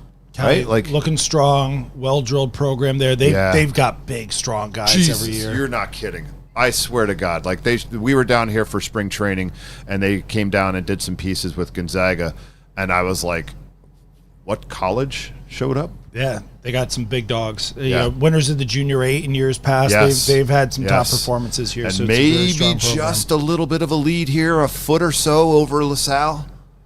Nothing to get too excited about. A lot of meters yet to be rowed, but if you're saying you're peeking that bow ball out, that can give you that extra bit of confidence, that extra bit of certainty as you go to make your moves here for the final 500. Yeah, and they're going to know this course well. Not just the buoys and the big markers that everybody sees, but they're going to know, hey, that tree over there, the playground, what have you. Right, They're going to be a little bit comfortable. We talked about it with our boys, right? We know what we're doing when we finish the seawall. We know what we're doing when we hit the culvert just ahead of the 1,000. We know what we're doing when we hit the gazebo.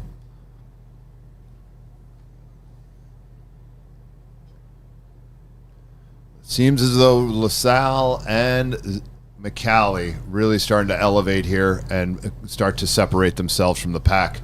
But if we're looking for a third place crew, it's Holy Ghost, maybe Seton Hall. I don't know. That's really tight right there. Yeah, and I mean the buoys aren't perfect there. No. Yeah, it'd be too tough to say. Like we said, there is a true line that the finish camera is aimed at. The buoys are close, but they are imperfect. Yeah.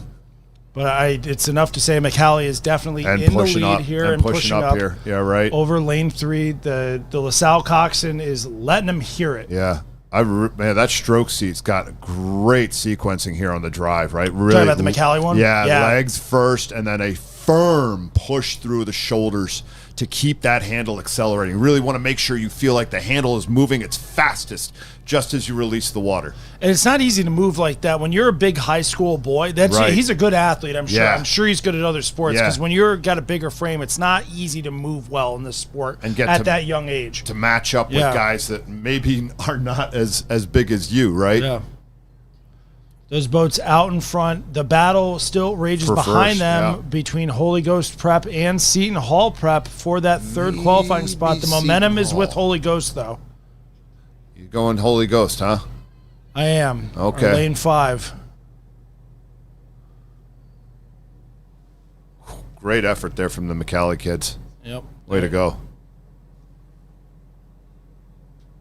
Just so convincing, those final 200 meters, 250, whatever it was from those dudes. You think your team put 30 seconds into these guys, or you think our times were wrong from the previous one? Something, man. Like 4:32. I mean, like those dudes are quick, but like, brother, 4:32 and a 4. Like this isn't the Muskegum down in Marietta, you know? Yeah, somebody opened we opened the flow here just for your race. Right. Yeah, those times, those results are delayed. They're being amended. Okay. That would have been fun though. That was. Oh boy, Edgewater. Here we go. So we've got NSU University in lane 5. They are on your left of the screen. Fayetteville Manlius in 4. St. Ignatius Chicago in 3. South County in lane 2. And Edgewater, the red boat, and potentially your leaders in lane 1. Edgewater from Florida. Yeah. Making the trip. Yep. Looking good. Yeah. I'll tell you what, though. I got a little insider information here for you.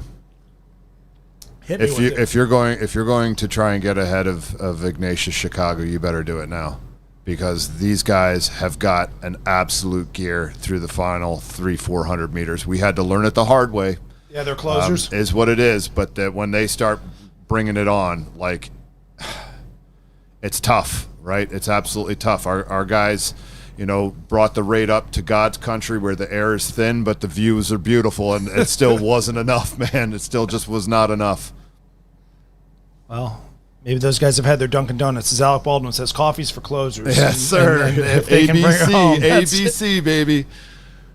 And I mean, compliment to Edgewater here, right? Looking confident, strong. I like the rhythm coming out of them here. It's loose. Not overextended at all. Right. That is a sustainable rhythm. I agree. They look sharp. They're not forcing anything here, getting out of the water cleanly and matching really well as they come back to the stern. And just, you kind of take a look at the stern right now. Not a whole lot of action out of it. Staying very level in the water, not disrupting the hull as they go to accelerate again.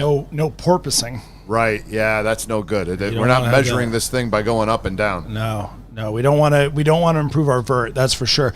We're not seeing them on the screen. NSU University School in lane 5, hanging out in the mix at the bottom. They are off camera right now. We can see South County very much in it as well. But that NSU University School in their blue boat there, they were fighting their way into the mix. So when we pan back out again, don't be surprised if we see them.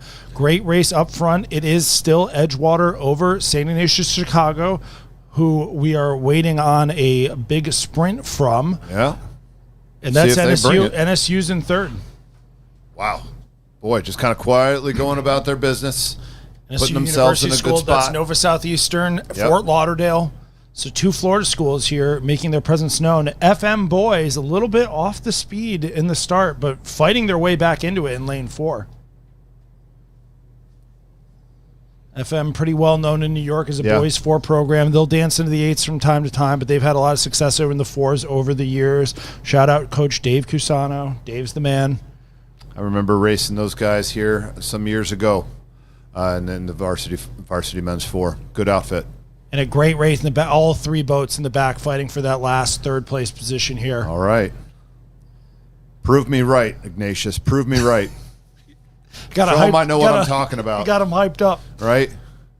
That's the narrative you've been telling. Oh, there it goes. Here it comes. Unleashed with a full minute to go. Seriously. Jeez. Yeah. This is like unleashing with at least a minute to go there. Love it. No clutch. All gas. Just going. Hey, just absolutely going. Burn through the gears. Tear them up. Yep. Edgewater answering, though. Yeah, they are. Maybe a little bit smoother out of Edgewater here, but there is some real surge going on with these 2 crews. And these 2 boats are going to probably continue to extend their lead as they battle it out in the front here. South County hanging in the mix there. We'll see how everybody else is going. NSU University School right there with them. FM is going to need just a little bit more to stay in that, but it's going to be a tight battle for third. Ignatius is going to need another gear if they're going to get it in front, because unfortunately that got them up to level but didn't get them about through. 100 meters to go or so. They're going to need a little bit more. They're going to have to go one more time. One more gear. Yep. Oh. Which they may have. They may have here. They may have. May have been able to just get that deck on ahead here. And again, do we have an answer from dead Edgewater? level with South County, though. Dead level with South County and NSU. Whew. It's going to be a tight one. Ooh, South County. Ooh, yeah, I think just maybe. Wait till it's official here. Certainly not an official here. The angle's tight. Oh, Edgewater, huh? Edged him out. NSU got it! Man. Woo-hoo-hoo. Boy, oh boy. I need to go get my prescription checked. The drone's tough. This is we're used to courses. I think if you call these races in Michigan, you'd know the finish line. If it was in Saratoga, I could call it as well. Right. Just sort of learning the angle of the buoys relative to the finish actual line. There he is from Edgewater. Hi, Mom. Little shout out there. Nice. All right, here we go. This is the last heat of the boys' senior 4s here.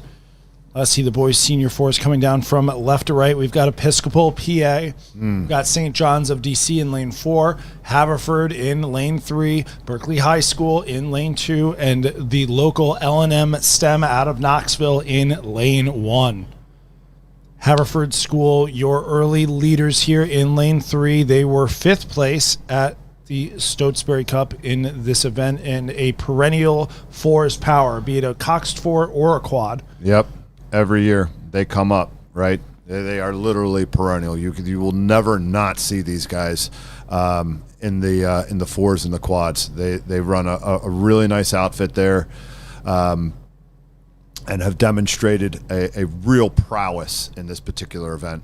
We've got a tight field behind them, though. They've only got about a deck or so. Yeah. St. John's, D.C., very much right there. Episcopal, PA, they're going to know the Haverford guys well. For the 4s, Yep. They're always right in the mix there.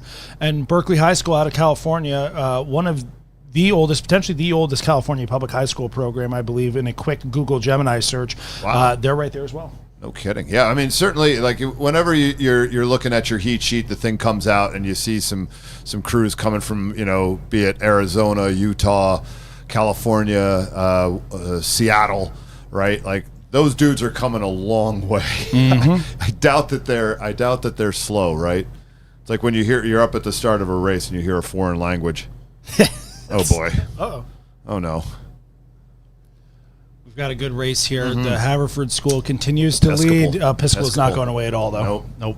Really nice rhythm out of them right now. And St. John's is kind of in that Philly sandwich, that Philly Forest sandwich there, pushing. And got to ride it. Look at the way Episcopal's just grabbing water and getting it again, grabbing it and getting it, grabbing it and getting it. The boat's just not slowing down. Doing a really nice job of being efficient here at the start of the second 5. Yeah, so what Czar's talking about for people listening at home, you can watch the stern, the top, the little white kind of point there at the boat, at the top of the boat. If that looks like it's stopping, it's checking, the boat's slowing down. If it kind of just looks like it planes through very smoothly, that's efficient. Right.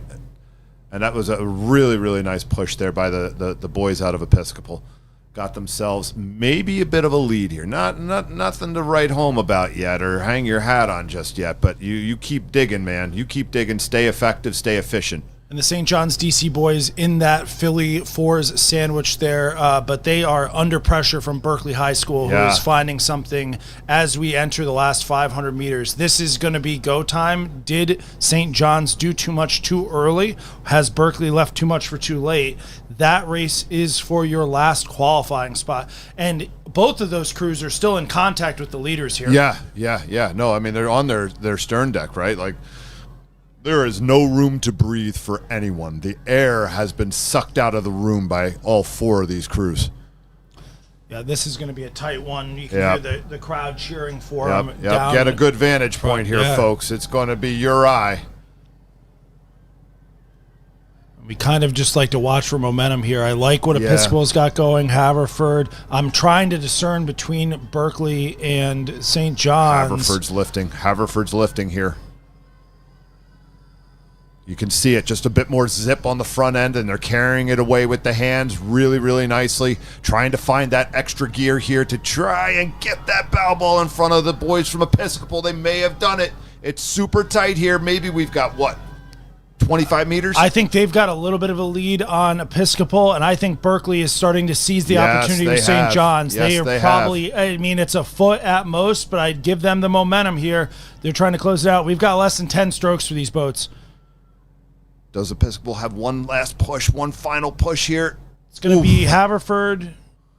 It's going to be Episcopal. And it's going to be I think it's Berkeley. I think it's Berkeley, yeah.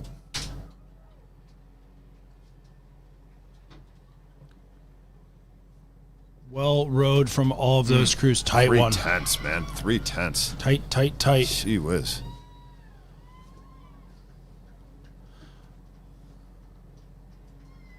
All right, we are going to be sending it up next to our girls' freshman eights.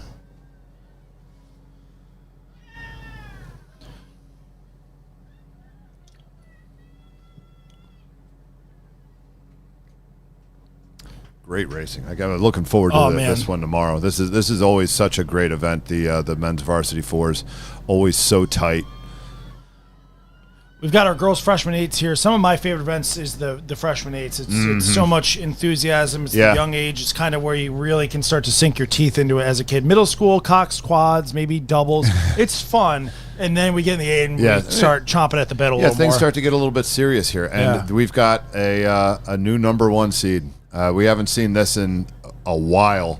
Loyola Academy won the girls' freshman eight at the Midwest, dethroning New Trier. Yes. I'm sure momentarily. I know that the ladies from New Trier aren't going to take that lightly, and they will be back with a vengeance next year.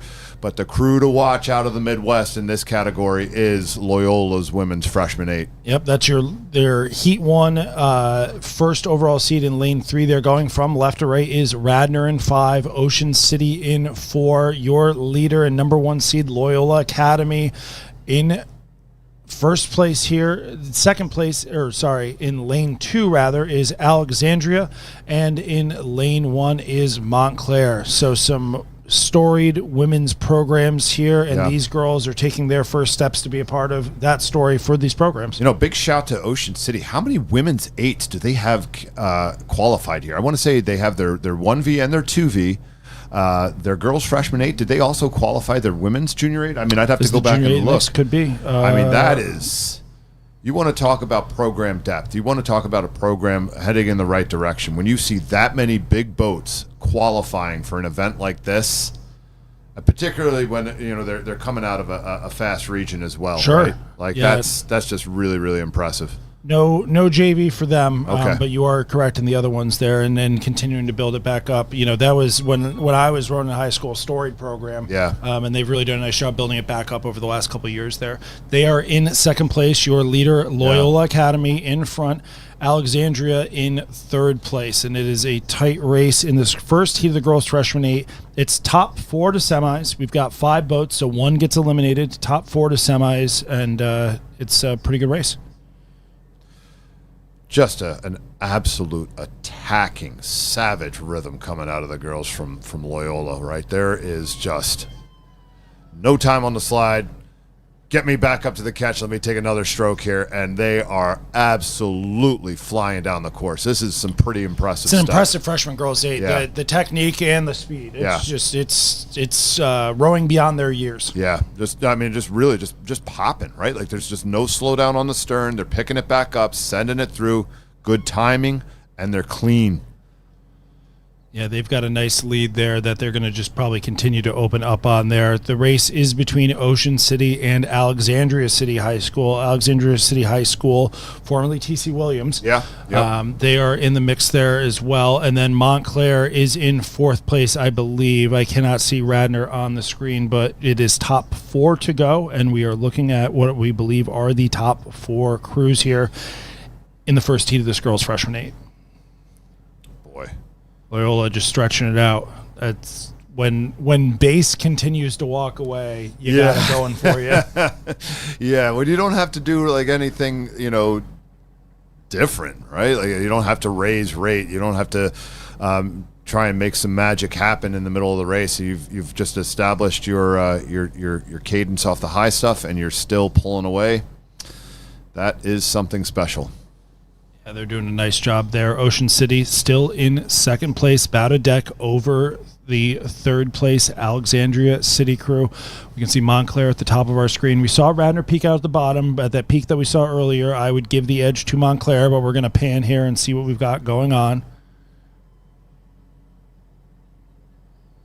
I will change what I said. Radnor is up. Radnor is moving. They are looking like they are confidently in the fourth place qualifying position here.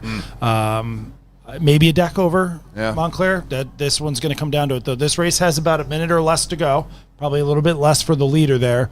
And it's everybody's race to play for as they try to get that last qualifying spot. Top 4 to go, one gets eliminated. Yeah, great opportunity for a coxswain to step up, recognize the situation here, and really get in the ears of the girls in her crew, right? Start calling out names, right? Here we go. This is for so-and-so. This is for so-and-so. Remember this, remember that, right? Just trying to create some sort of context for them to find that extra bit of juice to get through the final 300 meters here. Oh man, and especially in freshman boats, you listen to the coxswain's tapes. You can. There's some epic stuff that's said. It's really, and I mean, like the beauty of it too is like it's scholastic, right? You're in classes with Ava. You're in classes with Avery, right? You do all this stuff together. Right, there is that absolute feeling of community within scholastic rowing, right? Yeah. We're all back in class together on Monday, for sure. Loyola, confident win. Ocean City striding it out here, a little bit of a sprint through just to get a little bit more, maybe another quarter of a length over Alexandria City. And we've got the battle between Montclair and Radnor for that fourth and final qualifying spot. As we pan here, we got Radnor. I think we probably have Radnor. I don't think the finish line is that angled. Oh, or not. See, there we go. We're getting duped. I got to play for that. We got super duped on that one. Seriously, we got to stop calling. We just got to learn. Right, or just go out there and take a look. When we get a lunch break or something, I'm gonna go look at the line across so I can see if it favors one side of the river a little bit more than the other. All right, here we go. This is Heat 2 of the girls' freshman 8. And good Lord. Yeah. We've got in lane 6 on your left, Baldwinsville. Lane 5, Culver Academy. Lane 4, Jackson Reed. Lane 3, your early leaders, Mount St. Joseph. Lane 2, Riverside. Lane 1, Shenendehowa. We've seen Mount in the lead once or twice today, huh? They generally do okay in this category. Yeah. I think the girls' freshman 8 is a pretty strong event for them historically.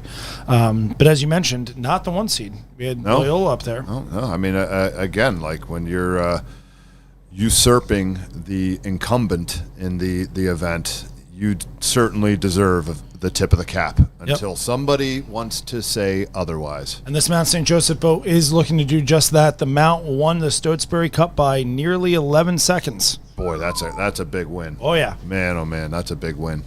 Yep, they were cruising there. So we saw Alexandria City in a pretty close race in that last heat, right? Mm-hmm. Yeah. Mount beat them by 30 seconds in the final, over 30 seconds in the final. So Well, we'll see if we got a little bit of firepower here. yeah, I mean, like to an extent too. Like even, The even conditions with the matter. freshmen, yeah. With the freshman categories too, there can be so much variety.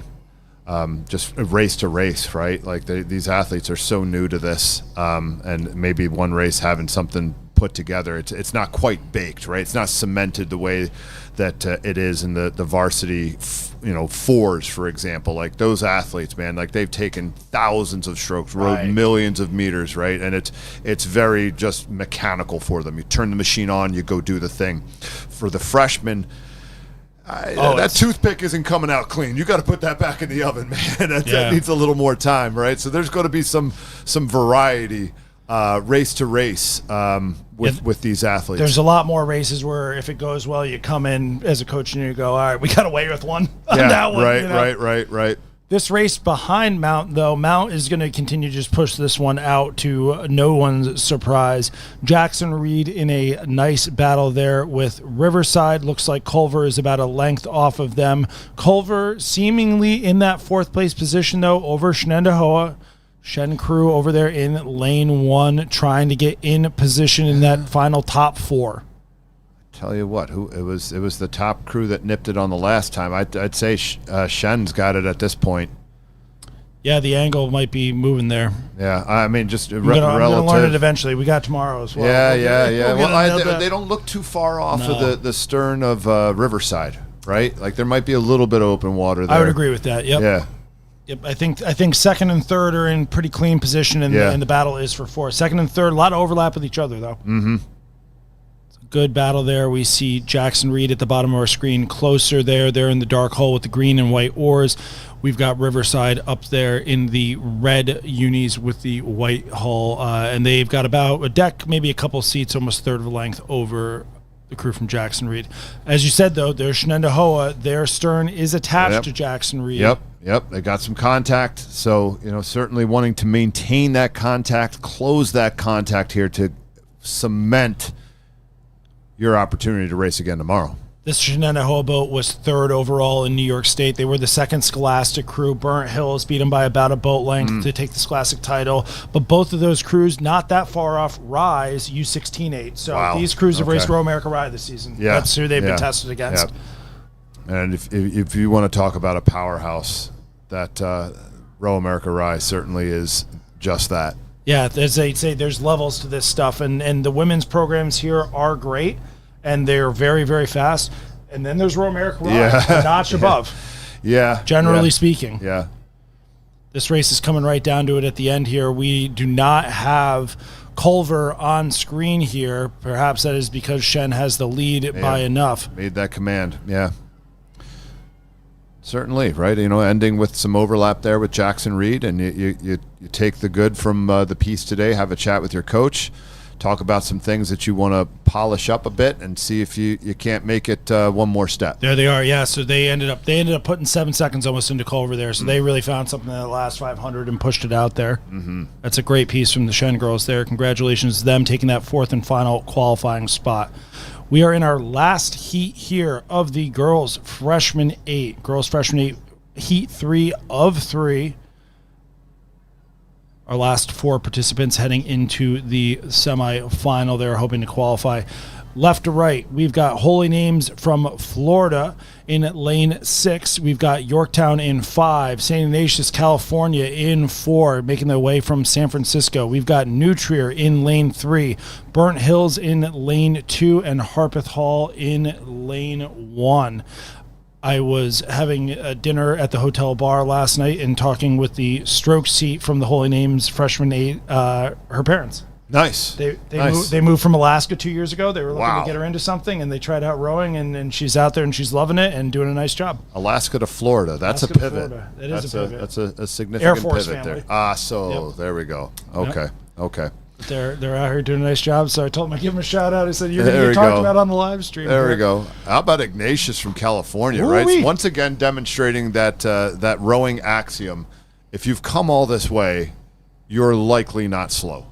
Yes, yeah, the Ignatius California cruise, a couple of years ago on the seating committees, because everybody always advocates for their regions, right? And especially for the West Coast, there's not a lot of Scholastic No, there programs isn't. out You're there. racing they massive don't clubs out there, right? And so like they don't necessarily win all their races, and there's not really like a lot of comparable people. But these, especially in the girls' side, I mean the boys' side as well. The Ignatius California team has shown up and continue to show out the last couple of years, and you know they are representing themselves well here. Yeah, up over New Trier, who again, like it's okay. So you know Loyola got ahead of New Trier this year, but it's not like New Trier's slow, right? Not at all. This is still an absolutely first-rate, high-quality outfit here, and they are giving Ignatius California all they can handle, brother.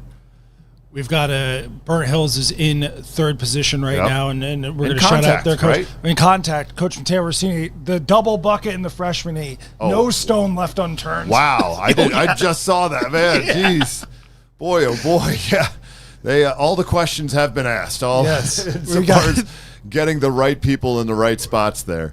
We are dialed in. We love to see it. That is definitely worth at least a few seats of freshman free speed there. So shout out to the Burnt Hills coaching staff there for their dedicated rigging and engineering. But up front, we've got St. Ignatius, California, and New Trier, and we got a battle. Yeah, we do. Brother, like I have a feeling that this is going to be one of those races where someone makes a move early on into that third 500, right? Like in that third 500 here, somebody says, "All right, we're doing the thing now." Yeah, let's take a launch. You really see that decisive sort of move happen earlier than it should, right? Like I doubt that we're going to see these two crews just kind of sit in this position until you get to the final 200. No, well, and as you called that, we are moving into, we've got less than 2 minutes to go here as we move into that last 1,000 we go through the 1,000 mark into the last 500. Here it is. And a bit of momentum to New Trier. I think it's not just the camera. Both crews look within themselves, though. There are definitely gears to go through. Right. And now it's time to take that gearing, right? Take that gearing, ask that question of your competition. I'm ready to go this fast. Are you? Are you coming with us, or are you staying there, right? This is the questions that will be asked of both of these crews as they look to elevate speed. Here comes New Trier. Look at that. The move that we were just talking about, right? Like really finding it through the water here with these ladies. Let's see if Ignatius can respond. Yeah, they're coming through. They're about to go past our truck here. We don't have a great angle on it, but I do like the speed I'm seeing out of the New Trier crew. They're starting to establish an advantage, about a deck or more over St. Ignatius. They got a seat. 20 strokes to go. Burnt Hills comfortably in third. The battle for fourth is raging for that last spot, but we're up here in the front as we should be. Shifted up here from Ignatius. Shift up. Trying to find a little something here, a little something to keep that position. Oh, but it looks like Trier has really sort of absorbed that move there. Trier's there. Trier's absorbed the move. Those are going to be your top two moving on. It looks like it's going to be New Trier over St. Ignatius. Burnt Hills in third, comfortably in no man's land. And, I mean, the race for fourth in the back there, the last qualifying spot is I don't even know who it is. We haven't been panned back. The reaction's been in the front the whole time. This has just been really a great piece from these two crews, New Trier and Ignatius. We've been feeling like the lane one has been the tighter one. That's Harpeth Hall, who is battling Yorktown. Boy, oh boy.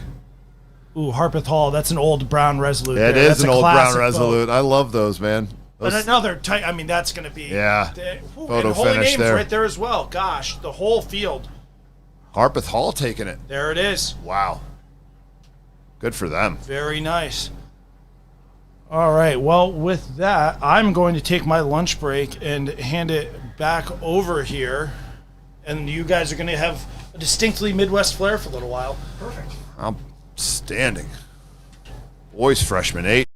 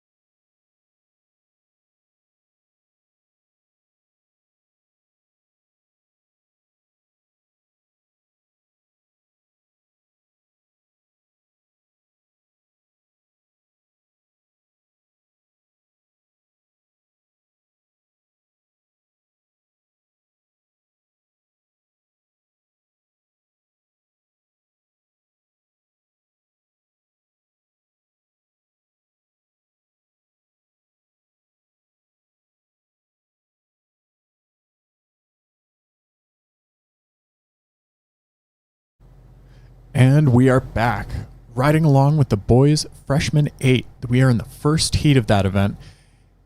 In the first lane, Canisius. Lane 2, McCallie.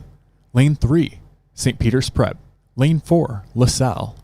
And lane 5, Chaminade.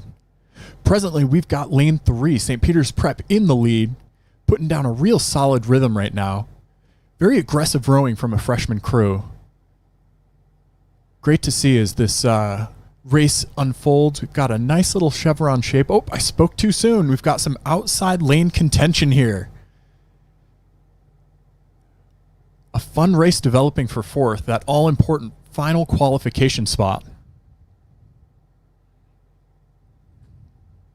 And our race leaders in St. Peter's Prep widening their lead over LaSalle and McCallie to either side of them.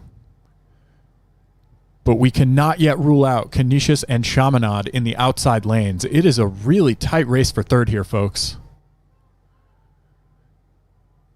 St. Peter's Prep in the lead. Widening that gap by about 2 seats open right now. But oh my goodness, we've got some outside lane contenders coming in hot. Yeah, check out the flow from all of these freshman boys. Some very high level of sweep rowing that we are seeing for, I would venture to say that a lot of these lads are in their first year of ever touching oars.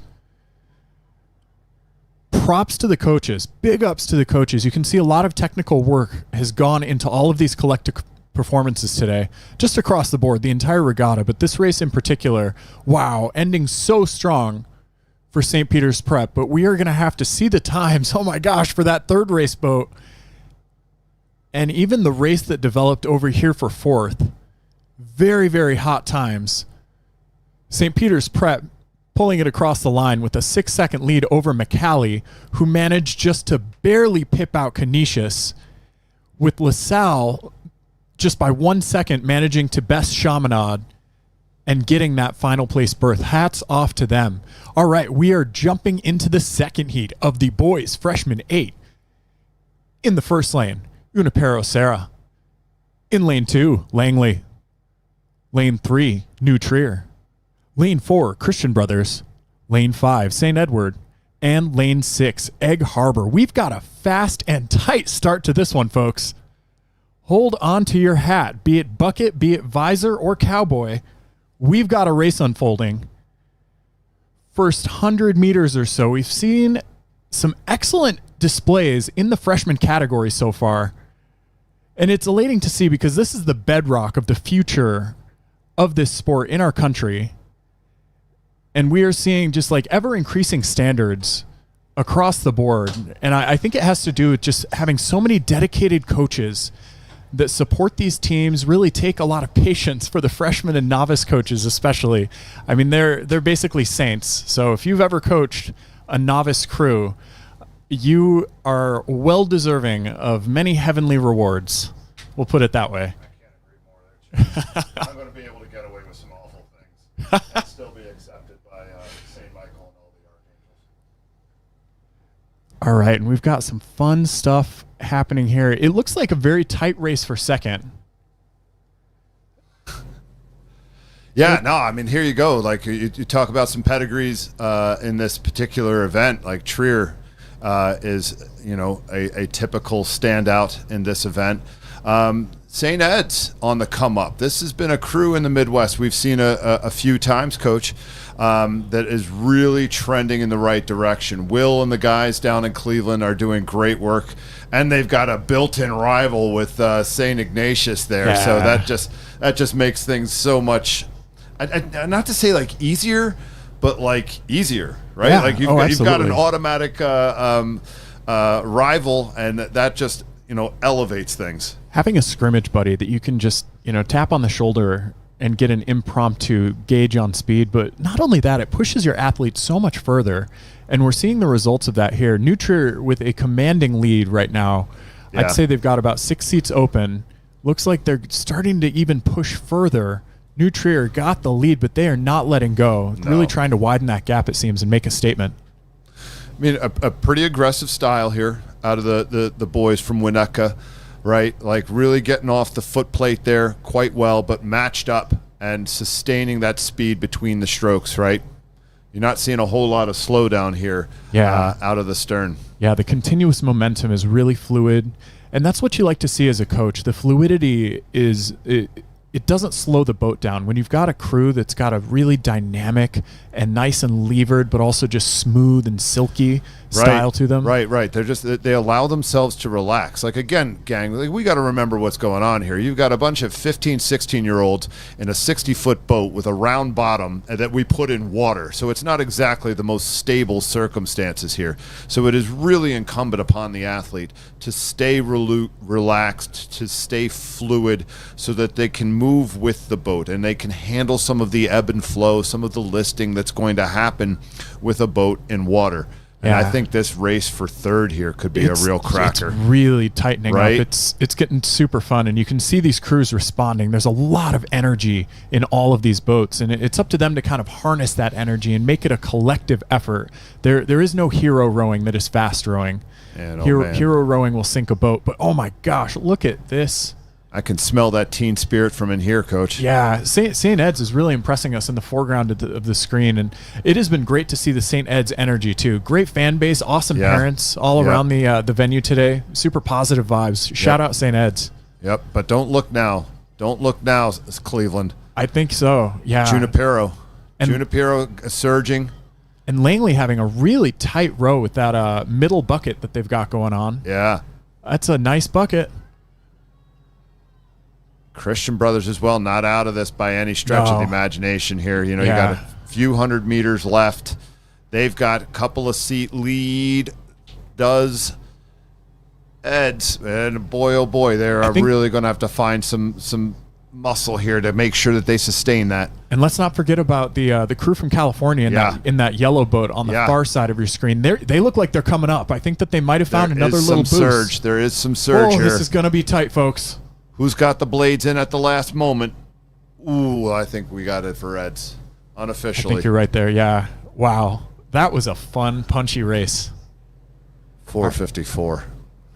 You want to talk about quick in an event. Totally. Like, just kind of unpushed, right? Like, yeah, they held a commanding lead and just were unfazed at all sections throughout that race. That was a very consistent effort. And I think when you talk about speed and rowing, a lot of it has to do with consistent lay down and just putting in the exact same stroke the exact same way. And boy, they had that in droves. So that was really cool to see at the freshman level, because that takes a long time to cultivate. Yeah, it does, right? Like this, you know, the biggest challenge when you're teaching these kids how to do this is like you're trying to teach a feeling, right, to someone who's never felt the thing. So it's like you seeing it as the coach and then trying to communicate what you think they're feeling in the boat at that moment. Yeah. And so we've got the third heat underway. Seton Hall Prep, lane 1. Jackson Reed, lane 2. St. Ignatius in lane 3. Lane 4, Montclair. Lane 5, Winter Park. And lane 6, Yorktown. Cracking start for all these crews right here. Yeah, Montclair really making a concerted push through the first few hundred meters of this piece. Certainly Montclair and Ignatius out of Chicago. Wow. Typical entrance in this event, right? No strangers to this level of speed. Yeah. And I like what you were talking about earlier, Chris, about that sensation, that it's ephemeral. It's very hard and elusive to describe to somebody that hasn't had it before. It's that flow state almost. Yeah. And I think the caliber of coaching that we're seeing coming up, I've mentioned it before, is really conducive to the things that we're seeing. I think a little bit of an issue. I think we caught a crab there on the left of your screen. And that's kind of the biggest hazard that I think that freshmen and novices face, is being able to control that blade, but not only control it, but when things do happen like that, you got to be able to recover. And it looks like they recovered relatively well, all things considered. Yeah, no, I mean, like this, like, you know, this is something we talk about with our athletes at St. Mary's, right? Like, you know, I don't care if you're in the top boat that we have or the bottom boat that we have. When you're racing, you're not going to have a race where every stroke goes to plan, right? Like your rhythm is a living organism, right? It's a living, breathing thing that you have to nurture along the way. And sometimes you're going to be nurturing it well with good strokes, sometimes you won't be nurturing it well. You'll catch a little bit of a digger at the finish. The boat might crash over to one side because someone washes out. And you've got to find a way to get that rhythm back and just stay relaxed, stay composed whilst you do that. And speaking of rhythm, Montclair in the lead right now, laying down a very punchy rhythm. These guys are all aggressively getting after it. And I want to say that St. Ignatius is leading them, but not, or is following them, but not by much. I think I tell you got what, some action from Winter Park here too. Yeah, the kids from Florida are like, yo, what about us? Goodness FYI, gracious. we rowboats too. Yeah, year round as it turns out. Right? Yeah, no, so a great race for second shaping up here between Winter Park and Iggy from Cleveland. Thing I really like right now about those Montclair boys is how long they are on the water, man. Yeah. Like for freshmen, brother, they're hanging. They are getting that blade in behind them and really leveraging that boat. And their rhythm is collective. They have a pretty pronounced, like for a freshman crew, they've got a very pronounced rhythm that they're all putting down in one and the same each stroke every time, and the legs are going down all at the same time too. Yeah. That's a tough thing for a freshman crew to be able to achieve. So whoever is coaching that Montclair boat, pat yourself on the back, man. Yeah, no, I mean it's super clean, right? Yep. Like their blades are not scraping across the water; they are squaring together and well.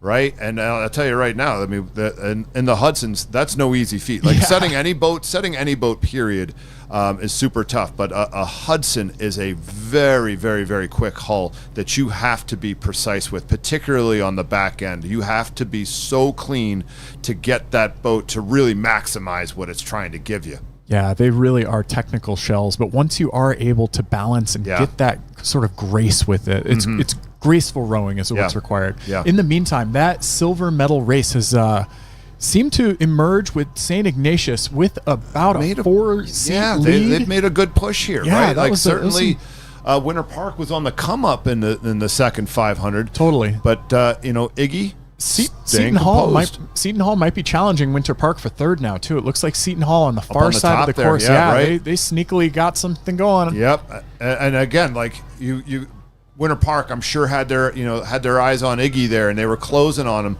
And then it's like, oh, next thing you know, the guy that you haven't been paying attention to is all of a sudden like, well, just excuse me, I'm going to reach over and take that from you there. Totally. But I think Winter Park noticed, and they're responding now. Winter Park is surging. Finding a gear here. Look at them go. Again, you got to. You absolutely have to. It's 3 to go here. Nothing can be left to chance. Absolutely. You really have to race it wire to wire when you get in these circumstances. Yeah. Oh, man. Fantastic. I think Winter Park probably had the best sprint on the field for my money. But it did not stop Montclair from walking away from that finish in first. Yeah. St. Ignatius actually had a really good row in silver, just third. We are just vying for qualifying spots. Medals are not on the line not quite yet. That's a tomorrow us problem. Absolutely. All right. Well, congratulations, Montclair. St. Ignatius in second, as we called it, with Winter Park coming up third, and Seton Hall Prep for fourth. Jackson Reed in fifth place, in Yorktown, bringing up the rear of the pack. Congratulations to all these crews on a hard-fought race. Yeah, absolutely. And I mean, honestly, man, just like making it here. Yeah. Like it is not easy, right? Like every one of these regions has a ton of fast crews. To your point, Chase, like a massive shout out to all the coaches who put in so much time. Like this, in addition to being a dad, being a husband, being a employee. Whatever the situation may be, plus this, like it is a manic pace that rowing coaches keep in the spring. Once you can get out on the water, it's like next thing you know, it's the start of June, and you're like, oh, where did April and May go? Yeah. Oh, I remember. I was down at the race course the whole time. Yeah, tinkering with a launch that just wouldn't work. Well, we've got 2 more heats in the freshman A. Looks like a flag went up on the play. See the ref there in the center of your picture is holding up a white flag. That means we're good to go, though, right? I guess we'll find out. Yeah, I guess the white flag is Oh, we got a lunch break coming up. Great. There we go. I'll take that.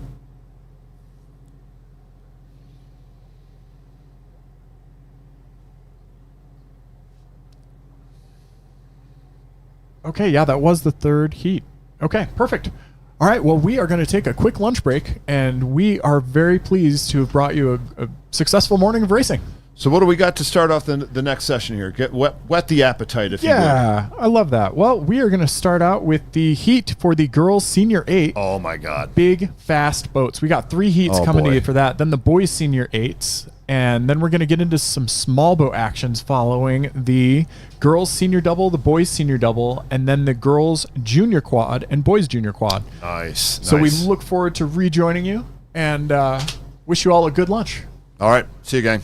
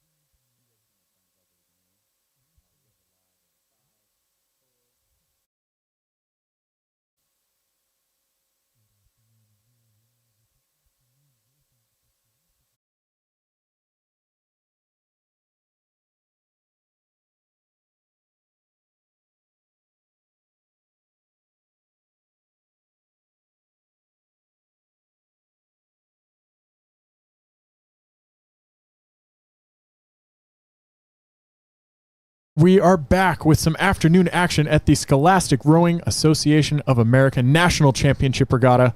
We are so excited to be bringing you a wonderful action-packed afternoon of races, starting out with the girls' Senior 8.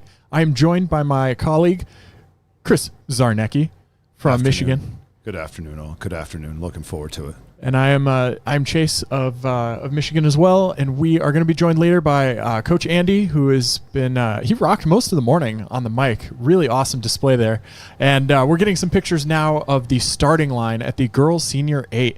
Some exciting stuff unfolding here momentarily. Any second now, we've got lane 1 to the right of your screen, Fayetteville Manlius. In lane 2, Jackson Reed. Lane 3, Winter Park, potentially the team to beat here. Lane 4, Loyola Academy, and lane 5, Yorktown.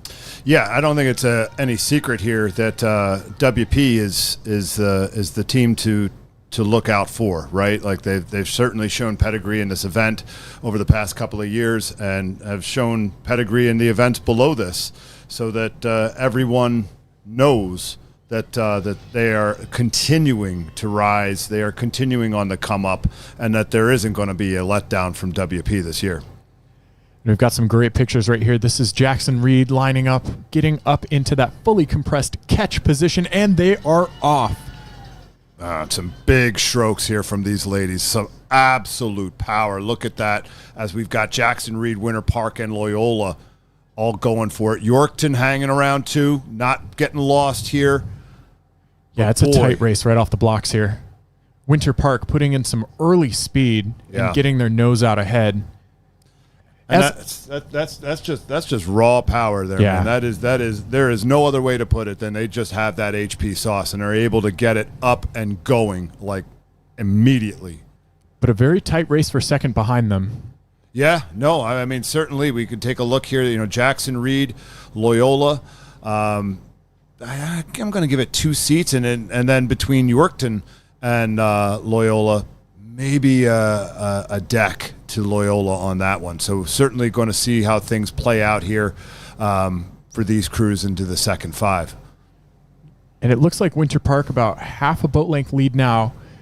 Some nice pepper on their finishes. You can just see how deep their puddles are behind them. And as Chris said before, just raw power cranking on those oars, levering everything they've got. They've got a bucket-rigged 7 and 6 seat there up at the stern of the boat, perhaps providing a little bit more equilibrium to their sauce. And, boy, they are cooking with it. So again, like if you want to talk about a detail here that's going to really let you know just how effective this particular crew is, this Winter Park crew, like watch their blades grab water. You can still see the blade in the water because the puddles are clear and dark, right? There's no ripping of water. They're locking onto water and they're pushing water, which is super effective insofar as building that hull speed. Yeah, it's about that send versus the rip. When you're sending the boat, it's clean but effective. And the depth of the puddles that we're seeing right now, this is picture perfect rowing out of these Senior 8. Yeah, and so far as the progression on to tomorrow, I do believe it's top 4, Chase. Is that what we're looking at insofar as who's continuing on to tomorrow? We've got the 3 heats here, and the top 4 crews out of each heat will be moving on to tomorrow's semi, correct? That is indeed what I'm about to confirm. Double checking with our heat sheet here. Yeah, top 4 to semis. But don't let the ladies that are chasing down Winter Park know that. Like this is still very much a race here. The race is absolutely on, as George Jones once said. We've got maybe a couple of seats. Jackson Reed to Loyola, and then about 3, maybe 4 seats, Loyola to Yorkton. I think Jackson Reed is rowing really long and fluid right now. Some nice strokes. You can see they're stretching out. They're fully extending out the back end, carrying them through. I tell you what, something that's not to be missed here is the business on the front end there from Jackson Reed, right? Yeah. A real emphasis on that leg drive, right? The ladies are staying forward, driving the hips to bow, very flat through that drive, and good pickup on that Hudson shell from Jackson Reed. Yeah, and right now as we get Winter Park in the foreground, we're seeing some nice rotation. They're all rotating really well together in that boat. And you can tell that they are just sending it very aggressive drive from each of those athletes. What do you think the rotation helps an athlete do? You know, when you rotate around the pin, you're going to get a little bit more length. That reach is very much helped. But also when you lean into your rigger, you're going to find more stability. And as you learn to grip the water through the catch, you really need that stability so that you can fully send and push off the heels. And this Winter Park crew is doing just that as they come into the functional grandstands here of all the tents in Oak Ridge.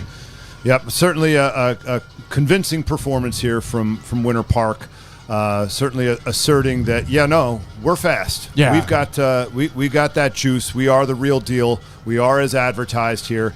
Mind you, there's still some other sharks in the water behind them. Totally. That will make for some game racing tomorrow. Yeah, and who's this going to be right now? Do you think Jackson Reed or Loyola is gonna clinch it? I think we've got our top 4 in the bag. But the third place spot, it seems like both these crews are challenging each other. Yeah, and I think that there's some gamesmanship here, right? Like if somebody's got that lead coming into the third 5, though you're qualified and what have you, maybe you just take it up a little bit and let them know, like, FYI, I can close. A true competitive spirit is tough to deny, but it looks like Jackson Reed in lane 2 is going to come across the line with that second place spot here. Yeah. Again, 4 boats are going to go on and progress to the final.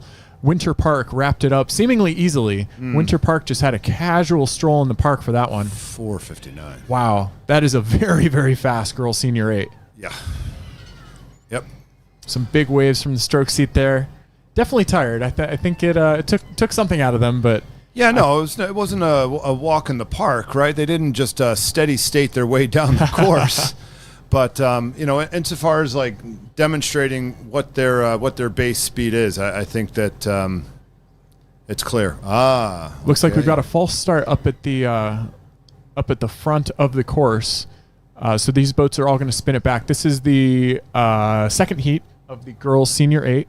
Have you ever been part of a false start? I don't know if I have. If I do, I don't remember. Dad Vales, 1997. How did that feel? Those dirty Temple Owls jumped the start on us, and we had to go back up to the start and get realigned, get locked in again, and just didn't have the same start that we did on the one that was unofficial. Yeah, but it's again, like it's a testament to the athlete, right? Like if you can just spin around, shake it off, lock back in. And perform at that level once again. It's your training, right? So if I'm the coxswain here, I'm reminding the ladies like, no sweat here, right? We'll focus on our KPIs with our personal boat and our race, right? The things that we really want to make sure we're executing, want to make sure we're dialed in on. So let's refocus on those items and execute those items once again out of the ditch. And that's why they practice so much, folks. There's a lot to be said for the amount of repetition that these athletes have done. And I would say any one of these crews have probably done like over 100 starts this season alone. Oh, God. Just rehearsing, you know? Yeah. And some of that will be at half speed, half pressure, just getting a feel for kind of the cadence and the graduality of it, because you don't want to go full yam, right off the gate with the first stroke. Right. You kind of build it up. The hull is a very heavy thing, especially in an 8. You could hurt yourself. You could kind of act as a counterweight to the true progression and the true momentum of the boat. And that's something you never want. You always want to act in tandem and in that glorious rhythmic synchronicity with the rest of your crew. Yeah, no, and I mean, like, just take a moment and consider what's happening here, right? You're going from a dead standstill. You've got a boat that's, somewhere in the neighborhood of 240 pounds, all the oars, another 60 pounds there maybe. Plus the athletes, right? There's a lot there that has to get up and going in very short order, right? Yeah. Very short order. So, a crew to be able to demonstrate their power, those watts that they can generate. All the athletes doing the watts testing in the winter to see, have I gained that strength that I'm looking for? And this is where it's applied, right? In the first 200 meters of the race, that is a watt farm, brother. Absolutely. And this is one of the penultimate strength and endurance sport. So it requires not only that endurance to be able to get your heart rate up, maintain it while doing something very skillfully, but also requiring this brute force of effort. And it is an all body workout. You're utilizing upwards of 70 to 80% of your musculature at any given time, going into anaerobic threshold breach, almost 5-10 strokes within the race. So your body has no more oxygen to give in its muscles, and it is rowing an oxygen debt for a majority of any race that you're in. And to say that it's a wonderful thing is, I think, an understatement, that these athletes do what they do. So it looks like they're getting realigned here, making some final adjustments, and hopefully shaking off any sort of jitters that the previous false start may have caused. And again, like this is the creme de la creme, right? These are the very top athletes in our sport here in the premier event. The Senior 8 on the men's side, on the women's side, that's it, right? This is the event that is so challenging to be fast in, because it takes more than the 9 athletes here. Oh yeah, right. You really have to have upwards of 24 athletes to really be pushing the depth of the program, the speed of the program forward. There has to be the constant question sort of lingering in the boathouse: are you fast enough for this? Yeah. And I think that as we get underway, we're really seeing a culmination of perhaps some tension, but they all got away fast. They got away clean. We've got Alexandria to the right in lane 1, followed by Orchard Lake St. Mary's in lane 2, Montclair lane 3, lane 4, St. Ignatius from California, and lane 5, National Cathedral on the left. All boats still in contact here, but probably to no one's surprise, Montclair to the early lead there, demonstrating that, look, Stotz was no fluke, right? We are very, very quick. We are very, very skilled. We have a lot of speed here, and we can absolutely generate that speed when commanded. Boy, St. Ignatius, though, is asking some early questions, as is National Cathedral on the left. That's a pretty tight pack, and then Alexandria seems to be maintaining some solid contact, too. Yeah, the race for second right now is certainly game. And I would not count out Orchard Lake St. Mary's either, who's still maintaining contact with the rest of the field. There is full boat contact throughout this entire race still. And so as we approach that midway point of the race, seeing who can put in a big push to maybe make a statement mid-race that could put them in a better position. These 8s are really interesting because it does take time to build more speed relative to any of the other small boats. The momentum that you have to develop and just the big shift that has to occur throughout all of the athletes in a singular boat. Montclair leading the pack, though. It looks like they've got about a half boat lead over the rest of the field, followed by St. Ignatius still. But boy, it looks like Alexandria might be catching up a little bit to National Cathedral for that 3rd place position. Yeah, and you don't want to be the odd man out here, right? Yeah. You've got to make sure that you've gotten yourself in a position to get to tomorrow. So would not be surprised to see some moves made here in the next 100 meters or 2. It looks like St. Mary's has found an extra burst of speed. I think to your point, Chris, you do not want to be the odd man out. And with the top 4 proceeding to the next round of this event, it's really make or break time as we approach I think that about 7:50. Yeah, I think that we're about there. About halfway through the piece here. Yeah, we're starting to cook. Yep. Oh, and the athletes are feeling it. You get to this point of the race, I don't care who you are, you're not feeling good, right? You can go ahead and have Montclair's lead, but FYI, oxygen deprivation is absolutely taking place. As is lactic acid buildup. The lactic acid that these athletes are experiencing right now in their muscles, particularly the biggest muscles, that is in the trunk and in the legs. The quads are likely on fire. Hamstrings are achy every time you bring yourself up to that catch position. And we're seeing a nice shot of the full field right now. Yeah.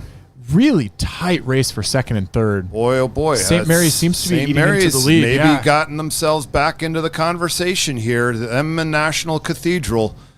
That's where it's going to be for that final place. I think second place as well, right? Yeah, I think St. Mary's would probably want to feel a little bit more comfortable. Alexandria is holding them off, though. Alexandria in lane 1, I think, is starting to claw their way back on Montclair even, who has about a half boat length open lead, but I think that Alexandria is starting to ask some serious questions. St. Mary's might have managed to get themselves in 4th now Oh, it's a very, boy, very oh tight boy. race between St. Mary's Now, and National Cathedral. I did take a look at the finish line just that's to right. orient myself to it from land.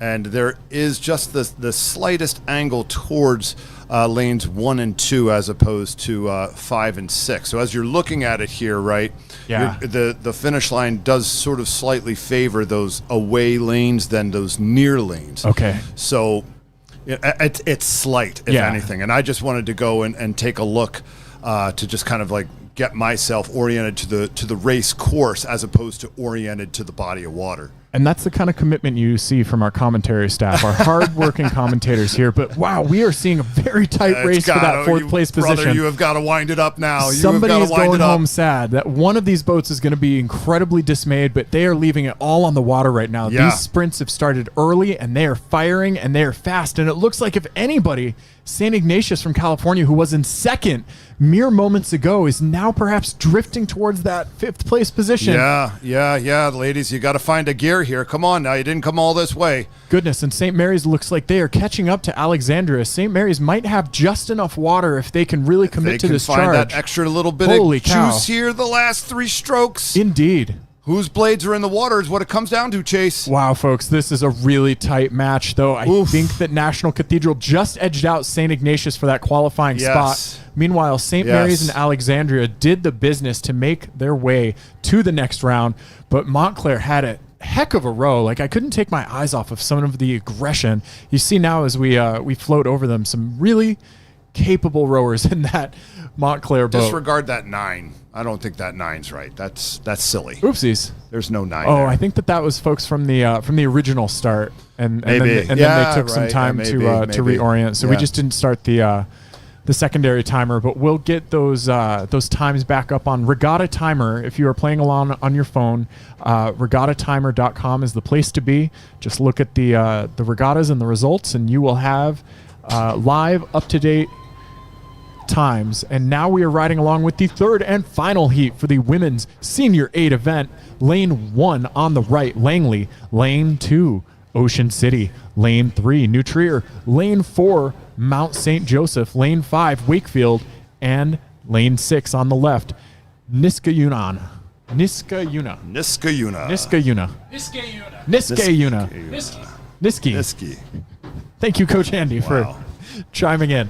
Well, I tell you what, the coaches at Alexandria Orchard Lake National Cathedral, go get those girls an ice bath, all right? Get those legs recharged, and we look forward to seeing another quality race like that last one. Great work all the way around. And jumping into this race, New Trier with a pretty solid lead for this point in the race. New Trier just bringing out the big boats. They've had some excellent fire this entire season, but today they're showing us some wonderful displays. Yeah, no, and it's certainly like every Trier entry we've seen so far is just all about that press off the front, right? Absolute command over the foot plate, locking the blade on, hanging through the drive. Real impressive. And it looks like right behind them is Mount St. Joseph, another powerhouse that we've seen emerge this weekend. Oh yeah, yeah, and the big boats too. Like Mount has just really demonstrated some absolute prowess.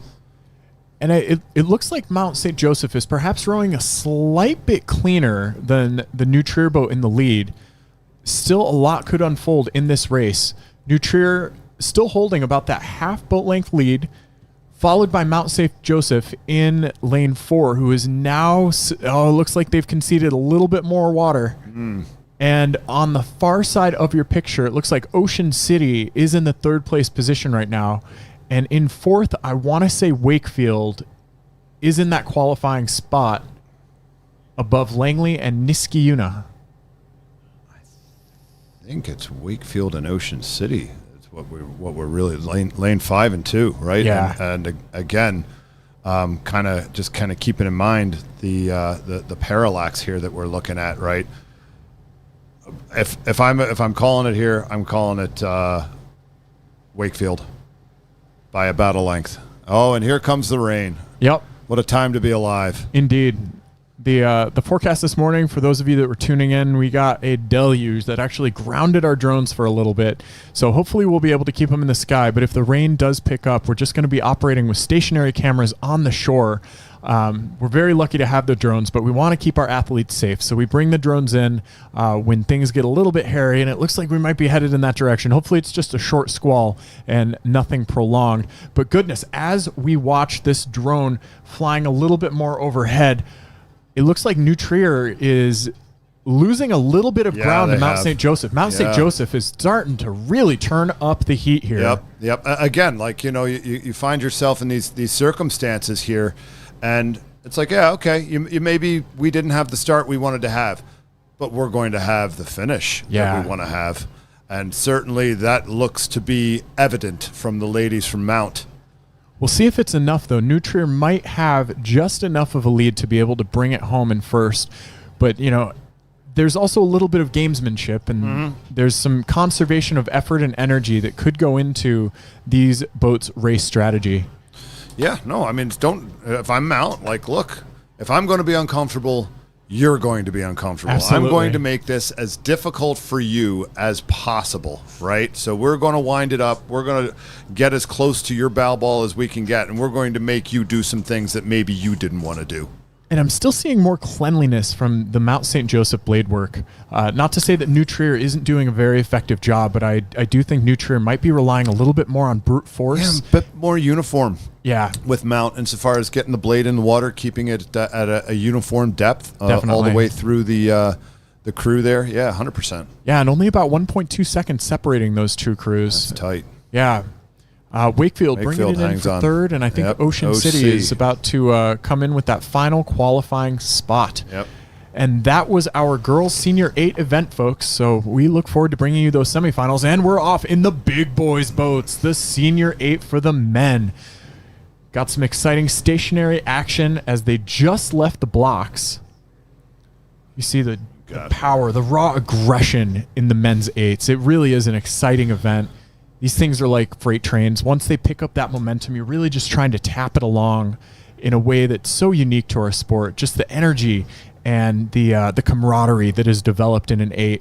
The raw power, but along with the technical precision that it takes to row these boats well. And we're seeing some great examples of sweep rowing right now as these boats get smaller and smaller. So we're probably going to pivot to our midway point camera here in a little bit, but still, it's nice to also see the coxswains making small adjustments, particularly see those little ripples and the streams behind the boats. You can monitor how the coxswains are changing their course little by little to make sure that they're staying in an efficient path right in the middle of their lane.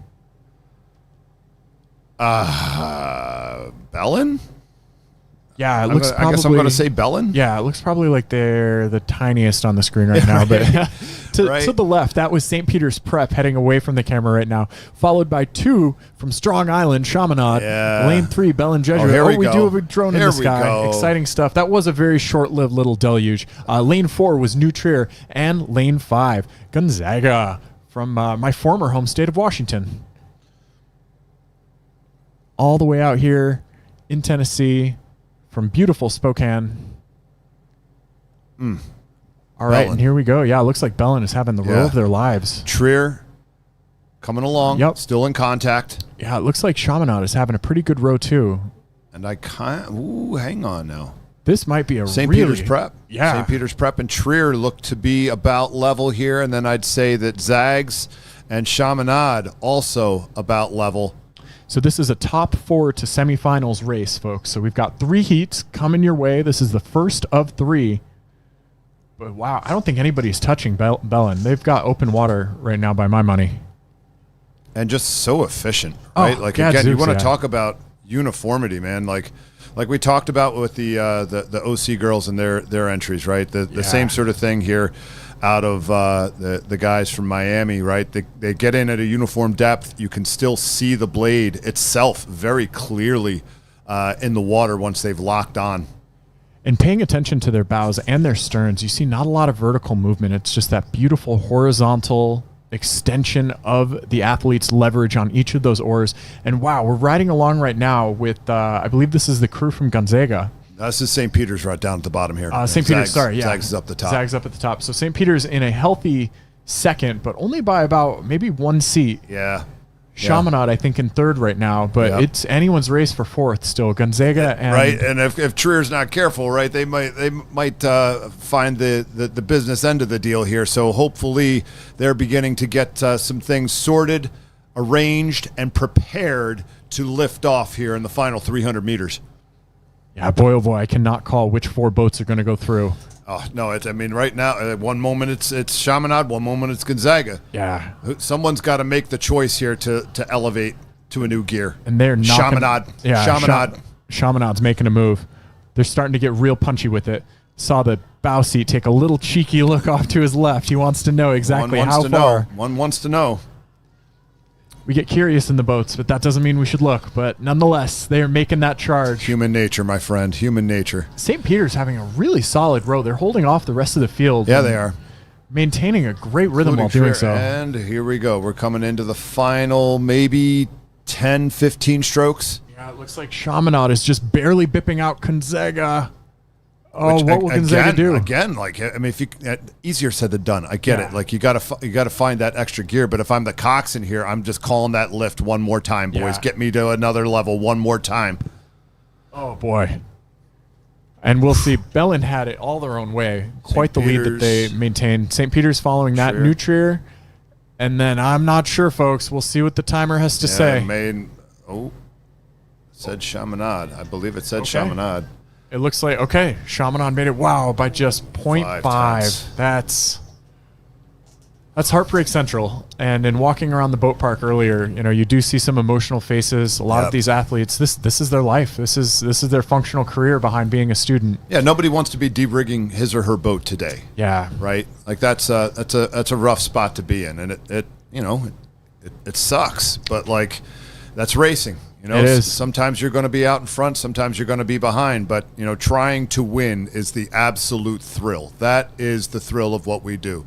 Lining it up, getting after it, and throwing down with your boys or your girls and everything you got. And we're riding along now with the second heat of the boys senior varsity 8. Lane 1, Wakefield. Lane 2, Jackson Reed. Lane 3, Montclair. Lane 4, St. Ignatius from California. Lane 5, St. Edwards. And Lane 6, St. Augustine.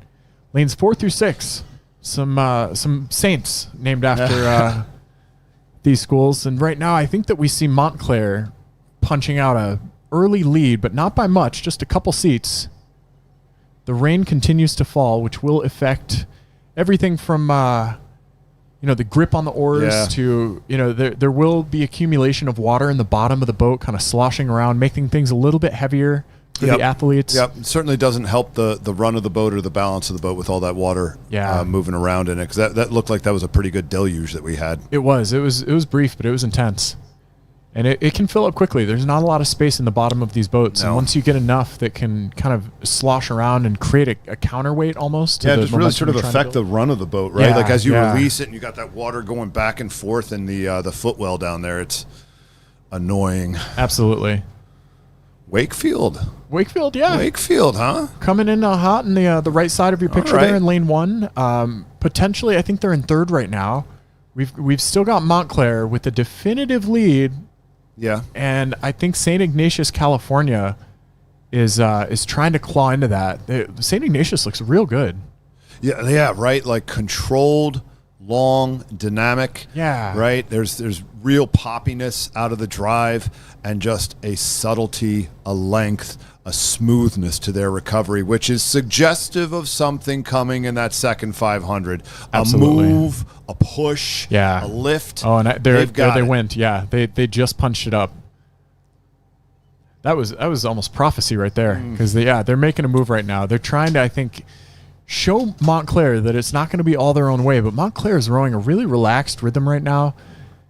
Nice length. Yeah, I saw them out for the row outs on Thursday and thought that just their calm, their control, how steady they were able to keep things, particularly their bodies, out of the finish toward the catch, right? Like nothing extraneous, everything very intentional. And they were absolutely unaffected by that attempted move that St. Ignatius of California took. Because, wow, I think if anything, Montclair just kind of doubled down on their rhythm. Yeah. It didn't look like they changed their strokes per minute, but they just got perhaps a little bit more intentional on the drive. And that's all it takes is just all 8 people committing. Yeah, again, the advantage of rowing from in front, the advantage of having a savvy coxswain who knows what to do, has been in this situation before, has raced big races, raced fast races, and understood, like, okay, yeah, you guys go ahead, make your move, and then when you're about halfway through it, I'll say something. In a very tight race right now between Wakefield and Jackson Reed on the far side of your picture. Lanes 1 and lane 2 just duking it out. Holy smokes. Yeah, give the advantage to Jackson Reed right now. And if we're saying that there's 2 crews not going to make it out of here, I think we got to take a look at what's going on in 5 and 6 and where they are relative to this fist fight. Yeah, we've got, I think, perhaps the top 4 crews in our picture right now. Okay, now we scan over to St. Edward and St. Augustine. I don't know. St. Edward looks like they might be in a position to challenge, but they're going to have to do something mighty quick. Yeah. They're going to have to ask a big question and maybe hope that somebody makes an unforced error, but it doesn't look like it. I think that all the boats on the right side of your picture are going to go through as they approach the final strokes of this race. Yep. And no lift here from Montclair, no lift here from St. Ignatius. Again, we're qualifying, we're moving through, we're good. And we're getting another little rain dump on us right now. Yeah. Keep the cards close to the vest, boys. Absolutely. No one needs to know what you have. Save yourselves. And there we have it, folks. Our 4 qualifying positions came from lanes 1 through 4, with Mont Lake leading the charge, followed by St. Ignatius, Jackson Reed, and congratulations to, I believe, Wakefield was the 4th. We'll wait for the time. There it is. And hats off to St. Edward and St. Augustine for a gutsy row on the outside there in lanes 5 and 6. And we've got one more heat in this event coming your way as the rain falls down, followed by some doubles after that. We've got our senior doubles. Oh, those will be coming in hot after that. Yeah. And they're just underway now. So in lane 1 on the right, Egg Harbor. Lane 2, Winter Park. Lane 3, St. Ignatius of Ohio. Lane 4, Yorktown. Lane 5, St. Albans. And lane 6, Robinson to the left. Winter Park trying to push out here in the early going and establish what looks to be a 2, maybe 3-seat lead. Really aggressive out of Winter Park. Taking the race to the race here, certainly not waiting for the invitation. No one's going to send you a Hallmark card from Cleveland saying, please get in front of me. But perhaps from Knoxville, since that's a little bit closer. But yeah, Winter Park right now is tearing up the field, which is pretty strong and level behind it. Yeah, right. Taking a look there at lanes 3, 4, and 5. Not much to it. No, not at all.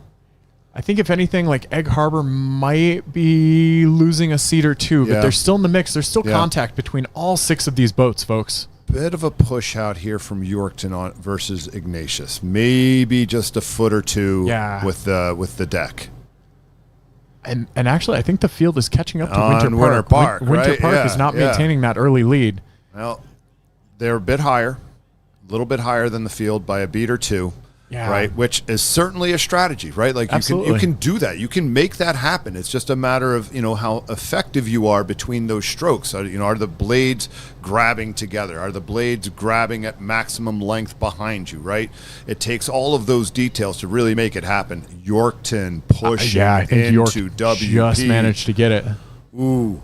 I think York just managed to take a bow ball lead, but oh my gosh, St. Albans next to them.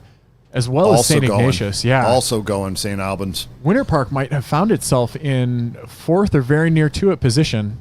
I think they're just edging out St. Ignatius by a bow ball. Yep. They still have a bit of a lead on Iggy as of right now. But this York tenacity, oh my gosh. Yeah. They just really picked that boat up by its bootstraps in the middle of that race and just said, here we go, boys. And again, like you kind of just hunker down and watch their rowing here for a moment. Just effective, not a lot of slowdown, right? The blades are ready to go. We're grabbing the water, giving another big push, and things are long on the recovery. You can see like that. There's not a lot of tension. You can see every one of those guys has a neck, right? Like he's not scrunching his shoulders up. He's keeping himself loose and long. And it looks like Ignatius has now passed WP. Yeah. Ignatius having a real good row as well. Ignatius pushing through St. Albans. Here we go. We're seeing, I think, a little bit of an upset from what we anticipated, but I'm really impressed by York's catches. They are so quick and definitive, and every single one of those rowers just buries their blade right before full compression. Two, how uniform the square is, right? It's done at a uniform speed. Yep. You see the blade hold square for just a moment before it grabs onto that water, and it's all 8 of these guys hitting that. Yeah, that is textbook uniformity. To see it at a high school level too is pretty bit of a awesome. lift here from Iggy. Bit of a lift here from Iggy. Here we go. Right, yeah. They've certainly pushed that rate up just a bit.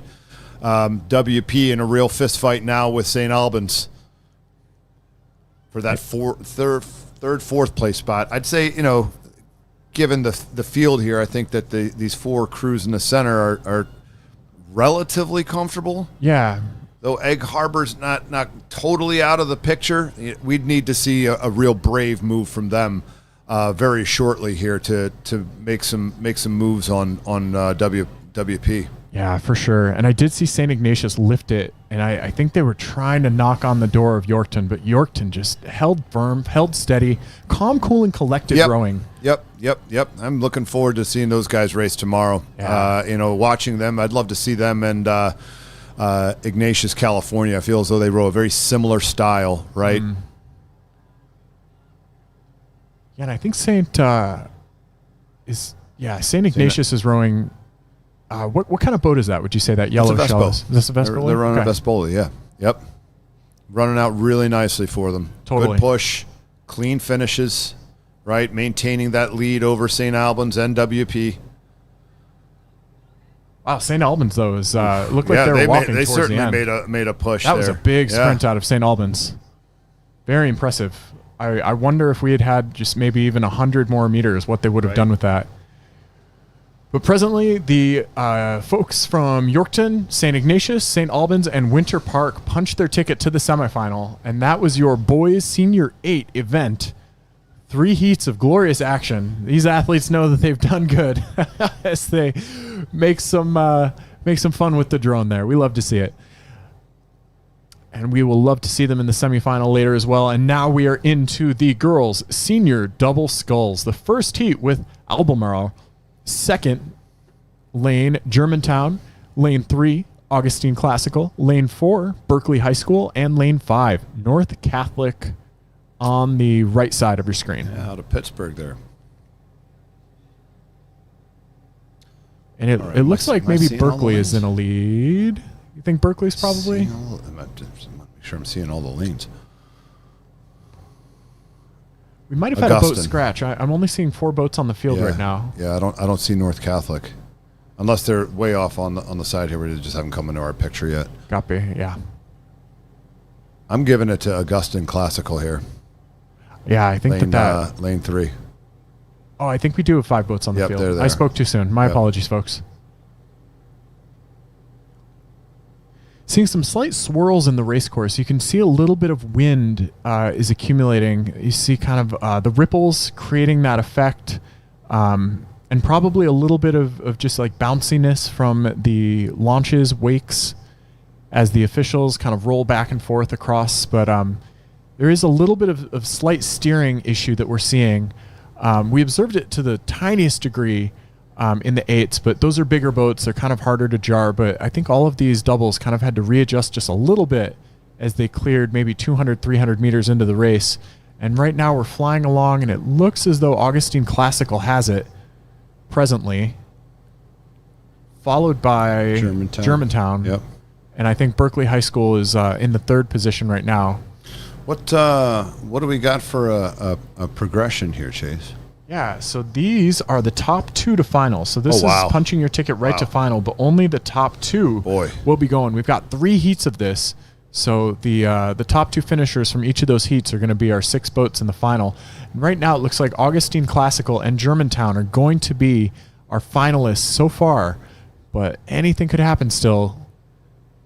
as we approach this midway section of the race. Germantown's certainly not out of it by any stretch of the imagination, right? Like, you've got contact here, right? You seem to be rowing pretty close rating-wise here. There's really not a substantial difference. And again, kind of like we saw in the previous heats there with the boys' eights, right? Like, this could just be you doubling down on your race rhythm, right? That sort of base rhythm that you've shifted down to. And for some of these athletes, there is an element of, I just want to win. Yeah. And that competitiveness really overrides everything. And it's so fun to see. And it's even more fun to coach, I think, when you get to work with somebody day in and day out that just has that drive to always just let that dog out. 100%. And 100%. I think Germantown might be revving it up a bit. I just saw the bow seat make a call.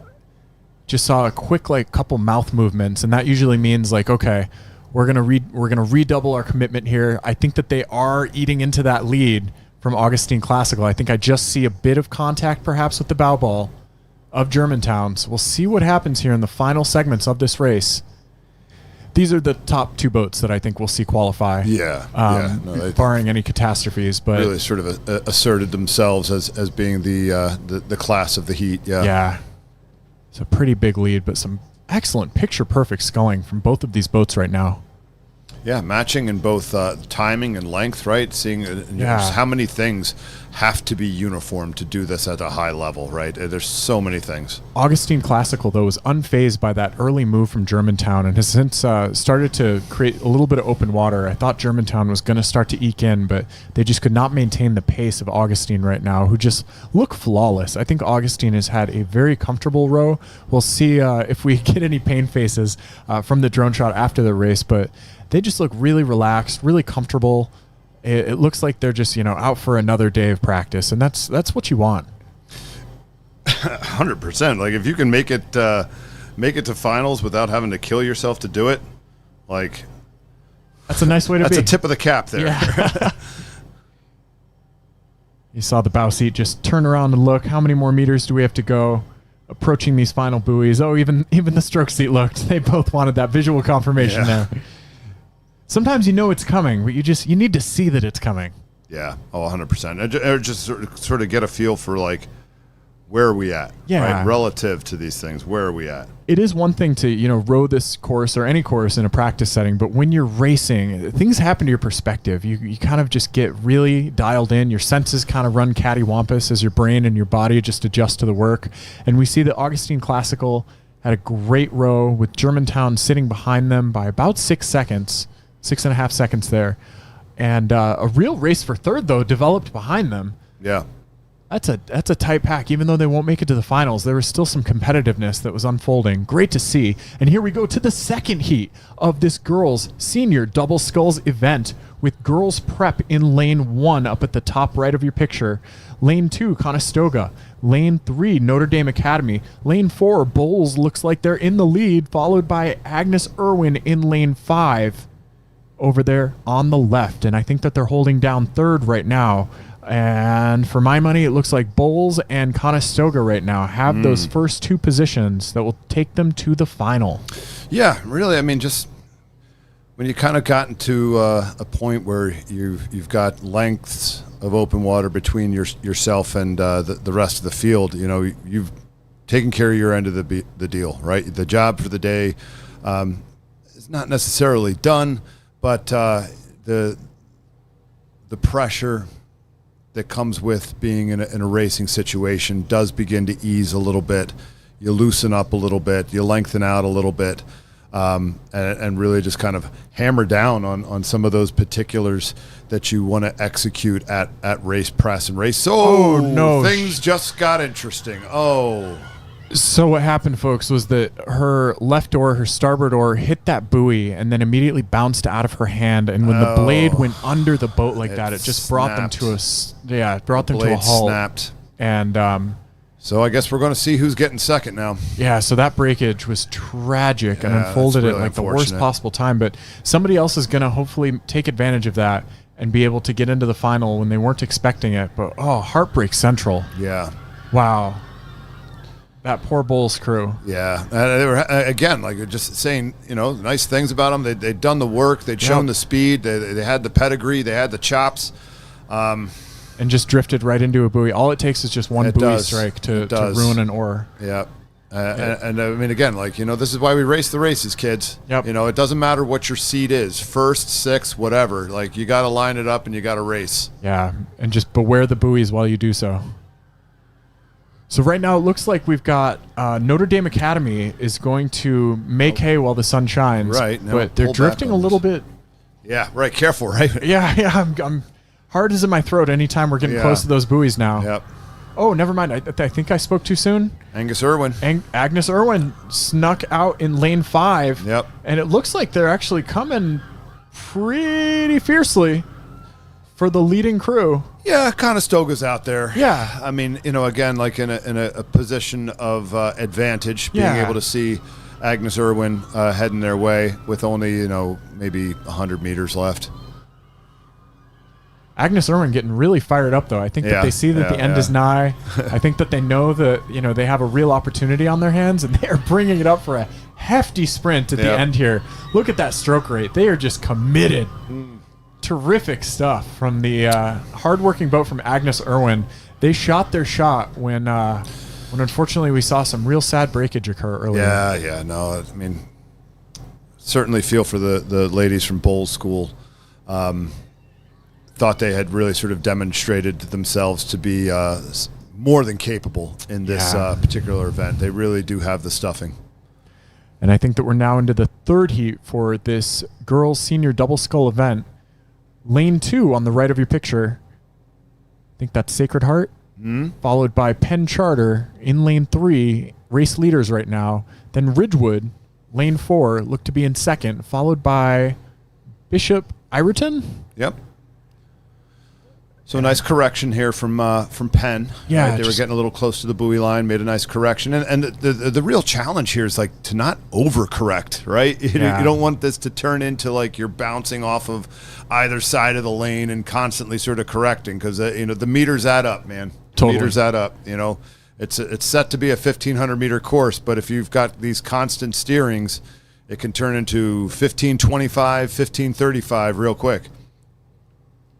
Some real snappy rowing here from this leading crew in Penn Charter.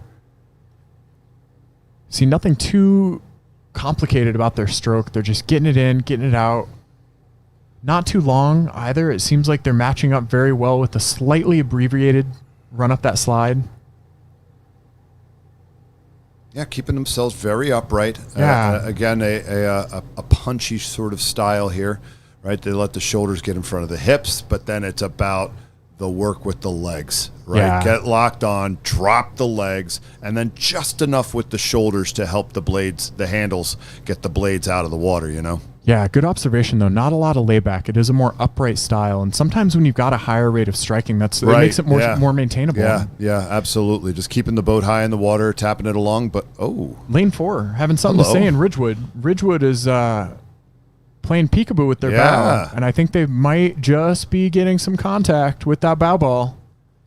This is maybe true. too little too late, though, because I think we are approaching the very last segment of this race. Certainly about 150 meters to go here, We get past the boat launch there. You don't have too much left. We're going to have to remember this from Ridgewood, though, because it looks like they're about to punch their ticket to the final, and we'll have to see what sort of full extent they can bring their sprint to when that occurs, but goodness, Penn Charter just having a really clean row. Nothing fancy. Nope. Nothing too complicated. Just doing the work, putting it down, picking it back up. And a lot of Filippi's in this event, I've noticed. The doubles are well represented by Filippi, an Italian boat maker. That's also what the U.S. national team rows. I think we've got a sponsored agreement with them since Paris 2024. I've got feelings on that. On Filippi or on sponsored on boats, national teams? Okay. On boats. I want to hear all of it. Yeah. If not right now, maybe over beers later. Maybe. All right. And lanes 3 and 4, that's Penn Charter and Ridgewood, making it through to the final. Congratulations, ladies. Well rowed all the way around. Yeah, that was some Terrific sculling on both those crews. SHS, unfortunately, and Bishop Ireton not making it through to the final, but looked like they had a good row nonetheless. And we've got our boys senior doubles coming up next. All right. Big boys coming out to play in the sculls. Lane 2 in the top right of your picture, Skyline. Lane 3, Friends Select. Lane 4, Catholic Central. And in the lead right now in Lane 5, Malvern Prep putting in some big strokes there. Yeah, Malvern is well versed in all things sculling. All right, Yeah. we've seen a number of their crews come down today in the sculling events, and they have certainly demonstrated real speed. Right? Look at that swing too. Holy cow! Those guys are just both like really leveraging through the hips. Yeah, no, I mean I agree 100%. I really like the way that these guys continue the drive midway through, right? It's a big push of the shoulders from in front of the hips to behind the hips to keep that handle accelerating so that there's no slowdown. That pocket of air behind the blade does not close. We continue to lift the boat, and this is a absolutely savage pace. Yeah. From the boys from Malvern. It is a lethal stroke per minute rate that you're seeing right here, folks. For them to maintain this and approaching 4.5 minutes at this pace, I've not seen them slow down. We've been riding with them for about 2 minutes, and I think that they've maintained this stroke rate almost the entire way down the course. I'd be very curious to see what their start looks like. Another Filippi boat in the mix here. Kids are all doing it.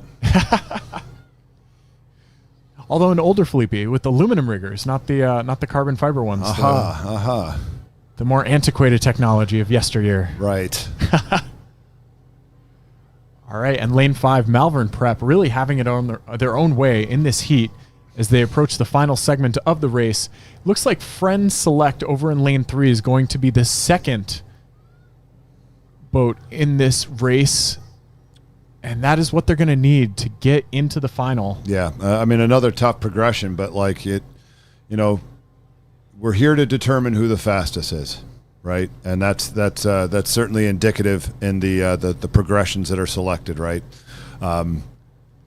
You know, if you can't make it out of your heat here, well, you're probably not making it onto the medals dock either, and that's the breaks of racing, folks. Skyline though caught up a little bit to their friends over in Lane 2, but were not able to close that gap in time. I thought that Skyline was going to be able to do something. They had a big charge there. Brave sprint by Skyline, but just a little bit off the pace there. So congrats to Malvern Prep and Friend Select. We will see them in the final of this boys senior double event, of which we have 3 heats. So we're about to ride along with the second heat. Here we are. They are underway. Lane 2 on the right, University. Lane 3, Augustine Classical. Lane 4, Ridgewood. And Lane 5 on the left, Traverse City. Yeah, we've seen a few boats from Augustine Classical already today. I want to say I watched their boys Frosh Quad this morning. Looked really, really nice. We saw the women's double a few minutes ago. You know, this is a team that really does specialize, so to speak, in the sculling events, and they are demonstrating just how proficient they are, right? To see that all these entries of theirs are moving on to tomorrow and going to continue their racing here this week, and I think that speaks volumes of the athletes, of the coaching staff, and everybody just at Augustine Classical getting the job done. Yeah, should be a happy team dinner in that camp tonight. Oh, absolutely. Augustine Classical right now with about a seat lead over, I think that we have Ridgewood knocking on their door. Yeah. I spoke too soon when I said a seat lead because I think it's now no more than a deck. But Augustine Classical might be drifting a little bit close to those buoys. I know it. They've had to adjust a couple times to stay clear of those buoys. We've already seen earlier what a buoy can do. Just one strike, you know. And most of the times you hit a buoy with an oar, it's just going to bounce back. It's usually no big deal. But the one time that it does, you know, maybe 1 out of 100, where it leaves your hand, goes onto the boat, and as we saw, it can, you know, break that thing. You know, and we've got quite a move coming from Ridgewood. I was going to talk about the rain, but never mind that. These guys are putting something down here from Ridgewood. Ridgewood getting real peppy with their strokes. It was like they just took it up and they started to seem a lot lighter almost with their rowing. Real peppy, just kind of a pop to their catches and their finishes now that wasn't there about 100 meters back. And I think that they have taken the lead just by a bow ball over Augustine. So hopefully Augustine Classical can just keep it tall here, keep it moving along, find a response. Is it Augustine or is it believe Augustine? So. Oh. I was informed earlier that there's a Catholic and a Protestant pronunciation. Oh, okay. And I believe that Augustine is the Protestant pronunciation and the one, good to know. One we should use. Your commentating Never too staff old to learn. Getting into etymology and historical lingo alike as Lane 4 Ridgewood says, we don't care how you pronounce your name. We're going for it. We're Ridgewood, yes. And we're getting our bow ball in front of you here. But it looks like both these crews will be racing tomorrow, and it's maybe Ridgewood tipping a hand a little bit insofar as some of their race planning, but not too far away is Augustine. Yeah, I mean, Augustine, I think, is holding a bit on of a response pretty here, well. eh? Yeah, bit of a response.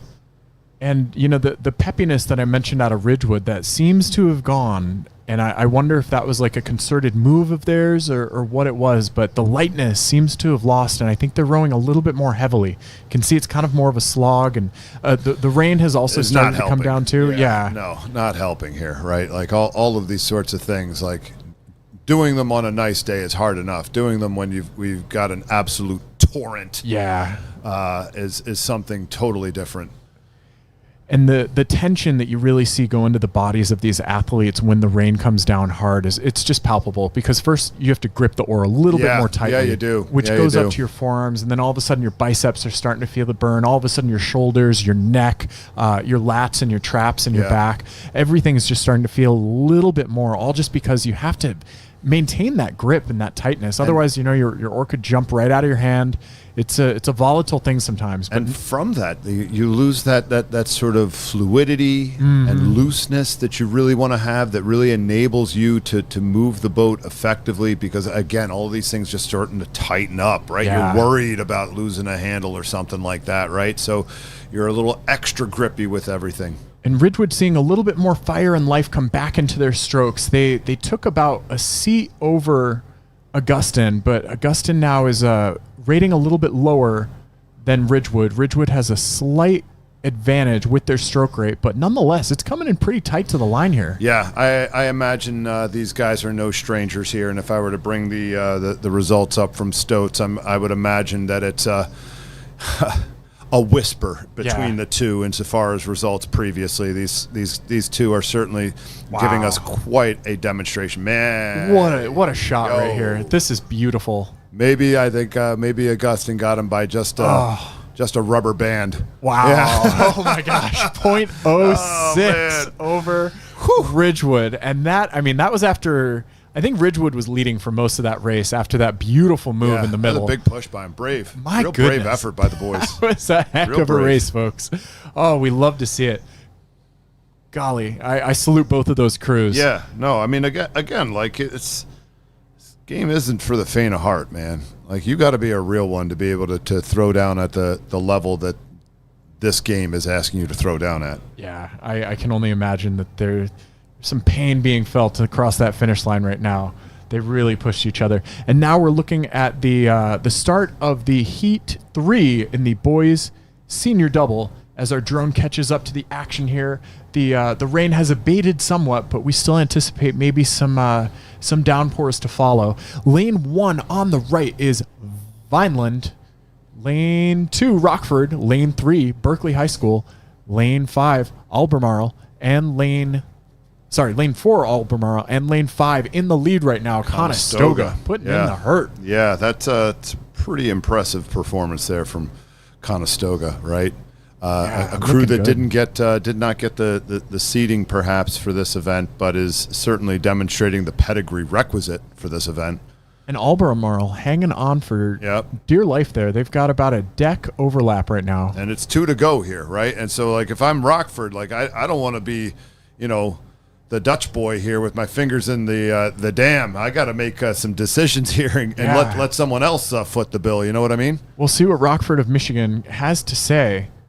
Because right now they're trailing by just a little bit of open water, but it's not much. And as we've shared earlier in this commentary, the smaller a boat is, the more quickly you can cause it to accelerate. You can pick up a lot of speed in the smaller boats really fast, whereas in a 4 or an 8 especially, it takes a long time to build momentum and really make a move that can eat into another boat's lead.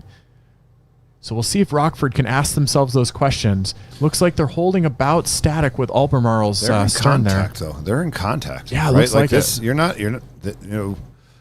Albemarle isn't out of the woods. Right, they're I would think that these guys are not newbies, right? This isn't their first rodeo here. They know how racing goes, and they know that Conestoga's there, but at the same time, it's 2 to go. So I got to make sure that I am keeping my stern away from Rockford.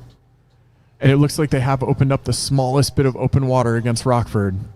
We'll see if that can be maintained. Yeah. Yeah, I mean, you got to be assertive with that, right? Like there are no tomorrows. Yeah, there are no tomorrows if you let them get back onto your stern deck and start feeling some of that momentum, gaining some of that confidence by closing that gap.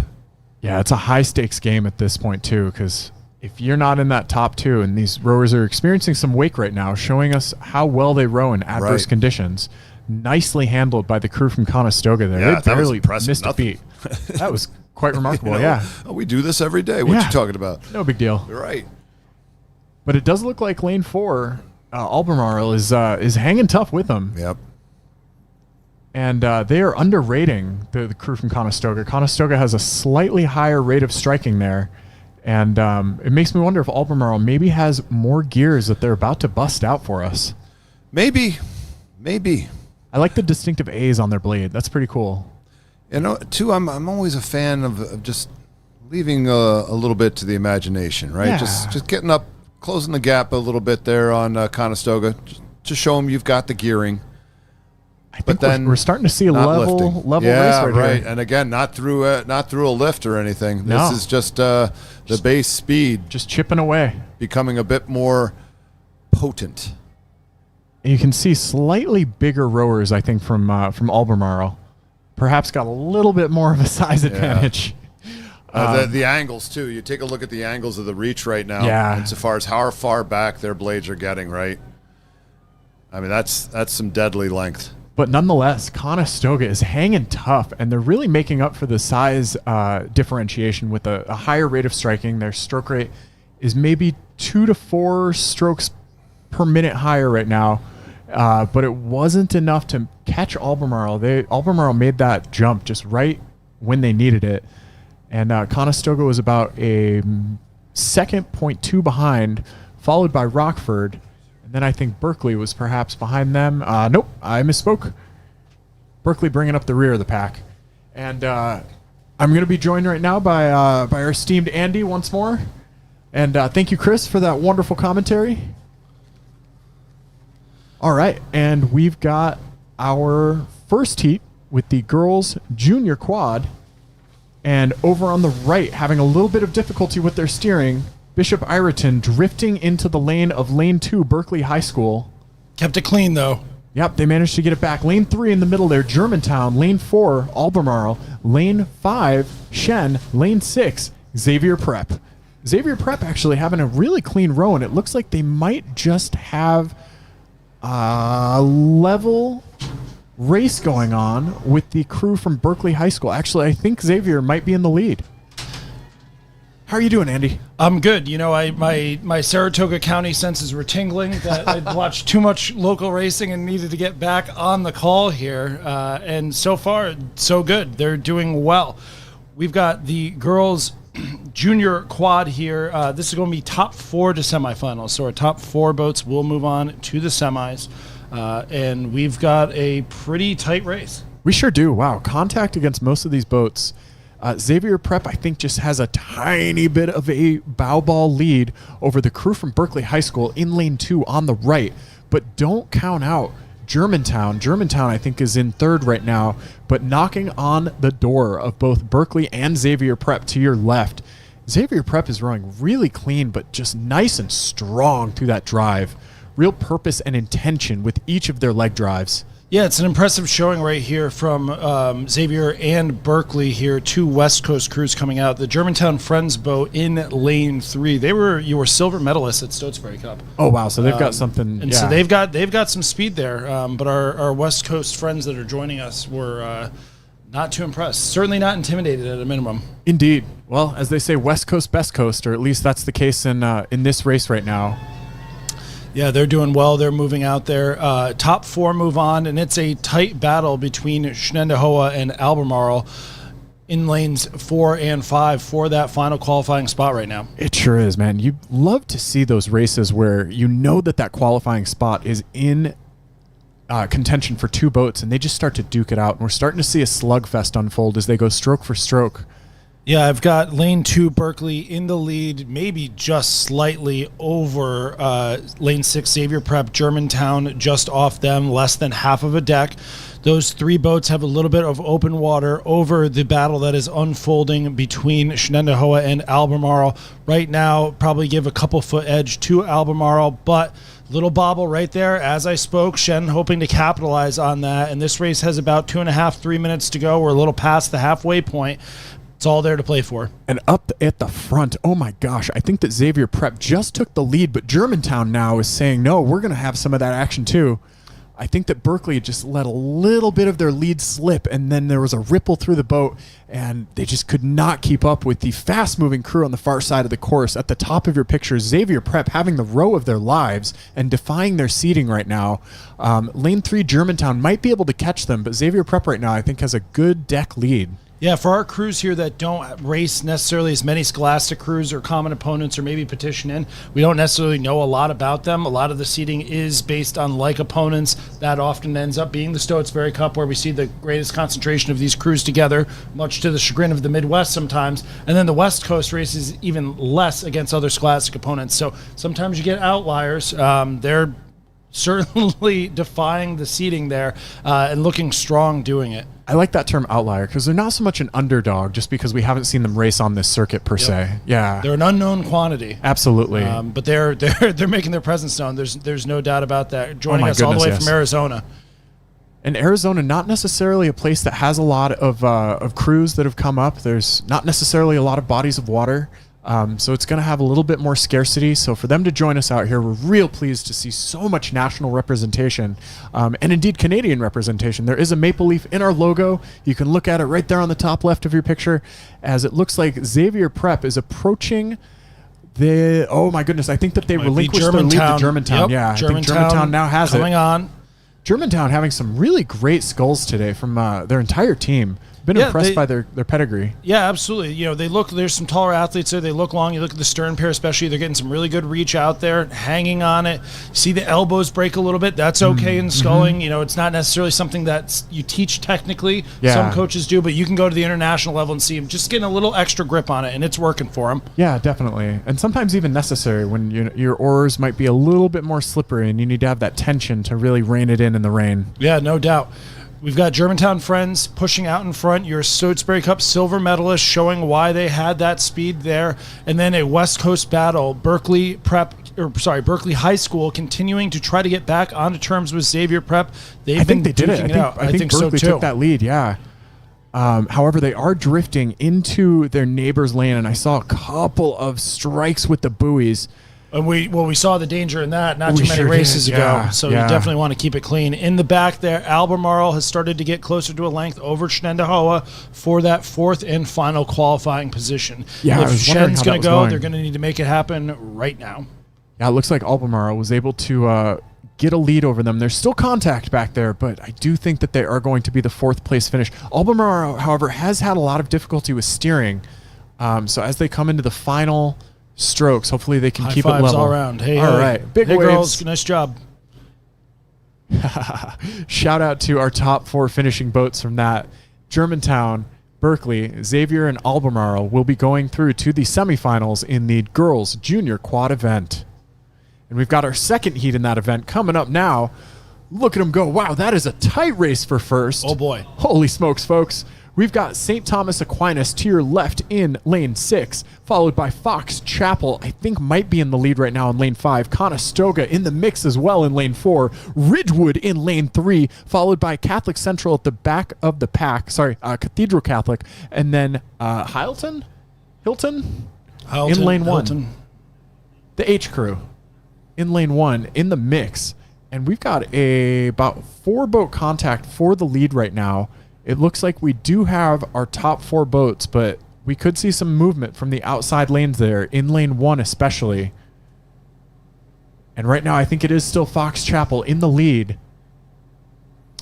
It's commonly pronounced Hilton. Okay. Hilton High School from Virginia. All right. My apologies to the Virginia contingency and the hardworking crew from Hilton. Not out of it yet. Hilton could still yet qualify. They're trying to challenge. I think St. Thomas Aquinas is the next boat up in their field that they need to topple in order to get into that top 4 position. Yeah, and based on the angle that we've seen with the course thus far, I think that they might be in a good position being up there towards the top. Those lanes 1 and 2 with the slight angle we've been seeing at the finish line have been a bit more advantageous. It's tough to say from the back here. It's a tight pack, though. Everybody is in the mix. Cathedral Catholic has fallen off the pace a little bit, but otherwise your top 5 crews all have some level of overlap there. The lead is Fox Chapel's right now. Fox Chapel is in the lead. They are being challenged by Lane 3 Ridgewood. Lane 3 Ridgewood is your Stotesbury Cup 4th place finisher. Fox Chapel rowing that distinctive red boat and red blades, and I think red uniforms as well. On brand. Rocking and rolling. Easy to pick out. Absolutely. The coaches love it. The parents love it. Easy to see. I'd say like other boaters probably love it too. Yes. We love safety. Yes. There's a distinctive crew out in Seattle called the Seattle Scullers that rows just in high-vis yellow. Oh, they sure do. It's perfect. Actually, high-vis green. I don't want to mistake my former compatriots out there out west. Yeah, shout out Matt Zatorsky. Oh, yes, you know him. Oh, yeah. Oh, he kind of pioneered coaching with drones for a bit. He was the first out of the gate there with his Instagram. Oh, he was big on it. Long-term athlete development. Absolutely. And long-term beard development from Matt Zatorsky. No doubt about it. Hope you're doing well, Matt. We miss you, bud. All right, out here, Fox Chapel continuing to put it through. The ladies in red are making a statement, and then, I mean, you could throw a blanket over the rest of the group there. Yeah, it's anyone's to play for right now. I think, if anything, Conestoga in lane 4 looks the cleanest to me, but they're also, I think, understroking the field a little bit, so they might have something to bring for their sprint, but I think Cathedral Catholic is in that second place position by just a tiny, tiny bit. Conestoga here, they were in the Stotesbury Cup semifinal, but were excluded. They must have had some kerfuffle there. So they and Ridgewood will know each other well. They've raced a lot this season. Good rivals there. And St. Thomas Aquinas from Florida, well in the mix also. Absolutely, yeah. I think a very strong field here we're seeing in this girls' junior quad event. The first heat was a lot of fun. The second heat is developing. Wow, with anyone to walk away from this race with a second place position right now. But nonetheless, I think that our top 4 boats are pretty much secured. Yeah, they're racing for lanes at this point, and so we'll see who wants to kind of just let everybody else have it and who wants to take it on there. And I don't see anybody backing down. No, they're all still charging. And this one's not too bad. You know, you have time. You know, you're not racing until tomorrow. I don't hate going for it and seeing what we can throw down. Yeah, absolutely. And each time that you test your capabilities, especially at this level, like you're gonna find something new. And it might be something that you need to do. It might be something that you need to not do. But each race is so educational at the scholastic level. And it's really, really fun to see what these athletes can do. I think that lane... It's going to be Ridgewood. Yeah, I think that Ridgewood, we're Conestoga, some charges and then there. St. Thomas Aquinas, to my eye there. Yeah, I think you're right.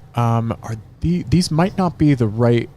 This is the wrong graphic. We will correct that shortly. We just watched Heat 2, Heat 3 is on your screen right now. Oh, I bet what happened is there might have been a false start. Up at the start for the third heat. We'll find out, folks, but those numbers are cattywampus, as is what we're seeing on the screen. But Fox Chapel, I think, was in the lead for most of that one. And had certainly at the end. Yeah, and had a real fine row. They're out of them. Yeah, our top 4 weren't really in question by the end there, but a good race to Hilton and Cathedral Catholic as well. Absolutely. So we've got our last heat of the girls junior quad coming down here. From left to right, we've got Haddon Township in lane 6, Augustine Classical Academy in 5, Skyline in 4, Waterford in 3, North Allegheny in 2, and Lord's Academy in 1.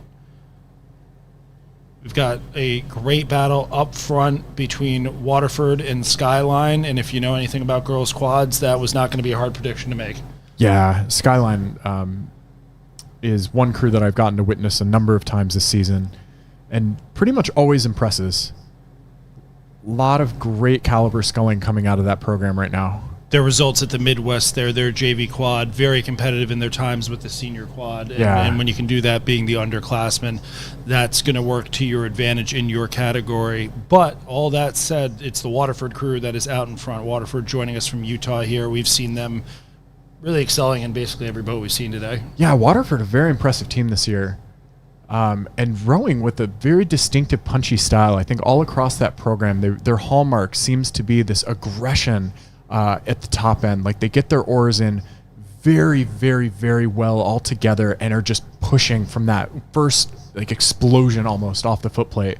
And if you see that working for you in a double, that's going to work even better in a quad. Faster moving boat has to be picked up off the front end quicker than a single or a double, and so that just works them. The quad is kind of the 8 of the sculling boats in a way. Definitely. If you can get in and get on, you can get out. At least until we see the octuple event added here by the scholastic rowing powers that be. Oh man, over the British crews, I think do that to J15 or J16. You see an octuple of 16-year-old boys. That thing's going fast. If you catch a crab, it's carnage. Well, I think we definitely need to bring it next year then. There we go. We'll add it. We'll get a committee going there. Perfect. So we've got Skyline and Waterford. Waterford currently your leader. Skyline in front. Top 4 move on to the semifinal. And I think that up there we see Lord's Academy in 3rd, but we're going to have to get a little bit more perspective. I think that they just have it over North Allegheny, but as we pan out, we'll see if Augustine and Haddon Township are in the mix as well. We've got Our Lady of Lourdes Academy from Florida, not to be confused with Our Lady of Lourdes in Poughkeepsie, which was a mistake that I made. Is when I first saw these seeds, I go, I don't remember them doing a quad at States. Nope, they're from Florida, and they're doing a nice job here. Good battle there. That's ACA out in 5, Augustine Classical Academy, clearly in the 3rd place position. It's a good race for 4th, though. Yeah, who is going to get that last ticket into their semifinal? I think it might be, I want to say Lord, not to be confused with the singer-songwriter. That's true. Yep, performer spelled differently. Of Royals, yeah. Wow. Really, really, really great stuff out of Waterford. Yeah, it's a nice battle up there. Haddon Township in lane 6 in the mix as well with that little North Allegheny Lords pack. Unfortunately for them, that's on the other side of the race course. So North Allegheny and Lords have a bit of an advantage in that they can feed off each other's energy trying to get that last spot. Haddon Township bit out on an island there, so they're going to need to just stay internal and push it there. But we've got Waterford in front trying to open up a little bit of water on the Skyline crew here, and then a little bit of open water back to Augustine Classical Academy in 3rd. And the battle for 4th is what we're watching. And as I said that, Haddon Township look like they moved. They are certainly making some strides there. I think the angle is helping a bit, but their rate of striking is up, and they are moving. This is going to be a great race for that 4th and final position. Totally, and the drone fell back a little bit so that we could catch this race for the last ticket into the next qualifying race, which will be the semifinal of this girls junior quad event. And even though Haddon made that move, I don't know if it's going to be enough. It looks like Lord's Academy and North Allegheny might still have the lead in that 4th medal position, but it's difficult to tell. The angle, as you might guess, with the buoys can sometimes keep us a little bit on our toes. It's going to be North Allegheny or Lords. It's not going to be Haddon, unfortunately, and this one's going to come right down to it. I've learned enough through the morning racing that I'm not going to call it. They're quick coming up on the screen. I'll let them do it. I think that might have been North Allegheny at the last second. And there you go. You got it. Yeah. And heartbreak in the Lord boat because that, about less than 0.2 behind. Yep. that was a great race from those guys. And these margins, folks, are really just the razor wire. Sometimes, if you just take even a quarter stroke, that's enough to make a difference sometimes. And so now we're jumping into the boys quads, the boys junior quads. This is our first heat. Lane 1 on the right, Manhasset. Lane 2, Western Albemarle. Lane 3, Germantown. Lane 4, Northville. And Lane 5, Montgomery Bell. And seeing a quick and early lead right now from Western Albemarle, but trailed very closely behind by Germantown. Germantown hot on their heels. Germantown, your junior quad Stotesbury Cup winner, the number 1 overall seed for the event going into it here. And, I like that strategy from Western Albemarle there. If you are going to be racing somebody that should be, sorry, I quoted the wrong team there. I don't have Western Albemarle on this. I've got something different on the heat sheet from the screen here. Oh, goodness.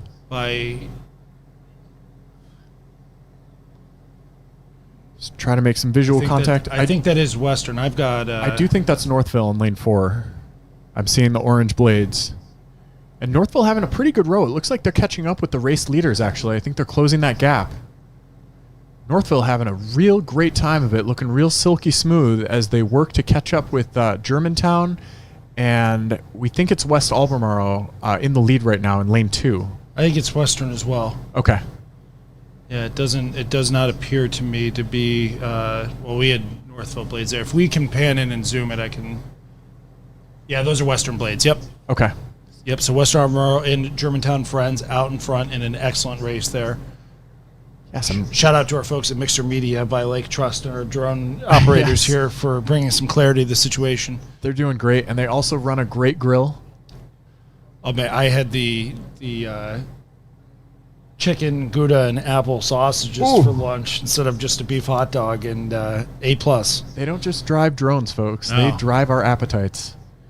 All right, and it looks as though Northville is starting to eat into the lead that we're seeing from, I think Germantown might have a bow ball over Western Albemarle right now. What do you think, Andy? Yeah, I'd give it to... I mean, I think it's going whoever's oars are in the water. No kidding. Northville clearly in the 3rd position there. They're secure. This is going to be 4 to move on. Top 4 are going to move on from there. And if I'm not mistaken, I believe that our prior commentator, Chris Zarnecki, his son is actually in that Northville quad. Yes, so Chris is riding his bike along there. Definitely excited. Good for him. All right, and lane 3, I think, has found a lead. Germantown, just the tiniest lead over Western Albemarle. Germantown looking to have a little bit, perhaps, more size over Western Albemarle, but Albemarle, I think, rowing maybe just a little bit cleaner, a little bit more together as their bowman takes a look over his shoulder, trying to find out where that finish line is so that he can communicate it to his crew. How many strokes do you have left? A little bobble there. Yeah, just a little wiggle. And Northville, despite some great sprinting, has not been able to bite much into that lead from Germantown. Germantown is doing some great sprinting right here. Yeah, Germantown showing why they are the Stotesbury Cup champions. Their pedigree is showing as we come into the last couple strokes here. Germantown really started rowing a lot more clean when they took it up for their sprint, too. I think that perhaps they just all kind of recommitted to their stroke. And yeah, that happens. Yeah, it was really cool to watch. Yeah, you love to see that as a coach. Everybody just kind of sits up and says, hey, exactly. Yeah. It is a refocusing. I agree completely. And shout out to Germantown for that great W in this first heat of the men's junior quad event, followed by Western Albemarle, Northville. Big wave to the camera there, and we'll see who got that 4th position. It was Montgomery Bell. There we go. Yeah, this was the reorder. So somebody had scratched yesterday from the junior boys quad, and so there was a reshuffling of the lanes from what was printed. Understood. So I think what we see on the screen is accurate, not what I was looking at on the computer. Okay. Well, now we're about to see the second heat go off. On the right side of your screen, it is in lane 1, Justice. Lane 2, Ford and Prep. In lane 3, Haverford. Lane 4, Skyline. And lane 5. On the left is Haddon Township. We're going to be keeping an eye on Haverford here. Haverford was 2nd at Stotesbury Cup. So, Your lane 3 is your favorite one. Fordham Prep performed at a high level in New York State. They also went to Northeast Regionals, competed there. The U.S. Rowing Northeast Regionals? Yes. Oh, nice. Yep. Which was held in New Jersey because Oh, they couldn't boy. get a venue to host it. Interesting. In the Northeast. Yeah, it's tough. That was a very busy weekend for rowing. Oh my gosh, yeah. There were 3 regionals last weekend, I believe, Yeah, and Stotesbury Cup and Accra, and Accra. and also the West Coast, UW and Cal, and Yeah, the new conference. Yeah, that's right, the new conference. I think there's an M in their name, perhaps, a Mountain Pacific something. Yeah. Yeah, something like that. All right, and UW Cal and friends. yeah, exactly, and friends. It's like Sesame Street. All right, we're underway right now. Looks like we've got some speed on the outside in the early strokes of this race. Everybody trying to find a straight line. Seeing a little bit of correction, hopefully not overcorrection. Yeah, a little bit of steering from Skyline there. They are in front, so no one's really in danger with that. You've got Haddon Township in lane 5 on the left. Skyline, your current leaders as they ride the starboard buoy line. Haverford in lane 3. Fordham Prep in 2, and Justice in lane 1. Looks like Fordham over in lane 2 is starting to challenge Skyline for that lead. Skyline maybe took a couple extra meters as they adjusted their course, and it looks like they're maybe adjusting again. And really, the name of the game in these boats is just tiny, tiny adjustments, because any amount of angle that you get within your lane, you have to correct so that you'll be straight once more. So whatever stroke that you take to kind of get off the buoys, you kind of have to take a half stroke to get yourself straight again. And as our drone buffers, I think that Fordham might have just taken that lead from Skyline. Yeah, Fordham Prep, really nice race so far here. Yeah, they took it up and just made a distinct and clear, I think, boat deck lead happen for them. Really nice stuff out of Fordham. They're rowing with some real grit, because this is a tight pack right now. These quads are moving, and it looks like we've just got a race full of racers here. Yeah, this Fordham Prep boat was the Scholastic and overall champion in New York State. They finished 2 seconds ahead of Niskayuna, beating out some club teams as well. So some pedigree there. Yeah, no kidding. They're doing a nice job moving out ahead over Haverford. Skyline right there as well. Those are your top 3 crews, and then a good battle for 4th between Haddon Township and Justice on the outside. Yeah, it looks like Justice and Haddon are just going stroke for stroke right now. Very tight race between those crews. Haddon Township might be a little bit sideways in their lane. There they go, adjusting. Looks like Haddon does have the lead over Justice right now. Justice maybe had a little wobble and lost some water. In the meantime, Fordham in about a 3-seat lead right now over, I can't call it between Skyline and Haverford. I think that they're just about level. Oh, they're going bow for bow, absolutely. That's wonderful. I know I said it when I was on the call earlier. The quads are my favorite shots with the drones. Oh, yeah. Just the symmetry of it is awesome. Absolutely. You can really see when it's going well. You can really see when it's not going well. You can, because the symmetry is striking. Yeah. And the quad is such a rush of a boat to row, but especially if you're in bow seat, because you're having to make those steering calls and having to adjust the course of your boat, it feels like just absolute rocket fuel is coursing through the boat, because they go so fast, and there's no wasted effort. And because everybody is sculling, these boats sometimes do get almost as fast as an 8, but they're just not quite as heavy. And so you can really feel the responsiveness, and they're a very technical boat. Yeah, it can pick up and go. That's what I was thinking, the same thing a few races ago. We talk about the small boats being able to change your lot in life really quickly because it's just you. The quad can change speed quicker than the 8 because there's half as many people. It's just there's less weight to get up and get going. Definitely, yeah. And they're so fast off the start. You can get a quad up to speed much quicker than you can an 8. Oh, they can spin it. Yeah, absolutely. Yeah. And wow, that second race, that second finish position race right now is unfolding in a fun way. Skyline, I think, is just barely, like maybe a quarter of a bow ball lead over the... Yeah, they're just over Haverford there. Fordham Prep trying to get some open water. Skyline not letting them go, though. No, not at all. Skyline might even be reeling them in, or trying to. Fordham Prep getting the good push and swing there. Definitely close contact. Skyline's probably getting closer to a deck overlap than it is that Fordham is pulling away at this point. And it looks like Haddon Township is starting to establish a position into fourth here. Yeah, I think Haddon definitely has it over Justice, but Justice might not be out of it. We'll see. No, there's definitely a lot of contact there. I think the angle is going to be in there. Justice needs to make something happen, though. This race has about 20 seconds to go. And Skyline has really shut the door for that second place position over Haverford. Skyline walking away from Haverford, but unfortunately not able to get back on Fordham Prep, who is still in a strong lead. Looks like there is a deck overlap between Skyline and Fordham, but wow, Skyline just really made a super intentional push and just slammed Haverford. And I think they finished with a little bit of open water over them.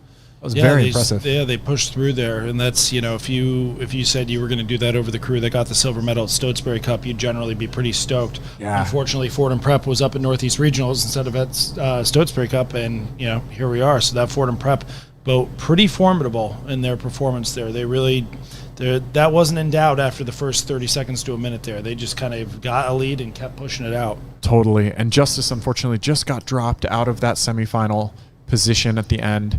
And now we are in the third heat of the boys junior quad event, our third and last heat of this event. In lane 1 to the right, St. Xavier. Lane 2, Niskayuna.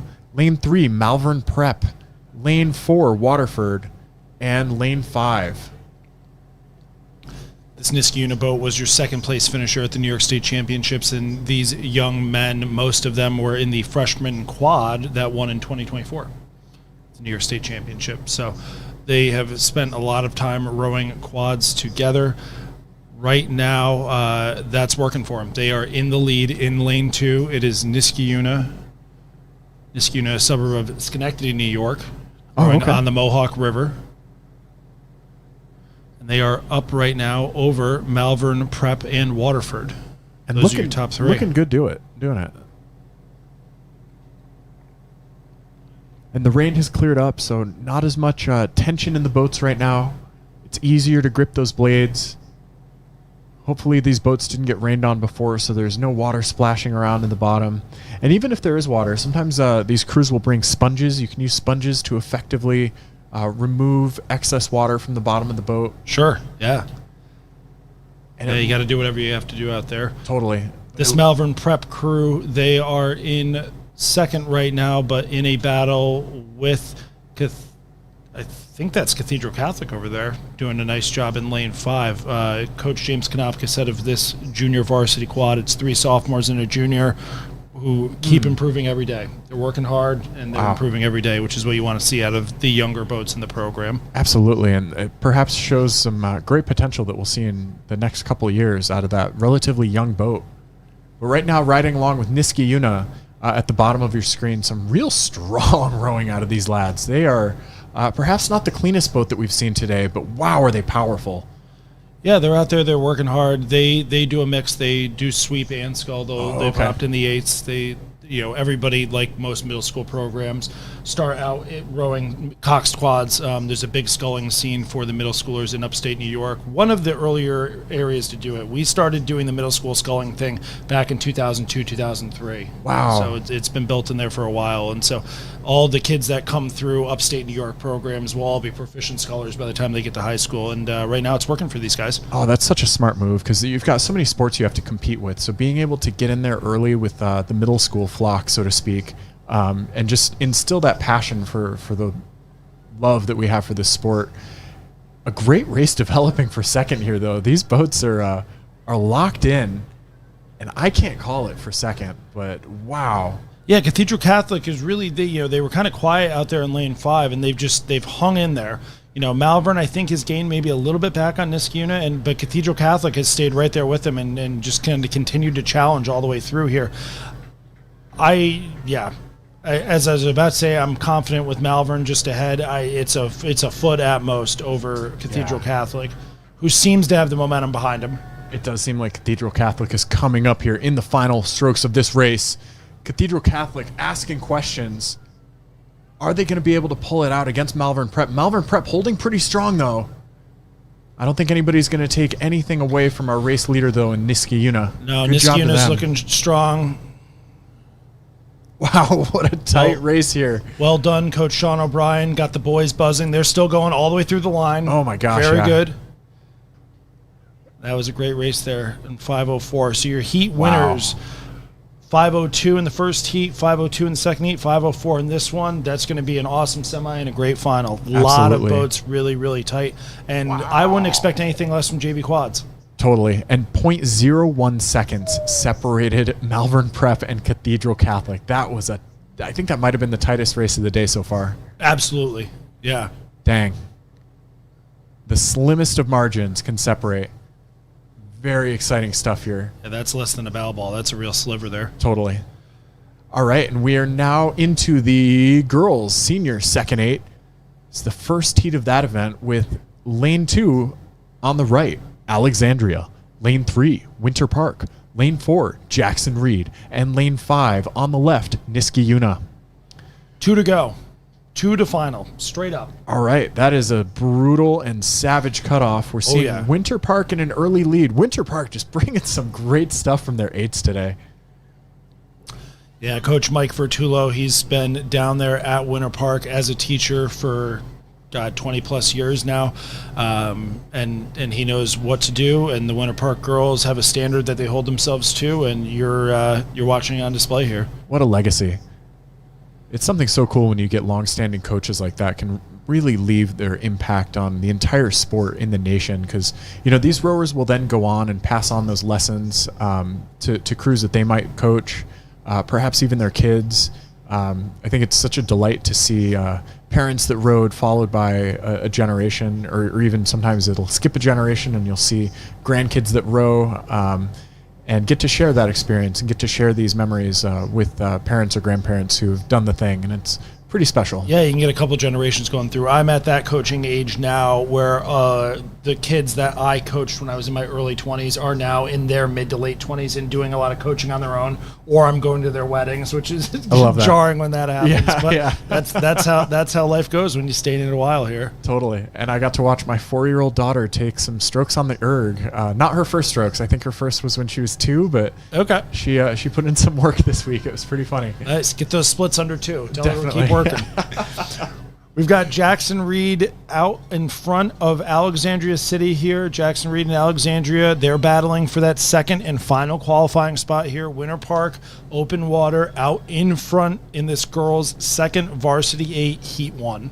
Wow, it doesn't look like Winter Park is giving up anything as they cruise through the 1,000-meter mark of their race. But this race for second and that all-important qualifying spot into the final is starting to heat up.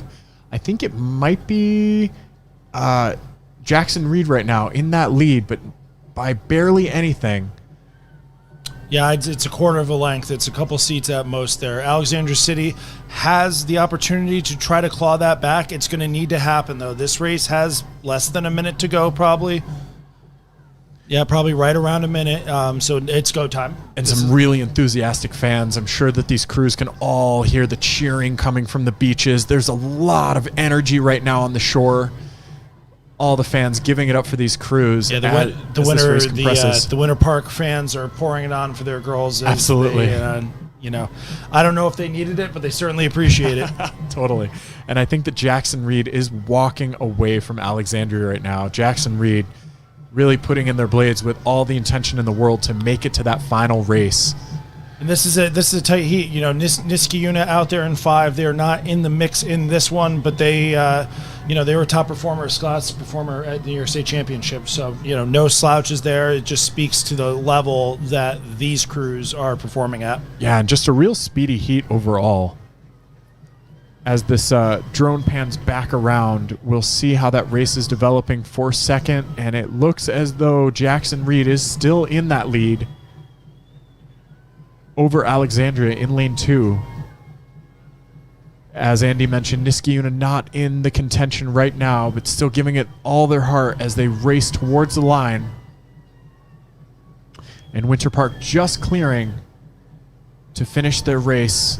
And it looks as though Jackson Reed was able to maintain that lead, but not sure by how much with the angle that we had. Mm-hmm. We'll see what the time was. I think it was close, though. Oh, yeah, wow. Less than a second. Less than a second. So wow. Jackson Reed was able to maintain it. I'm frankly surprised that I made that call as correct as I did. Sometimes our commentators surprise themselves, but great rowing from that. Yeah, when the drone's ahead or behind, it's tough. Yeah. All right, and riding along with the second heat, we've got lane 2 on your right, Langley. Lane 3, 8's powerhouse, New Trier. Lane 4, St. Ignatius of California, deadly locked with New Trier right now. Holy cow. And then lane 5, Yorkton on the left of your picture. But boy, looking at these boats in the lead, St. Ignatius and New Trier just taking swings at each other. They're going stroke for stroke there. You know, we've been talking about St. Ignatius out of California, San Francisco-based program, and they have done a really nice job the last couple of years here, really emerging as a strong eights program, both on the boys and the girls side. Yeah, and as Chris pointed out earlier, it takes so much infrastructure and a lot of legacy, and just all of the components have to be right to even field an 8, let alone to make it an 8 that's going to be successful at any level. It takes so much commitment, so much volunteerism, particularly at the scholastic level. This is a lot of parents waking up at ungodly hours to get their kids to the boathouse. Yeah, it's a challenge there. When I was coaching at Burnt Hills, we would do the girls 8 thing for a couple of years there. And I mean, we had a girls 8 make it the petite final here with 10 athletes in the high school program, you know, which was great, but it's so challenging to take that next step and be a New Trier, a Winter Park, a Mount, without having multiple girls 8s. Yeah. You just don't have the depth and the level of competition that it needs to go to that next step. Yeah, and when we talk about that depth, we're really talking about athletes pushing each other and that competitiveness that's felt within a squad to want to rise above and become a contender for that next level 8, at every level. But right now, it looks like St. Ignatius has maybe dropped back a little bit. New Trier just putting in the work and really making it look easy. I think that New Trier has such a relaxed style right here that we're witnessing as they get up and just rock that boat. Each step of the drive just seems to be well synced with each other. Beautiful display from New Trier. Yeah, as you were saying that, my eye was going to the 5-seat of the New Trier boat. There's not a lot of extraneous movement. Yeah. It's a calm, kind of comfortable, easier rhythm there. It's picking it up. It's not slow or lackadaisical, but there's not a lot of extra movement going, and that is what you want. It's efficient. It looks like a pace where they're easily breathing. It looks like they've all got a lot of space in the chest cavity for the lungs to do the work. And breathing is such a big part of the rowing stroke because it's almost like you're lifting weights with each of these strokes. And whenever you see a weightlifter, do some big lifts, the breath and that, the exhale and being able to maintain the core strength and that diaphragm capacity to bounce back and do it again and again and again, it requires posture. And I think in this New Trier boat, we're seeing a really excellent display of the core strength and the composure that is needed to breathe through each of these strokes and just make it look smooth as silk. Yep, you got to be braced, you got to be connected there, and they're doing a nice job of that. It's New Trier in front, just slowly continuing to open it up on St. Ignatius, California, who is in that second qualifying position there. They don't appear to be in danger at the moment, barring misfortune. This will be your top 2. Langley putting in a good race in lane 2 we saw earlier, and Yorktown on the other side in lane 5. Both of those crews looked strong when we saw them. They just don't quite have the same speed as these top 2 programs. Yeah, and some really quick hands away here from this New Trier boat. They're getting those hands right into the bodies and then just immediately right back out and on to the next stroke. They're not missing any time there with that finish. No, they're keeping the hands moving right around the bow there, and that's a style, that's a technique that you can coach that some crews prefer. Others, you've seen much more of a patient and delayed hands away as the years have gone on, especially in the last 10 years. Yeah. But as you bring the rate up, it's an effective way to get up and out and kind of keep picking things up. Absolutely. Yeah, and some schools have inched more towards that micro pause, that gather point at the finish, especially some of the bigger collegiate men's programs. That's kind of a hallmark of their rowing style right now. I think it's most pronounced probably at University of Washington. They really take a lot of emphasis on the finish. But as these crews finish up, hats off to New Trier. Great row from them. I was dazzled by that skillful technical display, followed by St. Ignatius, California. Looked like they had to work harder to maintain that rate of striking and that speed. So we'll see what happens in the finals here. But those 2 boats... They're pumped to make the final, though. Cox totally, a big celebration. They look real happy. And it's a momentous achievement. You walk into this race, it might be the last race of your season, maybe even the last race of your rowing or high school career. So there's a lot on the line as we join this 5-boat race, the last heat of the girls' senior second 8. On the left of your picture, Ocean City in lane 5, followed by lane 4, Loyola Academy. Lane 3 in the middle with a slight lead, Mount St. Joseph. Lane 2, Orchard Lake St. Mary's. And on the right of your picture, lane 1, Fayetteville Manlius. Here we go. Mount St. Joseph in an early lead, followed very closely behind Loyola Academy with, I think, St. Mary's right behind them in third, but not by much because it seems like Ocean City there in lane 5 is hot on their heels. I would struggle to say that Mount has settled at this point. If this is settled, this is quite a rate of striking they're for up. the whole body there. They're up. They are getting up and getting after it off the front end there. Yeah, there really is so much to be said for having a measured pace and being able to find a sustainable rhythm, because if you launch out of the blocks at a really high rate of striking, sure, you're going to get an early lead, but can you maintain that? Because if the wheels fall off, if the lactic acid builds up too much, if you develop a little bit too much of an oxygen deficit, you're going to pay the piper, and that speed is going to eventually come down. But we have not seen that being the case right now with Mount St. Joseph. No, they are. Golly. They are just going for it, and that works for them. Sometimes you just have a crew that's a little bit more comfortable, maybe not necessarily rowing as hard. Yes, they're still exerting themselves, but instead of it turning into this heavy weightlifting slugfest, you just think about spinning the bike wheel a little bit faster. There's literally different strokes for different folks. Absolutely. And there's a lot that coaches can do too to kind of facilitate that. Sometimes with a crew that likes to have that higher stroke rate, the coaches will bring in the pitch, which means that there's less leverage and less weight on the oar. So you won't be able to exert as much power, but with each stroke, it'll be slightly easier. So you won't have as much lactic acid buildup, and you'll be able to sustain that rate a little bit longer. Yeah, it feels lighter. It's for anybody that's into cycling, it's being in a lighter gear setting versus a heavier one. Totally. Great analogy there, Andy. With that said, we've got Loyola Academy in second place. They are up on Orchard Lake St. Mary's. A little bit of a Midwest Scholastic duel there. These crews will be familiar with each other. Definitely. These schools have seen each other. I think this might be the 6th time this season. Probably fifth or sixth, depending on which events that they were able to race. But this is not the first time by any stretch of the imagination that these schools have faced off with each other. It looks like Orchard Lake St. Mary's is not able to maintain the pace right now, and Loyola Academy is in a comfortable second, but still a lot could happen here. So we'll see where the race goes. It looks like St. Mary's is trailing by about 4 seats. Mount St. Joseph in a pretty commanding lead. There is some overlap there with Loyola Academy. I think that Loyola Academy is down by about a deck, maybe 1 seat. St. Mary's, though, looks like they found a little bit of speed. St. Mary's looks like they might be clawing their way back. Might be walking. Yeah, St. Mary's is trying to get back in the mix with Loyola Academy. The coxswain of Mount St. Joseph is roughly on the bow seat of Loyola Academy. This mountain boat, winners of the second 8 at the Stotesbury Cup by 3 seconds, so we knew they were going to be fast coming in here. Yeah. Loyola says not so fast. Not so fast, says Loyola. As they try to reel them in, it looks like they have gained another seat. The momentum is with them. Yeah. And St. Mary's is coming with them. I think that both St. Mary's and Loyola are catching up to Mount St. Joseph, but we'll see if there's enough runway. St. Mary's is going to have some work to do. This race has less than a minute to go in it, so if it's going to happen, there's going to be some major fireworks. Yeah. Mount should just be able to survive and maintain this. I think it's going to take a lot from Loyola Academy to get an extra half a length here in this last 30 seconds or so, but stranger things have happened. Definitely. And it's such a heartbreaking spot to be in, to be within spitting distance, but know that only 2 boats will advance. So everything to play for right now for St. Mary's, just leaving it all on the water. You can see that they've taken it up. I think for Loyola here, I'm taking a lot of confidence from this race.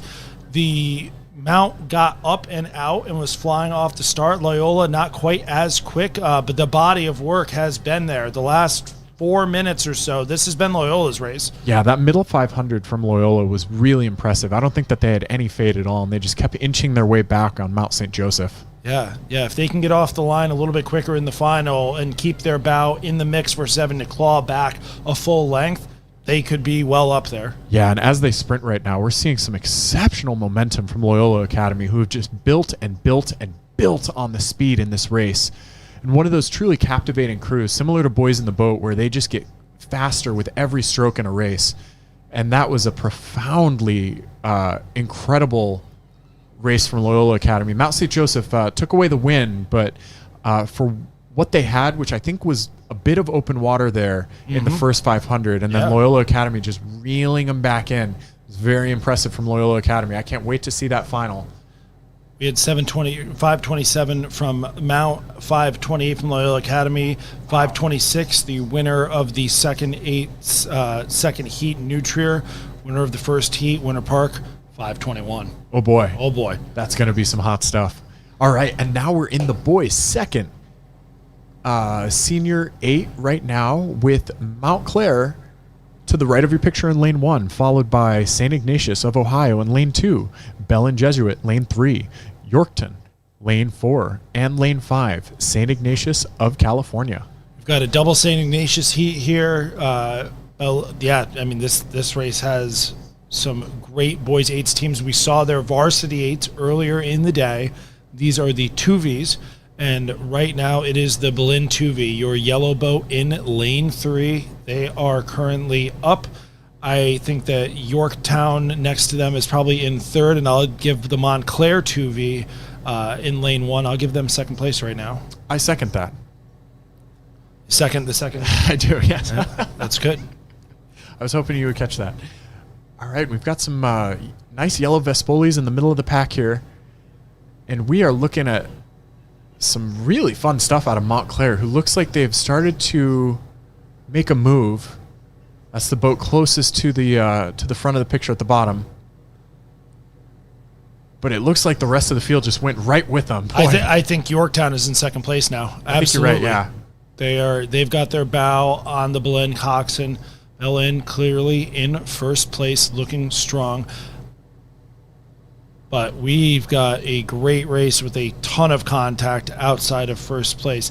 Well, 2 heats of this one, 3 to go. That's right. I was going to say, especially because only 3 of these boats are going to make it. So, these 4 boats at the front of the pack, one is going to have a tragic time. And actually, it looks like a 5-boat race right now. I think anybody in this kind of back 4 could make it happen right now as we enter the 10s. Yeah, by virtue of being in this event, all of their varsity 8s are also qualified in there. So the thing I always liked coaching with like a 2V or a JV, you race the varsity in practice every day. So you've, generally speaking, raced a boat that's faster than who you're racing here more often than not every day in practice. Don't be intimidated. Go out and really try to throw something down. And right now, St. Ignatius of Ohio, the Cleveland-based St. Ignatius versus the San Francisco one, has moved into second place. Yeah, it's an Iggy showdown right now. And it looks like lane 1 and lane 4 are starting to slug it out. Yorktown and Montclair are going to battle for that last position here. St. Ignatius of San Francisco in lane 5. They are going to need to make something happen to get back onto terms. They've probably got about 45 seconds to a minute to go, which is not a lot of time in a boys 8. And I think the York boys have just pipped a little lead over Montclair in lane 1, but it could still go to Montclair. It's just really stroke for stroke right now. Yeah, that sort of margin, the 1 or 2 strokes makes all the difference there. They could flip that quickly. Bellin Jesuit going to go out there in first. St. Ignatius of Cleveland in second. It's Yellow Boat and Yellow Boat out in the front. Neither one MPOCers. Different boat manufacturers. Rare yellow boats that are not the MPOCers there. And then it's a great race between Montclair and Yorktown for the 3rd and final qualifying spot. And boy, whoever qualifies for that spot is just going to have to work a little bit harder right now, because we are into the final strokes, and we'll see where it goes. Pull for him. I'm sitting here I'm getting tense. Come on, boys. Oh, my goodness. This is just right down to the line. Oh, who was it? Yorktown or Montclair? Here we go. Oh, Yorktown just got it. Woo. We'll see what that margin was. I think it was pretty darn close, though. I say 0.1. 0.25 or so. Okay. Yeah. Tight. Goodness. All right, I think I see Chris ready to take the reins. Is he coming back? I thought I saw him. Never mind. We've got our last heat of the boys 2v8 here. Looks like the rain is pouring down some more. Yeah, so I think we've taken the drones in just briefly. For the safety of the athletes, as some of you might have heard earlier, we bring the drones and we ground them so that they're not dropping out of the sky onto anybody's head. That would be a bad day. Wearing a propeller. Yeah, it'd be no bueno. Propeller hat, fun. Propeller drone, not so fun. Hard pass. In the left lane here, we're going to have Gonzaga in lane 1. That's left of your picture. Gonzaga is in 1. Chaminade in lane 2. Nutrier in lane 3. St. Peter's Prep in 4. Jackson Reed in 5. And all the way to the right is St. Edward in 6. I can't call it from this angle, but it looks as though Jackson Reed is having a pretty good race so far. Oh, here we go. Back up. They just looked relatively more smooth than the rest of the field from the distance. But as we zoom in, I think it might be St. Peter's Prep duking it out with New Trier. But wow, I think we've got a close race on our hands, kids. Got a really good one. That's St. Peter's Prep and New Trier. I believe that's Chaminade right there as well. St. Peter's Prep, your silver medalist from Stotesbury Cup. Chaminade, your 4th place finishers in Stotesbury Cup. But it's New Trier in front of both right now. Hot dog, hot diggity dog. My goodness. New Trier is looking like they are storming the gates. Really punchy and elevated rowing from New Trier. Yeah, we've got New Trier up by a couple seats up over St. Peter's Prep. Chaminade just about a seat down to St. Peter's Prep there. Jackson Reed, St. Edward, great battle in lane 5 and 6 with Edward having the slightest edge right now. Gonzaga in lane 1, still with contact, but just slightly falling off the pace. I'm liking what I'm seeing from Jackson Reed, but St. Edward is just walking away, I think, a little by little from them. Yeah, that's looking strong there. They are Ohio as well. Are they Cleveland? That's a good question. Let's find out. I think St. Ed's is definitely in the Midwest circuit. They are for sure in the Midwest there. We've got New Trier out in front, another Midwest crew. You're kind of your staple there for your Midwest boys 8s. They have a few seats over St. Peter's Prep. St. Peter's Prep is looking really strong there. Your Stotesbury Cup silver medalist, but Chaminade right there as well. Currently in the 3rd position, but being pressed hard by St. Ed's. And St. Ed's out of Lakewood, Ohio. Shout out to head coach Will. Looks like they're led by Coach Will Fistek. All right, shout out Will. And yeah, wow. Good rolling out of Chaminade. Chaminade maintaining about maybe a seat at most over St. Ed in lane 6. And that's a dangerous place to be for Chaminade. Kind of the inverse of what we saw earlier. You're in lane 2. There's a battle between 6 and 5, and you've got a lot of bodies in between you and don't necessarily have eyes on the target there. So they can kind of sneak up on you. They sure can, yeah. Now, if you are Chaminade, though, let's just ignore that and let's go for 2nd. Let's not try to hold 3rd. Let's try to get into 2nd instead. No pulling your punches at a national championship. Nope. I don't know if it's going to be enough out of Chaminade, though. Chaminade looked like they were going pretty strong, but then all of a sudden, I think that St. Peter's and New Trier just put on an extra burst of speed, and the field kind of walked away a bit. Yeah, but I'm not sure. I'm not totally sure they've gone away. I think the angle is going to help us. Oh, there here. you go. Yeah, you're totally right. I think Chaminade's doing it both for St. Edwards and Jackson Reed. It's going to happen now. This race has 30 seconds to go or less. And so there's nothing to be held back here. You've got to go through every single gear, and you got to do it immediately. Yeah. And that sense of immediacy as you approach the end of the race just reaches a fever pitch. And Chaminade, I think, showing a real gritty If they keep this going, they're going to get 2nd. Yeah, I think that the they're momentum is on on their side. Oh, I think St. Peter's just made a push, though. I think they just elevated once again. Oh, boy. That's going to be a tight one. Really, really close. Top 3, good sportsmanship from the St. Peter's boat. Thumbs up. Definitely. New Trier with a victory there. Well done, New Trier. 8's powerhouse. St. Peter's Prep did manage to pip Chaminade. I think Chaminade had a lead right up until like the last 10 meters, maybe. Yeah, just that last little surge there over the line. But very got impressive. themselves well clear. 4 seconds by about a length to qualify there for that final. Sure did. So those top 3, New Trier, St. Peter's Prep, and Chaminade, are going to the final tomorrow. And I think we got one more heat here in this boys senior second 8. Nope, I misspoke. We've got the girls lightweight senior Cox 4 now.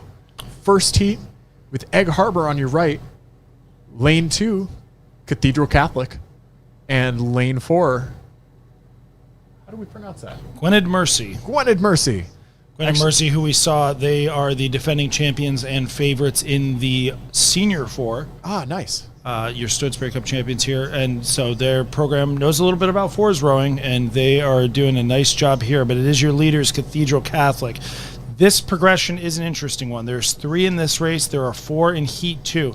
The last place is eliminated, and the winner, everybody else moves on there. So 1 boat's getting eliminated out of this one boat's getting eliminated out of the next one. It's going to be a 5-boat final then.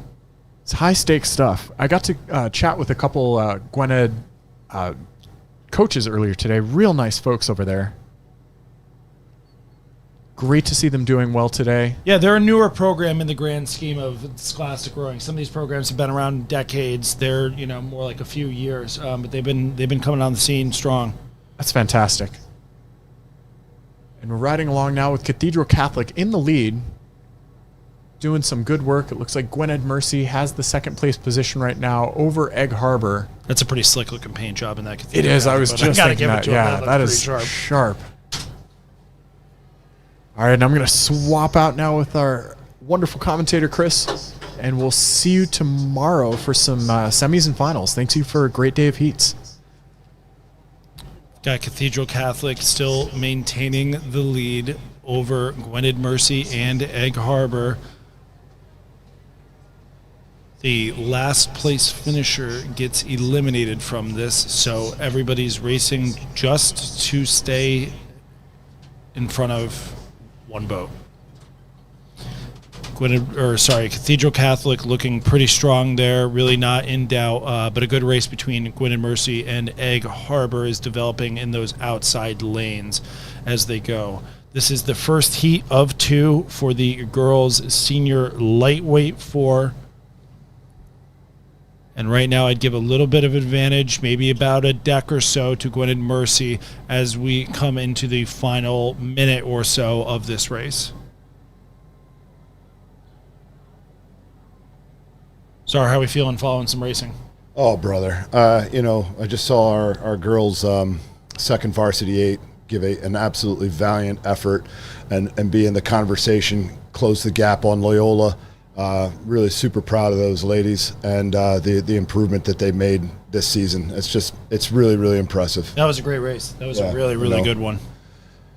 I think a lot of times when you come to races like this, you're amongst the fast traffic, right? And sometimes it can get a little bit disheartening to know that maybe you're not making the finals, right? You're going over and you're de-rigging your boat and you're putting it on the trailer, but I think you got to step back and take a look at that and be like, hey, in my event, did I belong, right? Did I show that I've got speed? Did I show that I wasn't just an outlier, right? That I was, of the ilk. I may not have been the fastest, but I was making somebody else uncomfortable with the moves that I was making. Well, and we're talking about a national championship too. We're not talking about within your town. We're not talking about within your state or even your region. This is the top there. Yeah, no, and big celebration from Cathedral Catholic. There we go.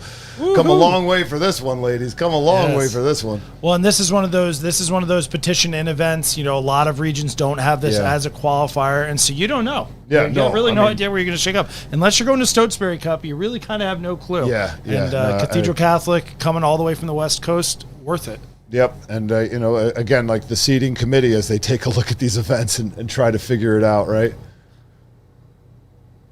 Yeah, I'm going to be honest with the lightweight ones here. Ones that I think there were 8 boats at some point. I think we're down to 7 with it. We try to get the first couple and split them up if we know something, and then after that, hey, you got to race.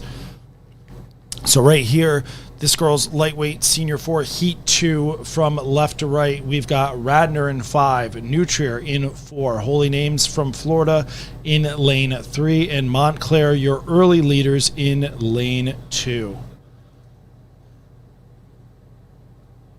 Again, just like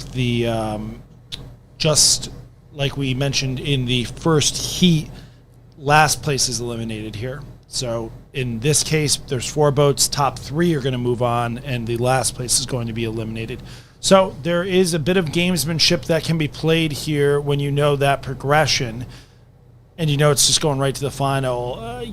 For me, especially in a thing like this, I probably would tell a crew, you've got 1,000 meters to get in the front if you want to win. Yeah. And then if not, just make sure you advance. That's Qualified, about it. right? Because I mean, again, like, you don't necessarily want to show your hand, right? Like, hopefully you get yourself into a situation like it looks like Montclair's gotten themselves into, where they're in a good position, and no one needs to see what they do for their mid-race move. No one needs to see when they start their sprint, right? Because you've got yourself on to tomorrow, and that's all really today is about. Yeah, tight race, though, between Montclair and New Trier, though. New Trier just continuing to kind of tick away. They're just getting maybe an inch of stroke here. And they're just continuing, just get a little bit more. Out of Trier there, eh? Oh, yeah, nice and calm. For a lightweight crew, somebody must tell them that they're lightweights. Yeah, FYI, come on. Hey, let's wind it up. I want to see 40 strokes a minute and thrashing around. St. Thomas, Holy Names from Florida in the third place position. But Radnor crew, who was dropped a little earlier, they've found something here. Yeah, no, I mean, certainly in contact right now with Holy Names. What comes of it is anyone's guess, but certainly Radnor is going to need to just keep the foot on the gas and keep pushing, and maybe you can make Holy Names a little bit nervous, a little bit tight, and a little bit short. We'll see. Yeah, you want to make people respond to you. You don't want to have to respond to what they are doing. And I think that Radnor boat's doing it. They're staying up. They're getting a little bit more zip and send to it. This Holy Names boat out of Tampa, Florida, in the last qualifying position right now, but Radnor is asking them some questions. And as we go back up to the front of the pack, New Trier continuing just to edge out over Montclair. Like the rhythm out of Trier. Again, like this is an atypical lightweight entry. Typically in the lightweights, the rates will be quite high. Time on the recovery is time wasted as an axiom for lightweight rowing. I would be interested to see, is this the New Trier rhythm that we will see tomorrow, or are they just kind of holding something back? Oh, brother. I think you and I both know the answer to that one. We've been to this show before, and we've seen the strings, right? I would say with a great deal of confidence that New Trier has several more gears above this. And Radnor. Radnor FYI. is continuing to be not only in the mix, but probably in that third position now. They are. Yep. And all the momentum is on their side. Holy Names responding here. We're in the last 500 meters. Yeah, that's a tough spot to be in, right? Like when you've had the position all the way through the race, and then in the closing moments of the race, somebody else finds that bit of juice and gets out in front of you. How do you respond to that? How do you stay composed and just emphasize the things that are going to make your boat go faster? Yeah. Radnor, really brave. Yeah, it's brutal. It's brutal for the Holy Names boat, and for Radnor, the last 1,000 meters or so has been excellent as they're pushing well into Montclair here. If Radnor can clean up the start tomorrow, the mid, don't spot everybody 2 boat lengths. Holy cow! Got a feeling that probably wasn't in the boat meeting beforehand. All right, guys, here's what I want you to do. Yeah, we're going to really throw them off. Yep. Good for them, though. I mean, again, like fantastic. demonstrating some composure from the ladies from Radnor there, right? Like, look, it didn't go to plan. Just hunker down, hammer down on those things that are going to make our boat move, and just stroke by stroke by stroke. Keep linking good strokes together. Make this a good set, a good 500-meter piece, a good 1,000-meter piece. And here they are, moving on to Saturday. It's well coached, and it's a lot of maturity from the athletes too, because the best laid plans are there, and you go out and you're at your national championship, and 30 strokes in, you look around, and you go, where'd everybody go? Right? Yeah. And you could pack it in easily, and nobody would blame, especially kids, from doing that. Yeah. And I hear some jubilation out there, which I'm going to assume is from the Radnor crowd. Yeah, good for them, right? Really well done. Great effort by Holy Names as well. Certainly some excellent rowing from them. We've got boys lightweight fours here. This is heat one of three in the boys lightweight four. This one, more conventional, top 4 to semis, remainder eliminated here. We're going to go left to right. We've got St. Joe's Collegiate in the left lane 5. We've got Egg Harbor in 4, LaSalle in 3, Pinecrest in 2, and Harriton in lane 1. Your early leader is Pinecrest in lane 2, just a hair above LaSalle. Now, this looks like a more prototypical lightweight crew here out of Pinecrest, right? You know, really using the rate to their advantage, taking advantage of their physical fitness, and just not letting that boat have even a whisper of slowdown on the recovery. No, not at all. They're going back and forth with LaSalle out of Philadelphia. Pinecrest, one of the premier private schools in Florida, out of Fort Lauderdale.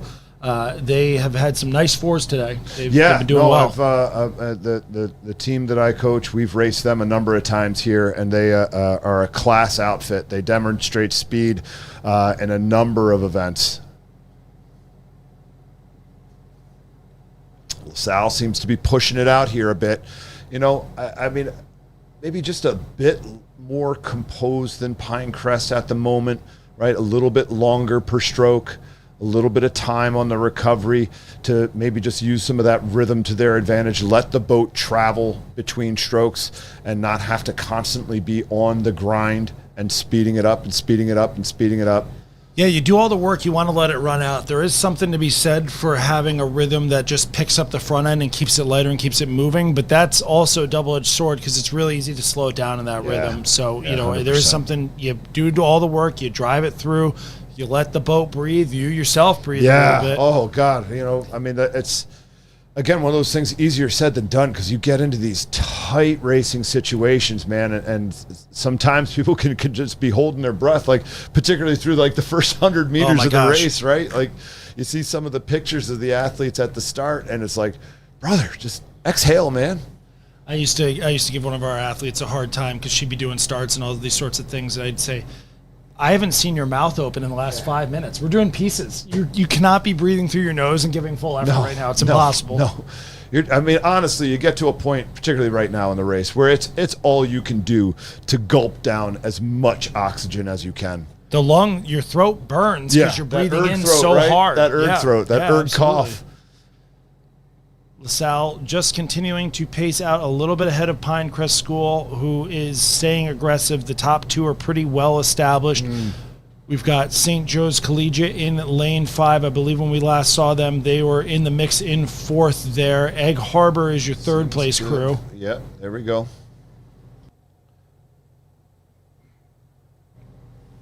Yeah, these Pinecrest guys aren't letting LaSalle just have it, though. No.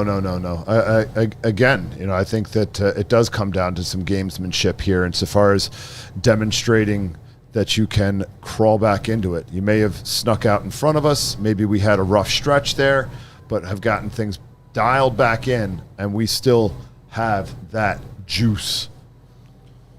I'm just going through the pacing here, looking strong, getting some nice suspension and hang on it there from the boys from Pinecrest. LaSalle continuing to stay out in front, though. This margin's not going to change with only 3 or 4 strokes to go here. And we had a bit of a race in the back there. I believe we're going to see probably Egg Harbor come through in 3rd. St. Joe's Collegiate was in the 4th place position that was needed to qualify when we last saw them. I haven't seen Harriton in a while. But we'll see as the results come through here.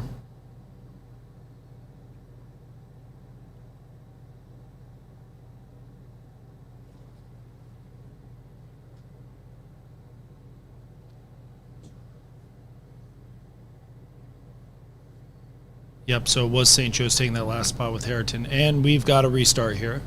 Looks like another false start. I know you guys had one earlier in the girls' 8s. Yeah, we did. And our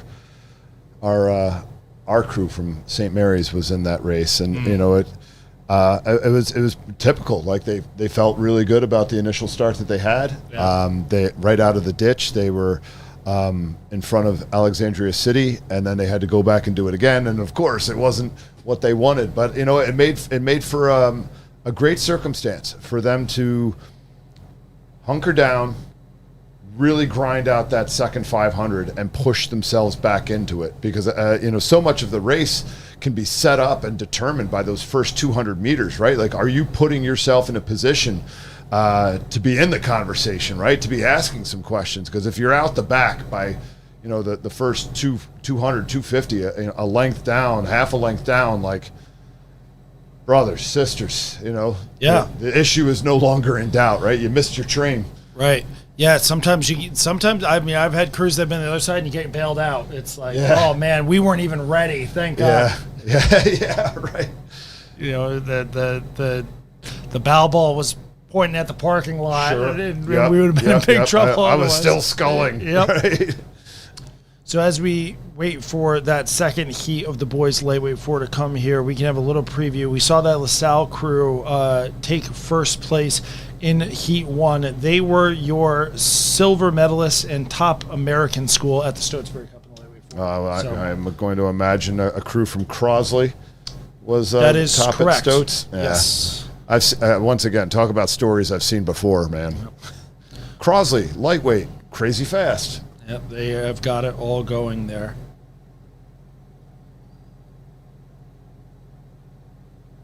We didn't have anybody in the finals in Heat 2, but excuse me, Heat 3 will feature Christian Brothers, who was third, and Ridgewood, who was fourth. So our third heat here will have some folks from the Stotesbury Cup final. Are we looking at a semifinal for these guys in the morning? We are. Okay. 4 to semis. Right. Yep. Yeah, actually pretty well populated event.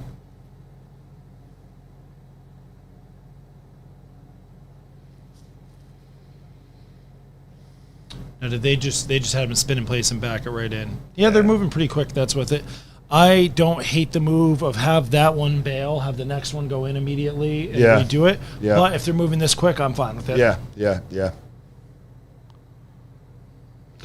Whatever you got to do to keep an otherwise timely regatta on time. Yeah, and you know what? And we've been pretty quick. The officials, the regatta organizers, everybody involved, all the volunteers have done a really nice job keeping this thing on time. Yeah. Because there's so much logistics that go into this. Like, man, look at that shot. Bus pickup, bus drop off, get this crew here, there, get that crew there. Like, you can see my Airbnb right there on the mountain on the top of the screen there. Man, that guy's slumming it. That's tough living up there. It is. Holy moly. The Secret City, man. God, what a view. What a great shot from our drone here. Again, shout out Mixer Media by Lake Trust, bringing us unbelievable footage so far. These guys look nervous. 100%, man. And I think that's a good sign of you being ready, right? Like, if you're not a little bit nervous before you start a race, do you even care? I think our boys from Winter Park there looked stone cold. Yeah. There's those straight killers, boy. Yep. That's a whole nother breed right there. All 150 pounds. Yeah. At most. Gonna come at you like a spider monkey, Chuck. All jacked up on Mountain Dew as we get ready for Heat 2. Somebody was too jacked up on Mountain Dew. We had a full start. Yes. Now we're going again. Get them the caffeine-free version, Coach. Yes. I think this is... Here we go. Looks like everybody's locked on. Looks like we got good points. Nothing weird going on there. All right, listen, fellas, this is your last chance here. Don't blow this thing up at the end of the day. I want a good, clean race. A little steer there, but nothing crazy. Yep, low steering. We are underway. Seemingly no false start. No carnage, chaos. No paint being traded here in this second heat of the boys' lightweight 4. We'll go left to right here. That's Hillsborough on the left, Winter Park in 2, New Trier in 3, Culver Academy in 4, Seton Hall Prep in 5, Shaker Heights in 6, all the way to the right of your screen. And it's a good jump from Winter Park in New Trier in lanes 2 and 3, but there is a lot of overlap from everybody so far.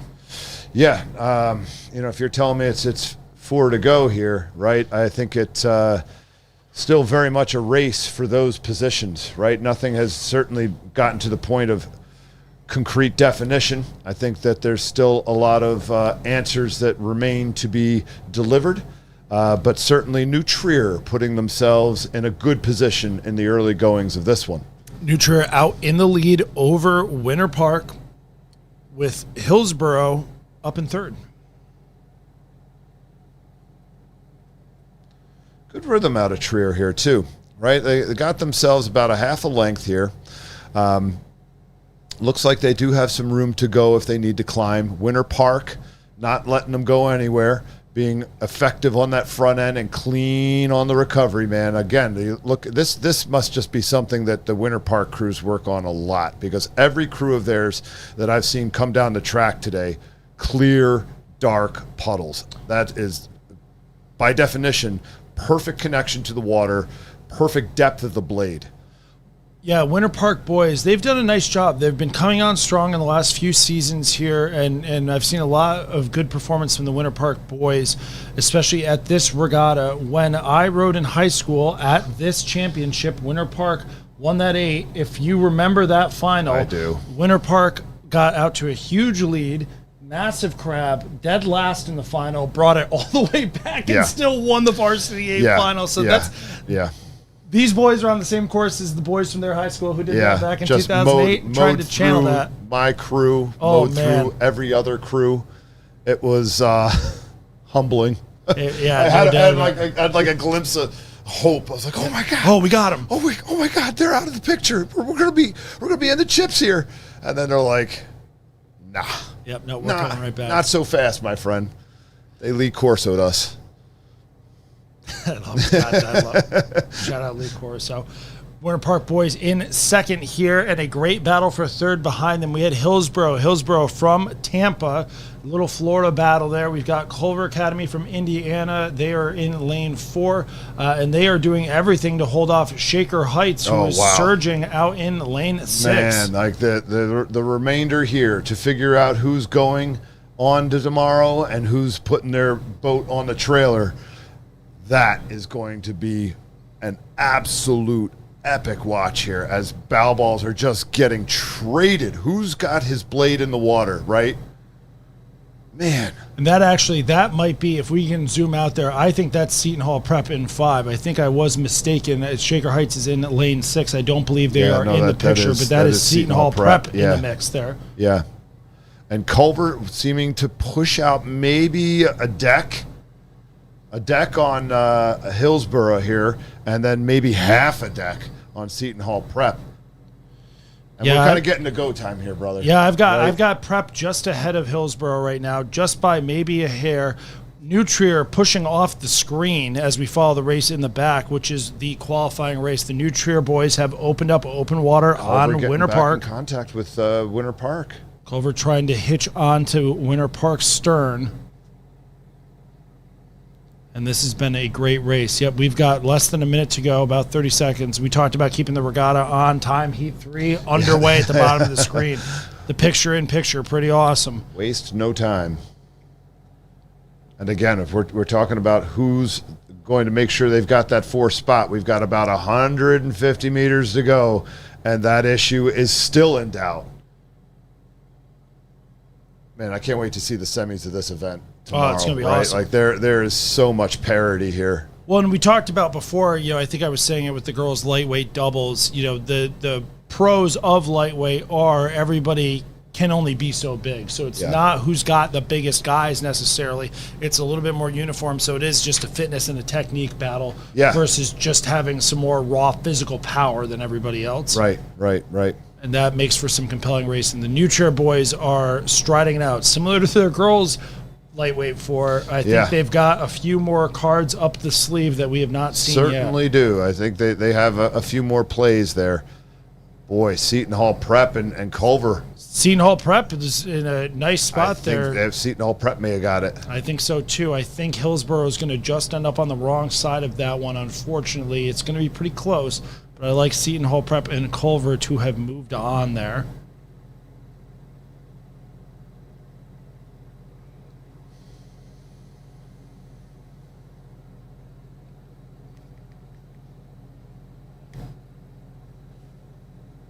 Shaker Heights in lane 6. Is that right? That was lane. Totally, Yeah. did we totally botch that one with the camera? That was lane 6.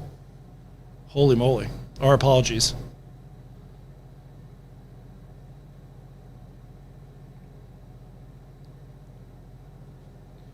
So we've got Montgomery Bell, lane 1 from Nashville, St. Ignatius, Ohio.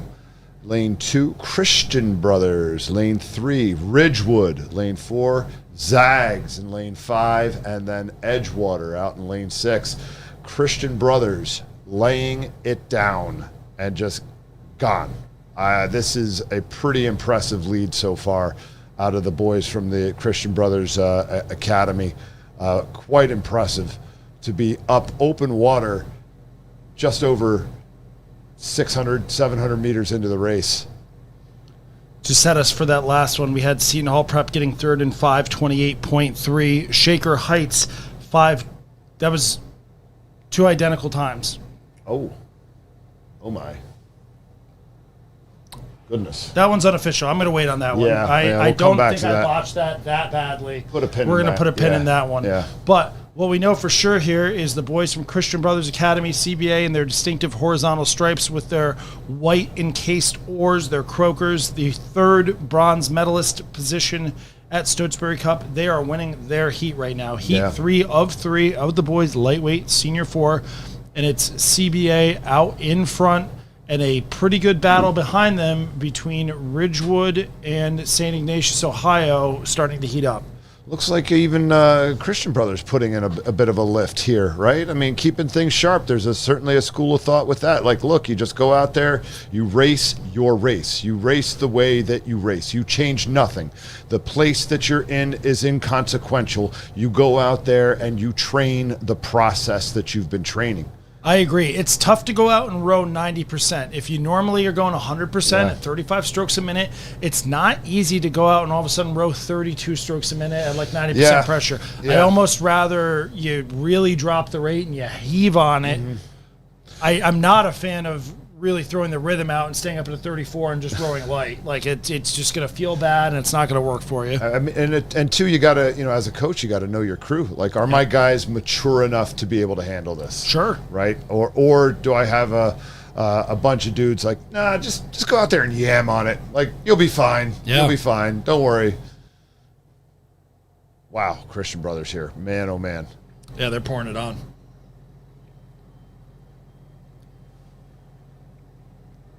Yeah, we saw CBA beat Ridgewood by almost 13 seconds at the Stotesbury Cup. So this margin here, not too surprising as they continue to push through, and they are making a statement for tomorrow. Staying up, definitely not settling. Not sure they're completely going through all the gears, though, as these lightweight crews tend to have some higher-end gears. Does look like places 2, 3, and 4 have established themselves. Yeah, we were pretty sorted. What do we have? Gonzaga in 5? Are they solidly in that 4th place position there? Yep. And then it's relatively close here between Ridgewood and St. Ignatius. Maybe a seat to Ridgewood. Yep, I would agree. They are pretty well sorted there. We had in the previous heat, we had it called right. It was Seton Hall Prep over Culver with Hillsborough in 5th and Shaker Heights a little further back. Okay. Yep. Okay. Good to know we're not crazy. It's been a long day. I've had a ton of fun, but if I had a total slip up, it would be. Yep. Hey guys, CBA. There we go.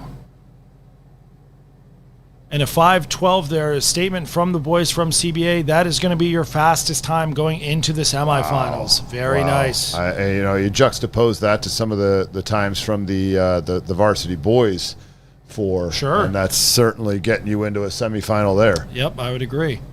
All right, here we go. Our last 2 events of the day. We've got the senior girls quad here. Senior girls quad. This is 2 heats, top 3 to final. That's it. Waterford seeming to be the class of this event the past couple of years. Saw their crew last year, and that was a sight, man. That was an absolute sight. Them and Skyline really battled at this regatta last year. And that was the thing, right? The Skyline crew was a fantastic outfit for them, and that's how good the Waterford boat was. Yeah, And, you know, seemingly the same here. Waterford pouring it on in lane 3. From left to right, we've got Episcopal PA in 5, Skyline in lane 4, Waterford in 3, Agnes Irwin looking strong in lane 2, Forest Park on the right.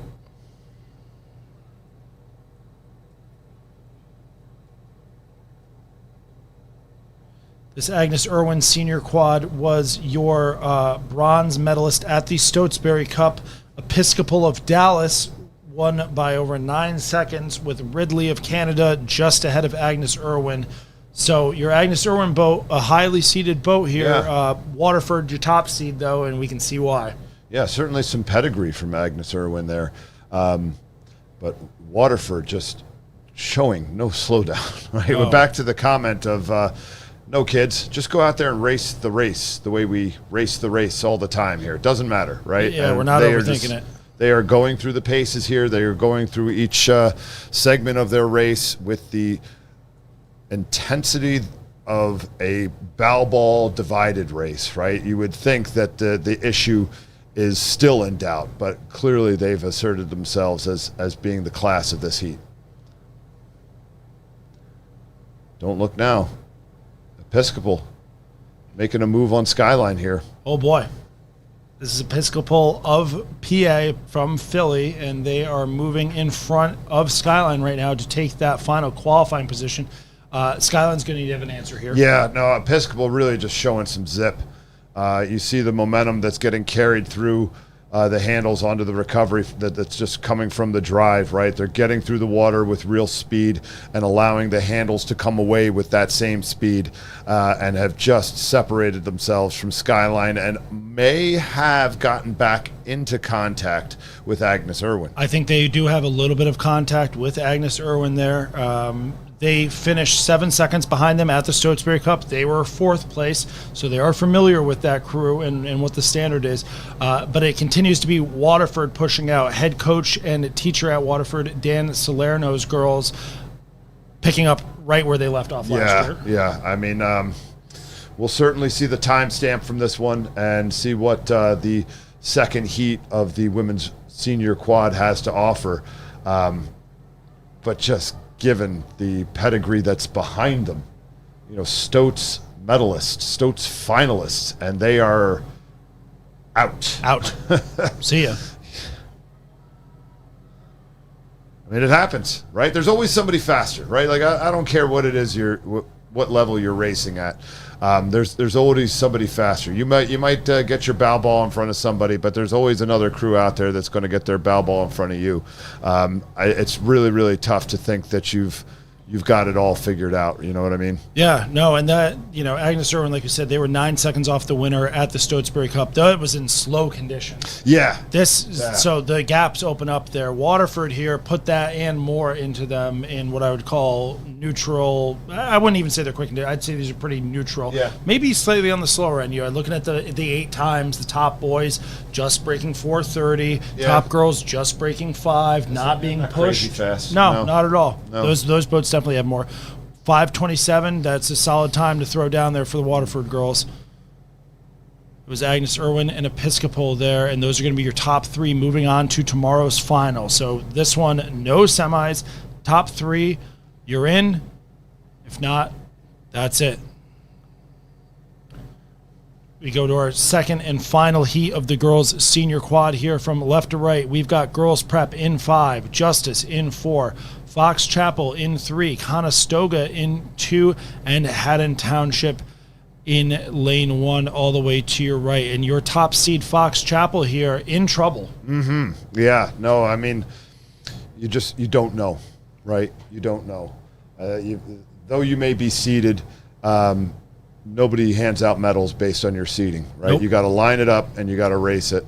And I really do like what I'm seeing from Conestoga right now. Again, like some really nice entries, great lock on there, clean, pushing water, and have a really nice fluid rhythm that they're moving with right now. I mean, obviously you got girls prep and Justice doing some things really well also, and whose bow ball is going to come across first is anyone's guess. But we're seeing some really, really nice rowing from these top three crews. This Conestoga boat was 5th in the final at Stotesbury Cup, but they were only 3 seconds off Episcopal Dallas in the in the semifinal, and put up a time that was 6 seconds faster than Agnes Irwin's semifinal in the other one. Wow. So a bit of misadventure in their final. Their coach said the final is not representative of their speed, and she was correct. Yeah, I mean, again, like if any of you were at Stotz or watched the video from Stotz last weekend, like those are rare conditions that you're going to have to face, right? Like that level of headwind, that much chop, being able to just slog through it, right, is really certainly a measure of an oars man or woman.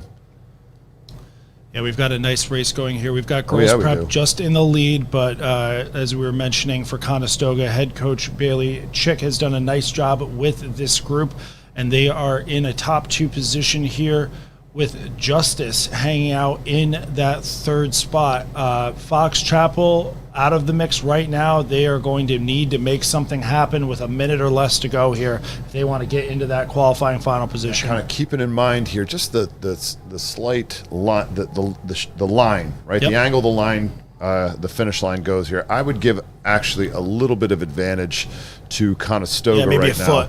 Yeah. It's probably darn close. It is. I mean, neither one of these crews are just feeling like they got it locked up. A lot of looking around there from Bowsey, wants to know how much she's got left, right? Yeah, and as we say that, I think that there is just a little bit to girls prep. A little bit in it for them. Definitely the top 2, though. Justice looking comfortable in 3rd, and now it's, what do you want to race for? Do you want to go through all the gears? You want to do it? Bowsey is looking for that line. Yeah. Really? Really looking for that line. I've been there, girl. I feel it. Everybody, hey, guys. I thought they said this was 1,500 meters. Yeah. Somebody get a measuring tape out here. Coming through the line. There's that flag. There we go. There it comes. There it comes from Conestoga. Nicely done. And I think to your eyes, right, I would imagine Conestoga won that one. Yep.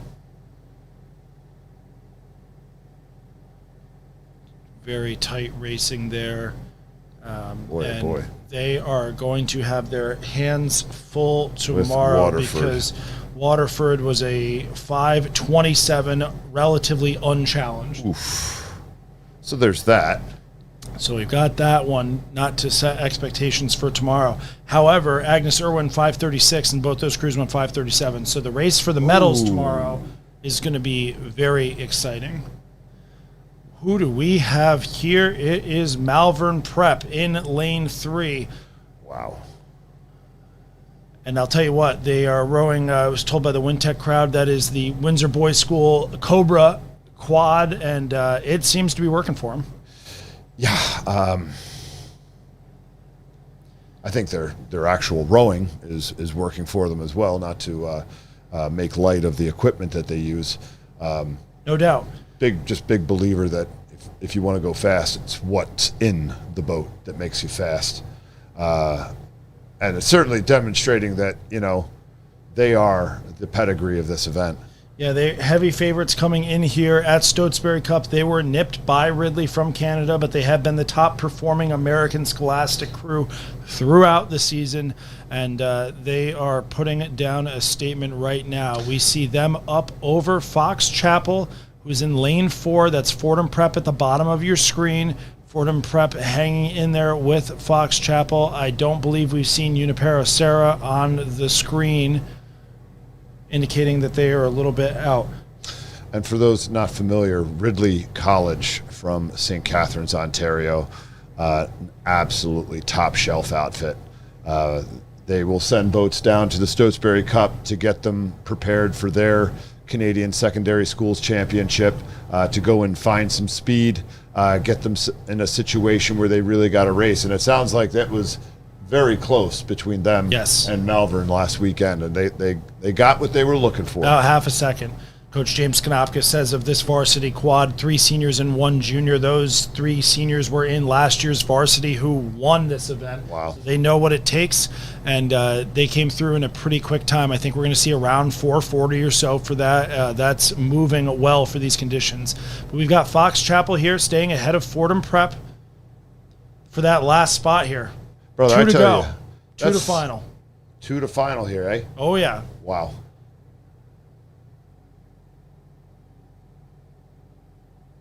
Oof. Oh, Fordham Prep owned the James Barker Jr. there. I went to college with James Barker there. That's that right? That's a Haverford boat that they purchased there. Oh, nice. That's nice. funny. Fox Chapel coming out on top. 4:41 for the boys from Malvern. Well done. You know, there's a number of things that were impressive about that. One, the boys winning that event last year and coming back and still holding the standard. Mm-hmm. That is so much easier said than done, right? Like, it's one of the biggest challenges. Is one thing. Yeah. Getting good is one thing. Staying good is a whole different thing. It's a totally different bear. And here we've got Ridgewood. Ridgewood was your bronze medalist from the Stotesbury Cup. They are in lane 3, and they, just like their counterparts from Malvern, are up and out. We've got East Grand Rapids in lane 4. That's your yellow boat crew, and they are in a pretty comfortable position in their second place qualifying position. It's McCallie next to them and North Allegheny to the right in lane 2. But right now it is all Ridgewood and it is all East Grand Rapids. McCallie, something to play for here, but this race has about 90 seconds to go, and if it's going to happen, it's going to have to happen right now. Certainly like what I'm seeing from Ridgewood for lots of reasons. I really like the way the boat's cutting through the water there, surging really, really nicely. The uniformity, too, of watching an expert quad, right? And so far as the precision, the blades all turning together at the same time, the blades at the same height above the water, the arms reaching out the same distance. I love it. Yeah, it's really, really sharp. Yeah, these Ridgewood guys, they have had a great season. They've done really, really well. Unfortunately for them, they race Malvern all the time. But it's sharp. Iron sharpens iron. That's the saying. It does, absolutely. You know, if you're making the medals dock and at Stokes, you are doing something really, really well. And it certainly looks like they're making their case for making the medals dock here down in Oak Ridge. Yeah, no doubt. So they're racing the clock here. You know, Malvern kept the pace up. They certainly didn't settle, and neither is Ridgewood. So we'll get a little bit of a time comparison here going through the heats, setting up for what should be an exciting final. East Grand Rapids here, Midwest crew, holding their own though, looking really sharp. Yeah, no, they. I tell you, in the final of this event at the Midwest qualifier, they were down out of the ditch by about a length.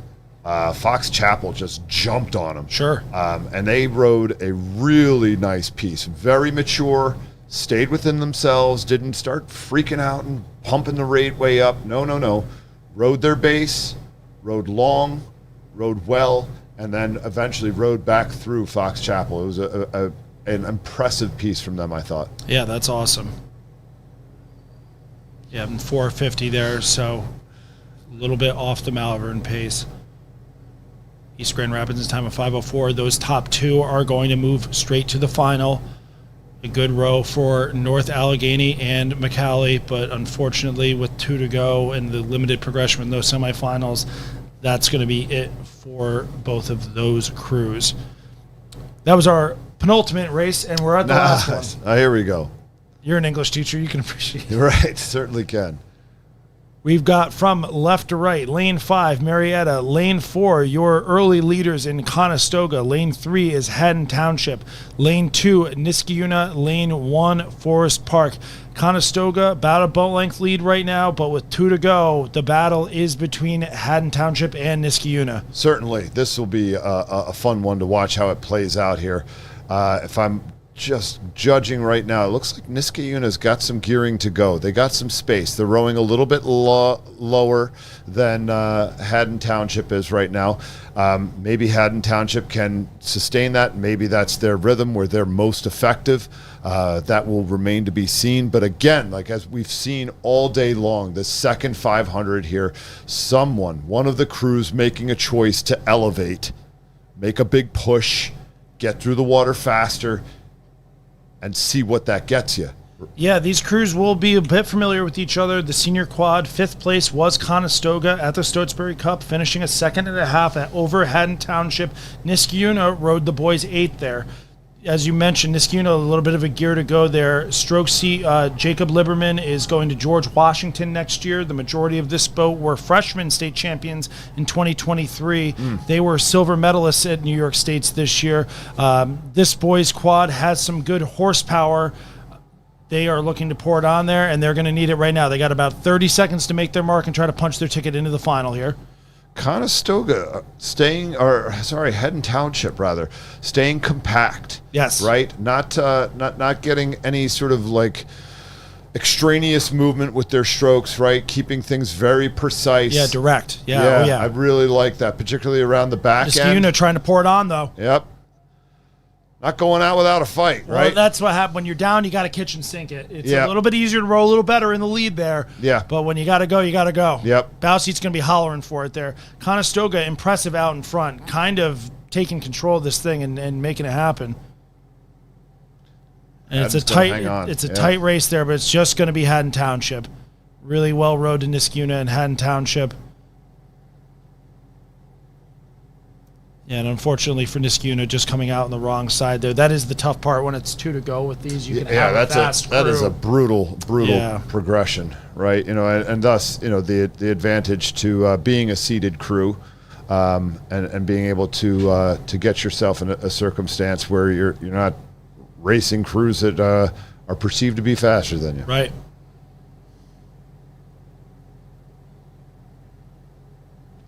Well, is that going to do it for the day? Yep, so that will do it for us today. We will be back at 8 a.m. tomorrow with boys senior single semifinals. I'm going to not say that 5 times fast because we're trying to get out of here. Certainly looking forward to the racing tomorrow. I think that there's a number of storylines that I'm going to be following very closely. I thought that some of the pedigree that was shown in the boys and girls senior fours are going to make for some great semifinals tomorrow. There's just not a lot of space between some of those crews. Oh, fantastic. Yeah. And I mean, really for almost any event here, I was so compelled by the heats today. They exceeded my expectations. So the semis are only going to be better. Yeah. Oh, yeah. And then the finals are always, exciting. As it all gets distilled, as Yes. everything gets distilled throughout the regatta, just what you end up with at the afternoon in the finals is a fine dram. Potent. Yes, sir. Potent racing. Well, that's going to do it for us here. Thanks for stopping in, and we will see you tomorrow morning. Best of luck to all the competitors racing in tomorrow's semis and finals.